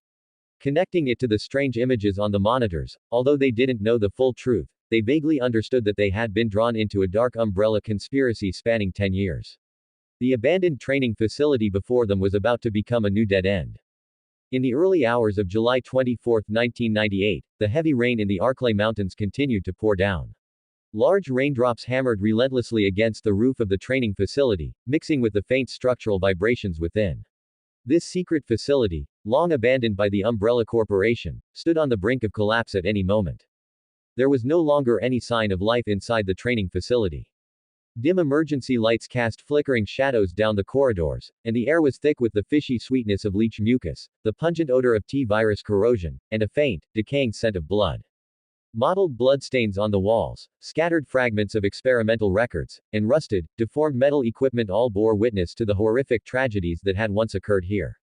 Rebecca Chambers and Billy Cohen groped their way through the labyrinthine corridors. Since stepping into this building where Marcus served as the first director, the two had remained on high alert. They dodged wandering zombies and bypassed one electronically locked hatch after another, eventually penetrating deep into the core area of the training facility. As they went deeper, the building's security system became increasingly chaotic, and the passages grew rugged and difficult to traverse due to years of neglect. To improve efficiency and find a way out as quickly as possible, the two discussed and decided to split up, agreeing to rendezvous at the training facility's central control room.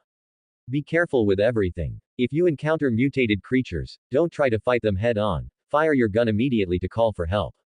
Billy gripped his rifle and spoke in a low, solemn voice. He looked at this young but exceptionally brave STARS rookie, his eyes full of concern.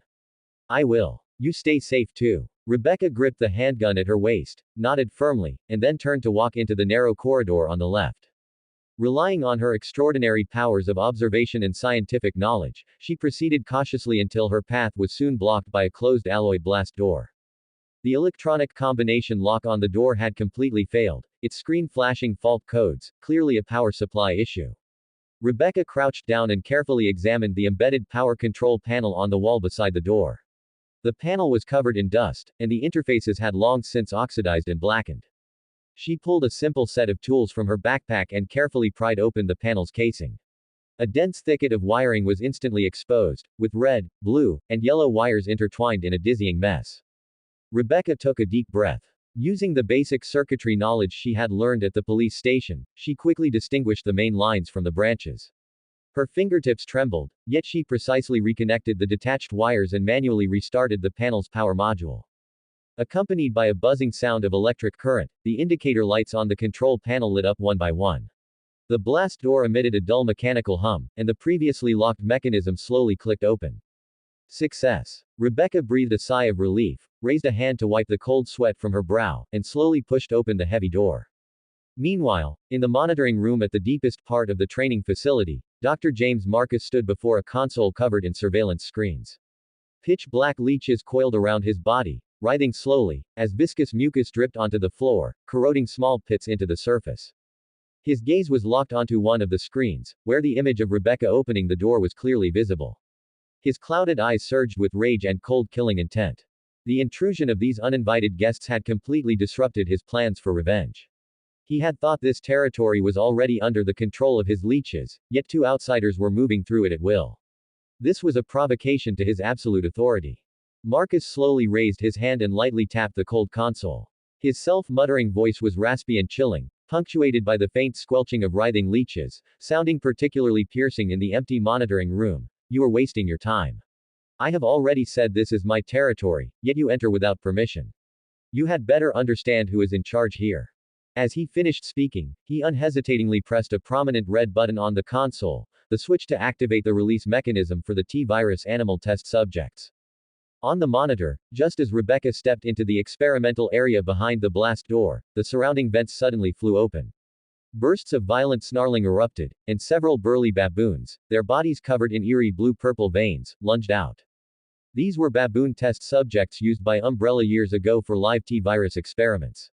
Modified by the virus, they had lost all reason, becoming rabid and bloodthirsty. Their strength and speed far exceeded their normal kin. With fangs bared and saliva dripping from the corners of their mouths, they stared fixedly at Rebecca.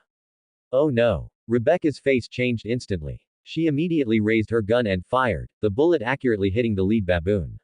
But the T-virus infected baboon felt almost no pain, it merely faltered for a moment before continuing its frantic lunge toward her. She scrambled to dodge, but the baboons were too fast. One baboon slammed into the floor beside her. The floor, already structurally damaged by viral corrosion, instantly gave way. With a piercing crack, the entire section of the floor collapsed. Rebecca felt the ground vanish beneath her. Her body instantly plummeted toward the pitch-black abyss below. Instinctively, she reached out and death-gripped the exposed rebar at the edge of the break. The rough steel instantly sliced open her palm, and blood began to trickle down her arm. The impact of the fall sent a jolt of intense pain through her entire arm. Her body hung in midair, below was bottomless darkness, and in her ears were the whistling wind and the snarling of the baboons. She gritted her teeth and exerted every ounce of strength to hold onto the rebar. Her arm muscles trembled from the overexertion, her stamina was draining rapidly, and her fingertips were starting to slip. She clearly couldn't hold on much longer, and a sense of despair instantly enveloped her. At the same time, in Umbrella's secret underground command post, within a clean yet oppressive metal corridor, William Birkin gripped a freshly printed report, the edges of the paper crumpled and deformed by his grasp. He walked hurriedly ahead, his brow furrowed deeply, his face filled with unbelievable shock. As he walked, he turned his head toward Albert Wesker beside him, his voice tinged with an irrepressible bewilderment. This makes no sense, I really can't believe it. Is this the true identity of that long-haired young man from earlier? William's voice trembled slightly. The identity information on the report was enough to overturn Umbrella's entire hidden layout. Wesker still wore those dark sunglasses, concealing all emotion in his eyes, his entire being radiating a cold and detached aura. Hearing this, he paused slightly, his tone icy and certain, without a hint of a ripple. It's impossible. But if it's true, then Umbrella is finished. If the conspiracy against Dr. Marcus in the past is revealed, Mr. Spencer is done for, let alone the two of us. William's voice grew low, carrying a trace of imperceptible panic. Years ago, he and Wesker had joined forces to eliminate Marcus following Spencer's orders, seizing the T-virus research results. This was the greatest leverage held against them. Once exposed, not only would Oswell E. Spencer be disgraced, but they would have no way out either. The two walked in silence, the atmosphere oppressive to the extreme.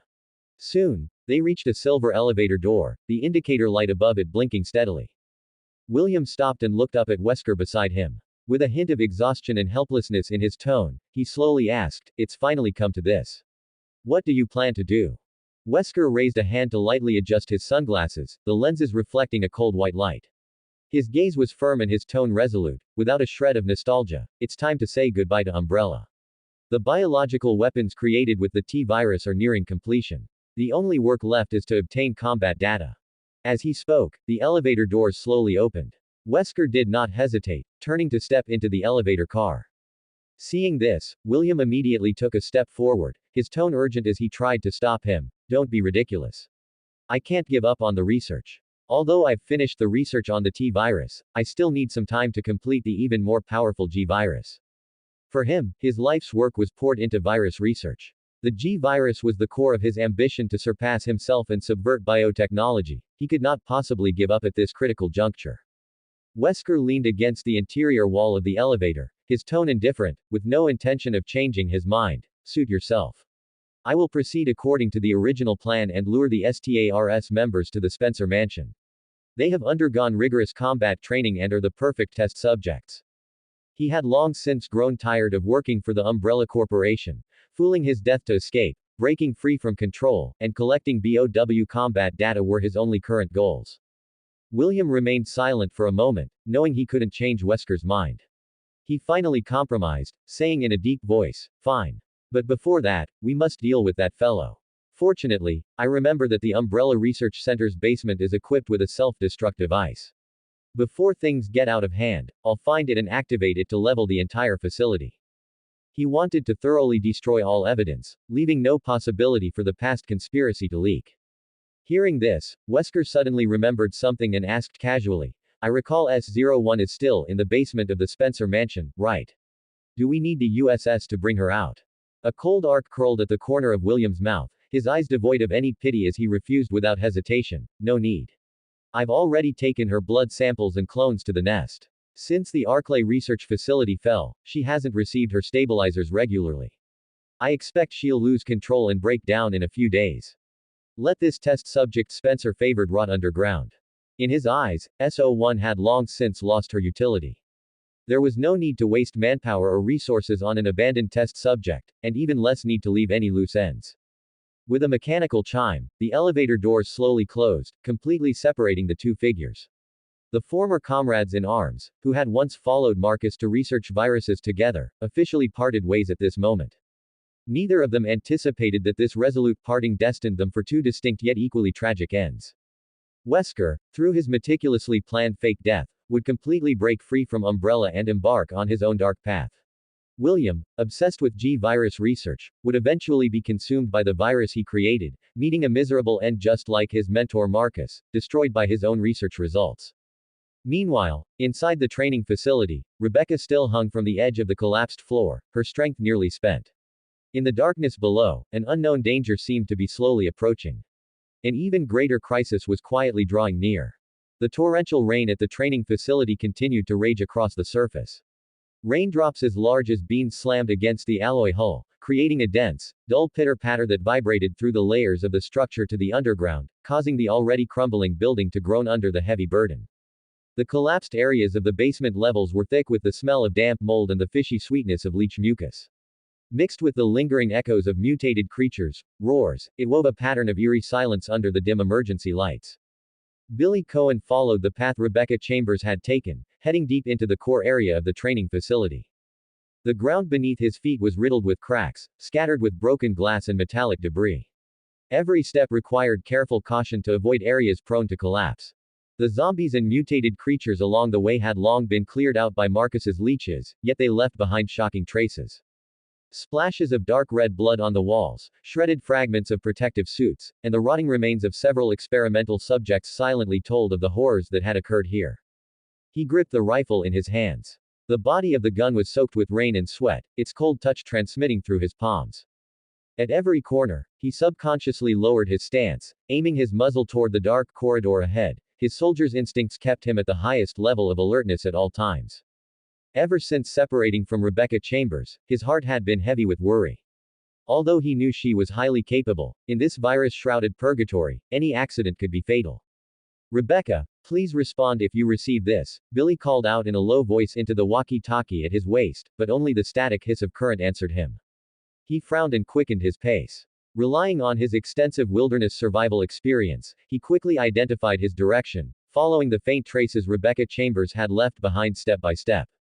After walking for an unknown amount of time, a faint sound of gasping came from ahead, mixed with the rough sound of metal grinding. Billy's heart tightened. He immediately raised his gun and moved forward, scanning with the faint light of the emergency lamp, his pupils constricting instantly. At the edge of the collapsed floor, Rebecca Chambers's body was suspended in midair. Her right hand was deathly gripped onto a broken, exposed rebar. Her palm had been sliced open by the rough steel, and blood wound its way down her arm, looking exceptionally piercing in the dim light. Her left arm hung powerless, and her pant leg was torn, revealing a calf covered in bruises and abrasions. Her body swayed slightly with the movement of the rebar. Her face was covered in sweat and despair, her eyes fixed on the bottomless darkness below. She had clearly reached the limit of her physical strength. Several baboon infected with the T-virus were still wandering on the ground above. Their bluish-purple fur glowed eerily under the emergency lights. From time to time, they let out violent roars at Rebecca Chambers, attempting to pounce, but were blocked by the edge of the collapse, leaving them to pace back and forth irritably. Rebecca. Billy barked, rushing forward and grabbing her dangling wrist. The massive pull made Rebecca Chambers shudder violently. She turned her head to look at Billy, the despair in her eyes instantly replaced by shock and gratitude. She could clearly feel that Billy's palm was powerful and steady, deathly gripping her wrist and pulling her back from the brink of death. Hold on, I'm pulling you up. Billy's voice was steady and powerful, carrying an unquestionable firmness. He braced his feet against the wall, lowered his body slightly, and used his own strength to drag Rebecca Chambers up bit by bit. The rebar let out an overburdened creak from the strain of the two people. Rebecca Chambers gritted her teeth, using every last ounce of her strength to coordinate with Billy's pull, moving her body upward. Every inch of movement brought a tearing pain to her arm. Sweat blurred her vision, and her ears were filled only with her own heavy breathing and the grinding of the steel. Finally, at the last moment when Rebecca Chambers was about to lose her grip and her fingertips were about to slide off the rebar, Billy gave a sudden surge of power and pulled her all the way up. Rebecca Chambers fell heavily onto the hard concrete floor with a dull thud. She lay on the ground, gasping for air in large gulps, her chest heaving violently as if she were trying to use up all the air in her lungs. The wound in her palm stung like fire, and the muscles in her arms were stiff and sore from overexertion. Every breath pulled at the pain throughout her body. After a long time, she finally recovered her strength, braced herself against the ground to slowly sit up, and looked at Billy standing before her. Her voice was so hoarse it was almost out of tune. Thank you. Billy stood to the side, looking down at her and waving his hand. His tone was still flat, yet it carried a trace of subtle warmth. No need. I was just keeping our agreement. We agreed to cooperate with each other, right? His words were simple, but they acted like a reassuring pill, causing Rebecca Chambers' tense nerves to relax instantly. She looked up at Billy, the man who had fought alongside her all this way. Her eyes were full of complex emotions, the relief of surviving a disaster, worry about her own situation, and a lingering fear of the moment of death she had just experienced. Just then, the walkie-talkie at Rebecca Chambers' waist suddenly emitted a burst of static, followed by a steady and urgent male voice. Rebecca. Respond if you receive this. This is Enrico. It was Captain Enrico Marini. Rebecca Chambers' heart tightened. She subconsciously reached for her waist and quickly turned on the receiver button of the walkie-talkie, her voice trembling slightly from the danger she had just faced. This is Rebecca. Rebecca, have you found Cohen? Enrico Marini's voice came through the walkie-talkie, sounding clearly anxious. Rebecca Chambers instinctively glanced at Billy beside her, her eyes flickering. She knew that once she said Billy was with her, Enrico Marini would inevitably demand he be brought back to the unit for trial. But just now, Billy had saved her life. This kindness made it impossible for her to choose betrayal. Rebecca, answer me. Enrico Marini's voice sounded again, carrying a sense of urgency. Rebecca Chambers took a deep breath, gripped the walkie-talkie, and said word for word, "Not yet. I haven't found him yet. I will continue the search and return to the unit as soon as possible." After speaking, she quickly turned off the walkie-talkie and clipped it back onto her waist. Seeing this, Billy's brow furrowed slightly, and he opened his mouth as if to say something. He could tell Rebecca Chambers had just lied, but he didn't press her, just watched her silently. Rebecca Chambers looked up, meeting Billy's gaze. She shook her head with a bitter smile, a hint of self-deprecation in her voice. "Disobeying orders on my very first mission. It seems my career isn't going very smoothly. Whatever, I might not live much longer anyway." She paused, her gaze landing on Billy, her eyes becoming exceptionally serious. Having experienced that life and death test just now, she could no longer suppress the doubts in her heart. She asked softly, "Billy, I just want to know. I want to know the truth. Did you really kill 23 people? I'm not here to judge you, I just want to know the truth." Billy looked at her clear and sincere eyes, and the tension at the corners of his mouth loosened slightly. He was silent for a moment as a buried memory flashed through his mind, then he slowly spoke, his voice low and hoarse. "It was this time last year. Last year on the African continent, the scorching sun baked the entire jungle, and the air was so muggy it felt like water could be wrung out of it. Billy's unit had received orders to intervene in a civil war in the heart of Africa. Their mission was to raid a guerrilla hideout deep in the jungle and destroy the enemy's supply station. Before setting out, the superiors had vowed that the intelligence was absolutely accurate and the target was the main force of a well-equipped guerrilla group. But the actual march was far more difficult than imagined. The jungle was dense, visibility was obstructed, and the heat and humidity made the soldiers miserable.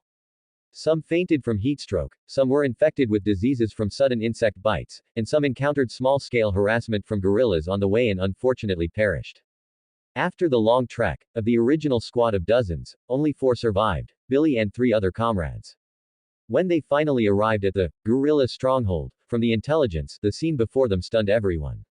It wasn't an armed stronghold at all, it was just an ordinary village. Scattered thatched huts, villagers working in the fields, and children chasing and playing at the village entrance, everything appeared peaceful and serene, without the slightest trace of war.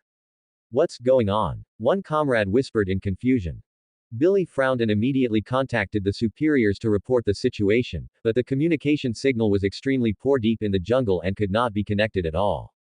Just then, their captain suddenly issued an order. "Listen, we can't go back empty-handed. Since we're here, eliminate all these villagers. Consider it mission accomplished." "What?" Billy's eyes widened instantly, unable to believe his ears. "Captain, are you crazy? They're just innocent villagers. We're soldiers, not butchers." "Shut up." The captain barked, looking at Billy with fierce eyes. "This is an order. Executing orders is a soldier's duty. If you dare to disobey, don't blame me for military discipline." With that, the captain waved his hand, and the 3 comrades behind him immediately raised their guns and surrounded the unarmed villagers. The villagers were thrown into a panic, scattering in all directions, cries and screams instantly echoed throughout the village. Watching the scene before him, Billy's heart felt as if it were being squeezed by an invisible hand. He rushed forward, trying to stop his comrades, roaring, "No! Captain! Cease fire immediately! They're all ordinary people!" Thud. With a dull sound, the captain's rifle butt slammed hard against Billy's head. Intense pain instantly swept through his body, Billy's vision went black, and his body swayed. Before he completely lost consciousness, the last things to enter his sight were the tragic state of the villagers falling in pools of blood, the desperate cries of children, and the cold muzzles of his comrades' guns. In the final moment his consciousness faded, he only felt cold all over, as if he had fallen into an endless abyss. Billy slowly opened his eyes, a trace of pain and fatigue flashing in them. He returned to the present, looked at Rebecca Chambers before him, and his tone became flat, as if he were telling a story that had nothing to do with him, but that wasn't a guerrilla hideout at all. Rebecca Chambers's eyes widened, her face full of shock and confusion as she hurriedly asked, "What do you mean?" "The people who sent us on the mission were complete idiots with the wrong intelligence." Billy's voice was low, carrying a hint of self-deprecation. "But we couldn't go back empty-handed, so the captain ordered us to attack innocent villagers." He didn't continue with the details of the memory, but Rebecca Chambers could feel the unspeakable pain and struggle in his tone. She looked at Billy, her gaze becoming increasingly complex, and asked again, "Then, did you kill those innocent people?" Billy turned his head to look into the darkness of the corridor. He was silent for a moment before slowly speaking, his tone carrying a hint of fatigue and helplessness. "Forget it, it doesn't matter anymore. Then was then, now is now." With that, he turned to continue walking forward, his steps pausing slightly as he added, "And you said you wouldn't judge me. I'm not judging you." Rebecca Chambers immediately stood up and walked quickly to stand before him, blocking his path, her eyes exceptionally serious. "But lives are at stake here. My teammates think you killed those military police, but I don't." She took a step closer, her gaze locking onto Billy's eyes, her tone firm. "It was those zombie dog, right? They attacked the transport, and you just took the chance to escape, isn't that right?" Billy's body stiffened. He turned his head, avoiding Rebecca Chambers's gaze, his voice turning cold with a trace of subtle irritation. "You don't understand."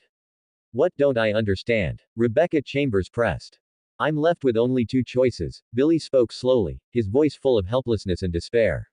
"Surrender to the military and face the death penalty, or be a fugitive for the rest of my life. That's it." After speaking, he no longer looked at Rebecca Chambers and turned to continue walking forward, his back looking exceptionally lonely and desolate in the dim light of the emergency lamp. Rebecca Chambers stood in place, looking at this burly man with tattooed arms who was covered in scars yet still held onto his bottom line, and didn't say another word. She knew she couldn't truly understand Billy's experience, nor could she judge his choices. In this purgatory shrouded by the Umbrella Corporation, survival was the most difficult subject of all. And the man before her was struggling to live on in his own way.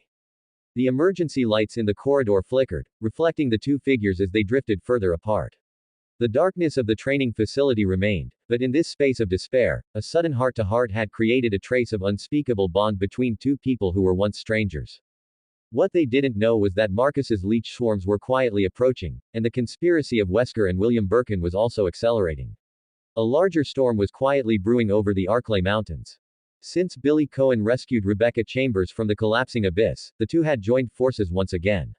Within this facility, which was riddled with the traces of the Umbrella Corporation's evil experiments, they embarked on an even more perilous path to survival.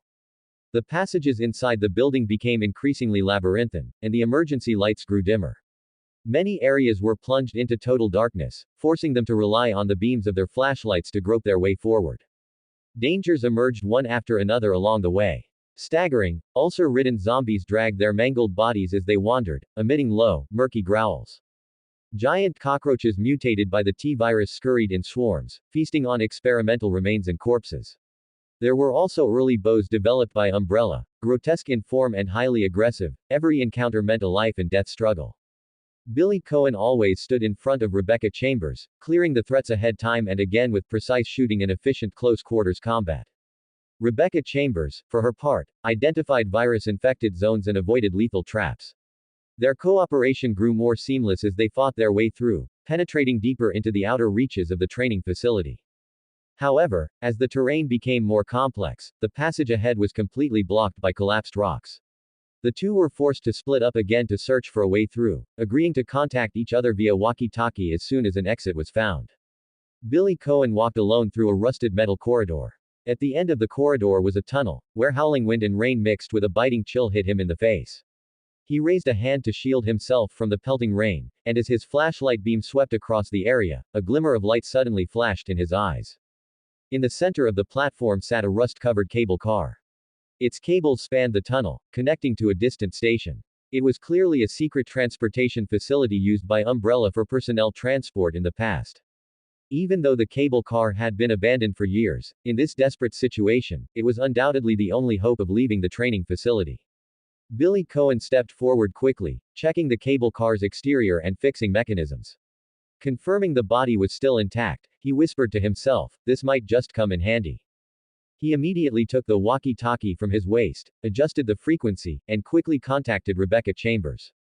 After a burst of static, Rebecca Chambers' voice, slightly tired but clear, came through. "This is Rebecca Chambers. This is Billy Cohen. I've found something you'll be very happy about," Billy Cohen said slowly into the walkie-talkie, his tone carrying a rare hint of relief.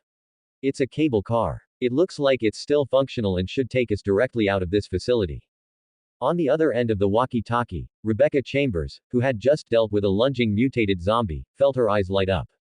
Much of the fatigue and despair from the past few days vanished, and her voice was full of joy. Really? That's wonderful. We can finally get out of here. Yeah, let's regroup as soon as possible. I'm at the cable car tunnel platform on the west side of the training facility. Don't delay, Billy Cohen urged. This area was still dangerous, every extra moment spent there was an added risk. Copy that, I'm on my way, Rebecca Chambers replied immediately. She then hung up the walkie-talkie, gathered her equipment, and hurried toward the direction Billy Cohen had specified.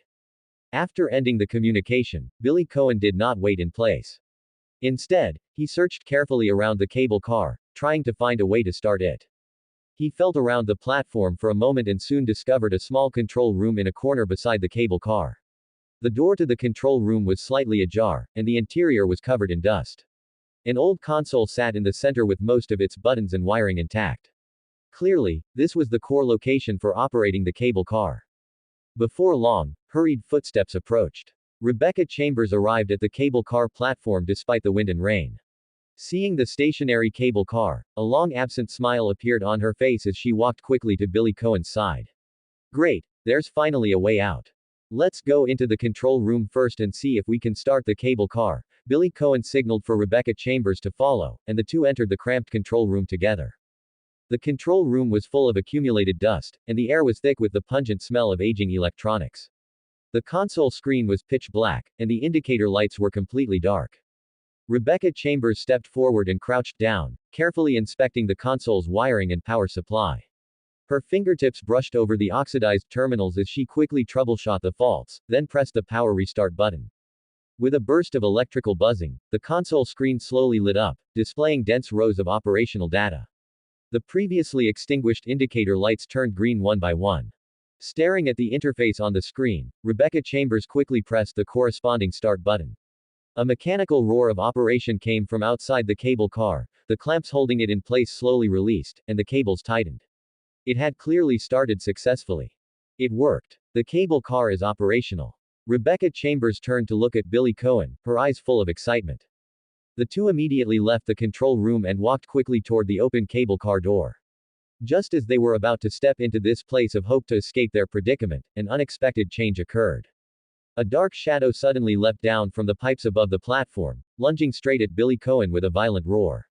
It was a T-virus mutated baboon that Marcus had released earlier to roam the training facility. It had evaded their previous sweeps and now attacked, drawn by the noise, moving with incredible speed. Caught off guard, Billy Cohen had no time to dodge. The mutated baboon's thick body slammed hard into his chest, the massive impact causing him to instantly lose his balance. He staggered backward. He instinctively reached out to grab the railing, but his fingertips only brushed against cold rust. He fell straight over the guardrail of the cable car platform, disappearing into the pitch black slope and darkness, leaving behind only the baboon's roar and the dull thud of his fall. Billy! Rebecca Chambers cried out in alarm. She rushed to the guardrail and leaned over to look down, but it was pitch black below. The wind howled, and Billy Cohen was nowhere to be seen. No matter how she called out, there was no response. A massive wave of panic instantly enveloped Rebecca Chambers. She gripped the railing, her eyes uncontrollably turning red. Just as her heart was breaking, a cold, slimy presence quietly approached from behind, carrying the distinct fishy sweet scent of leeches. Rebecca Chambers' heart tightened, and she spun around. She saw a shriveled figure, its body swarming with countless black leeches, a leech man. It was the collective avatar of the leeches controlled by Marcus. Its cold eyes stared fixedly at her, the leeches on its body writhing constantly, ready to attack at any moment. Still reeling from the shock of Billy Cohen's fall, Rebecca Chambers suppressed the turmoil in her heart and quickly drew her handgun, her gaze becoming determined. She knew she couldn't afford to panic, only by defeating the enemy before her would she have a chance to find Billy Cohen. The leech man roared and lunged. Rebecca Chambers dodged nimbly, pulling the trigger with precise aim. The bullets struck the leeches covering the leech man's body, sending black ichor splashing everywhere. The hit leeches fell off, curled up, and died. After a harrowing struggle, Rebecca Chambers finally exhausted her ammunition and completely broke the leech man apart. Leeches scattered across the floor, gradually losing their vitality. Gasping for air, she staggered back a step and looked over the guardrail again, but there was still no sign of Billy Cohen. The cable car had already started. The longer she stayed, the greater the danger, and the terrain below was treacherous.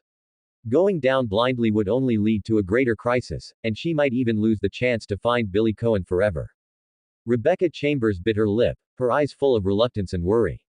Ultimately, she turned and stepped quickly into the ready cable car, closing the door. The cable car started slowly, moving along the cables through the tunnel. It soon arrived at the next hidden station. Rebecca Chambers stepped off the cable car and, not daring to delay for a moment, immediately explored the area around the station. She tried to find a path that would allow her to return and search for Billy Cohen, but instead, she inadvertently discovered a connected monitoring room. Most of the screens in the monitoring room were malfunctioning, with only a few still capable of displaying images. Rebecca Chambers stepped up to the console and pulled up the surrounding surveillance feeds. As her gaze swept across the screens, it suddenly froze on one particular image. The image showed a massive underground cultivation tank filled with pale green nutrient solution. Inside the solution, a large, well-defined humanoid creature was suspended. Its body was taut, connected to countless nutrient lines, and it exuded a heart-pounding sense of pressure. Rebecca Chambers's heart sank. She knew this was undoubtedly a more advanced bow developed by Umbrella. The secrets of this facility were far more terrifying than she had imagined. Not daring to look further, she quickly turned off the surveillance feed and continued exploring deeper. Following the signs, she found a giant cargo elevator. This elevator was clearly a specialized one used by Umbrella for transporting experimental equipment and bows. The space was cavernous, and the metal walls were covered in scratches and bloodstains. Rebecca Chambers pressed the down button, and the elevator began to move slowly, descending deeper underground. The mechanical roar of the elevator was exceptionally piercing in the silent subterranean space. Upon reaching the lower level, the elevator doors slowly opened. Before her was an even deeper metal corridor with more sophisticated security. Both sides of the corridor were lined with sealed laboratory doors, and the air was thick with the concentrated smell of disinfectant mixed with viruses. Rebecca Chambers gripped her remaining weapon and moved forward cautiously. She avoided traps and cleared out scattered zombies as she went. After walking for a long time, a small passenger elevator appeared before her.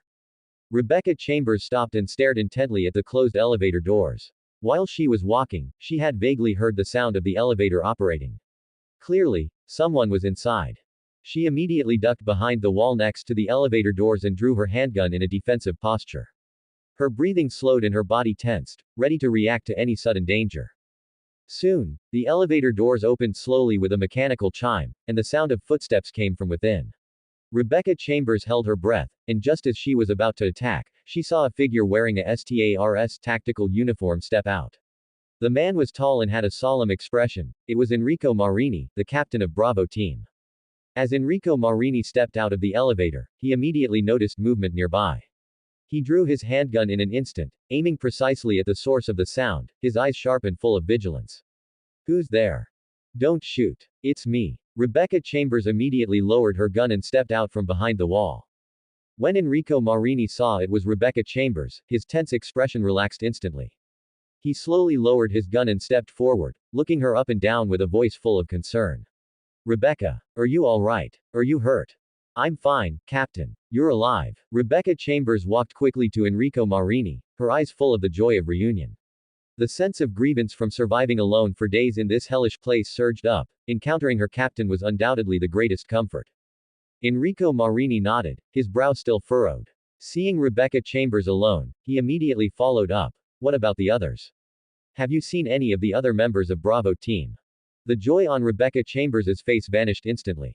She shook her head, her tone full of worry and disappointment.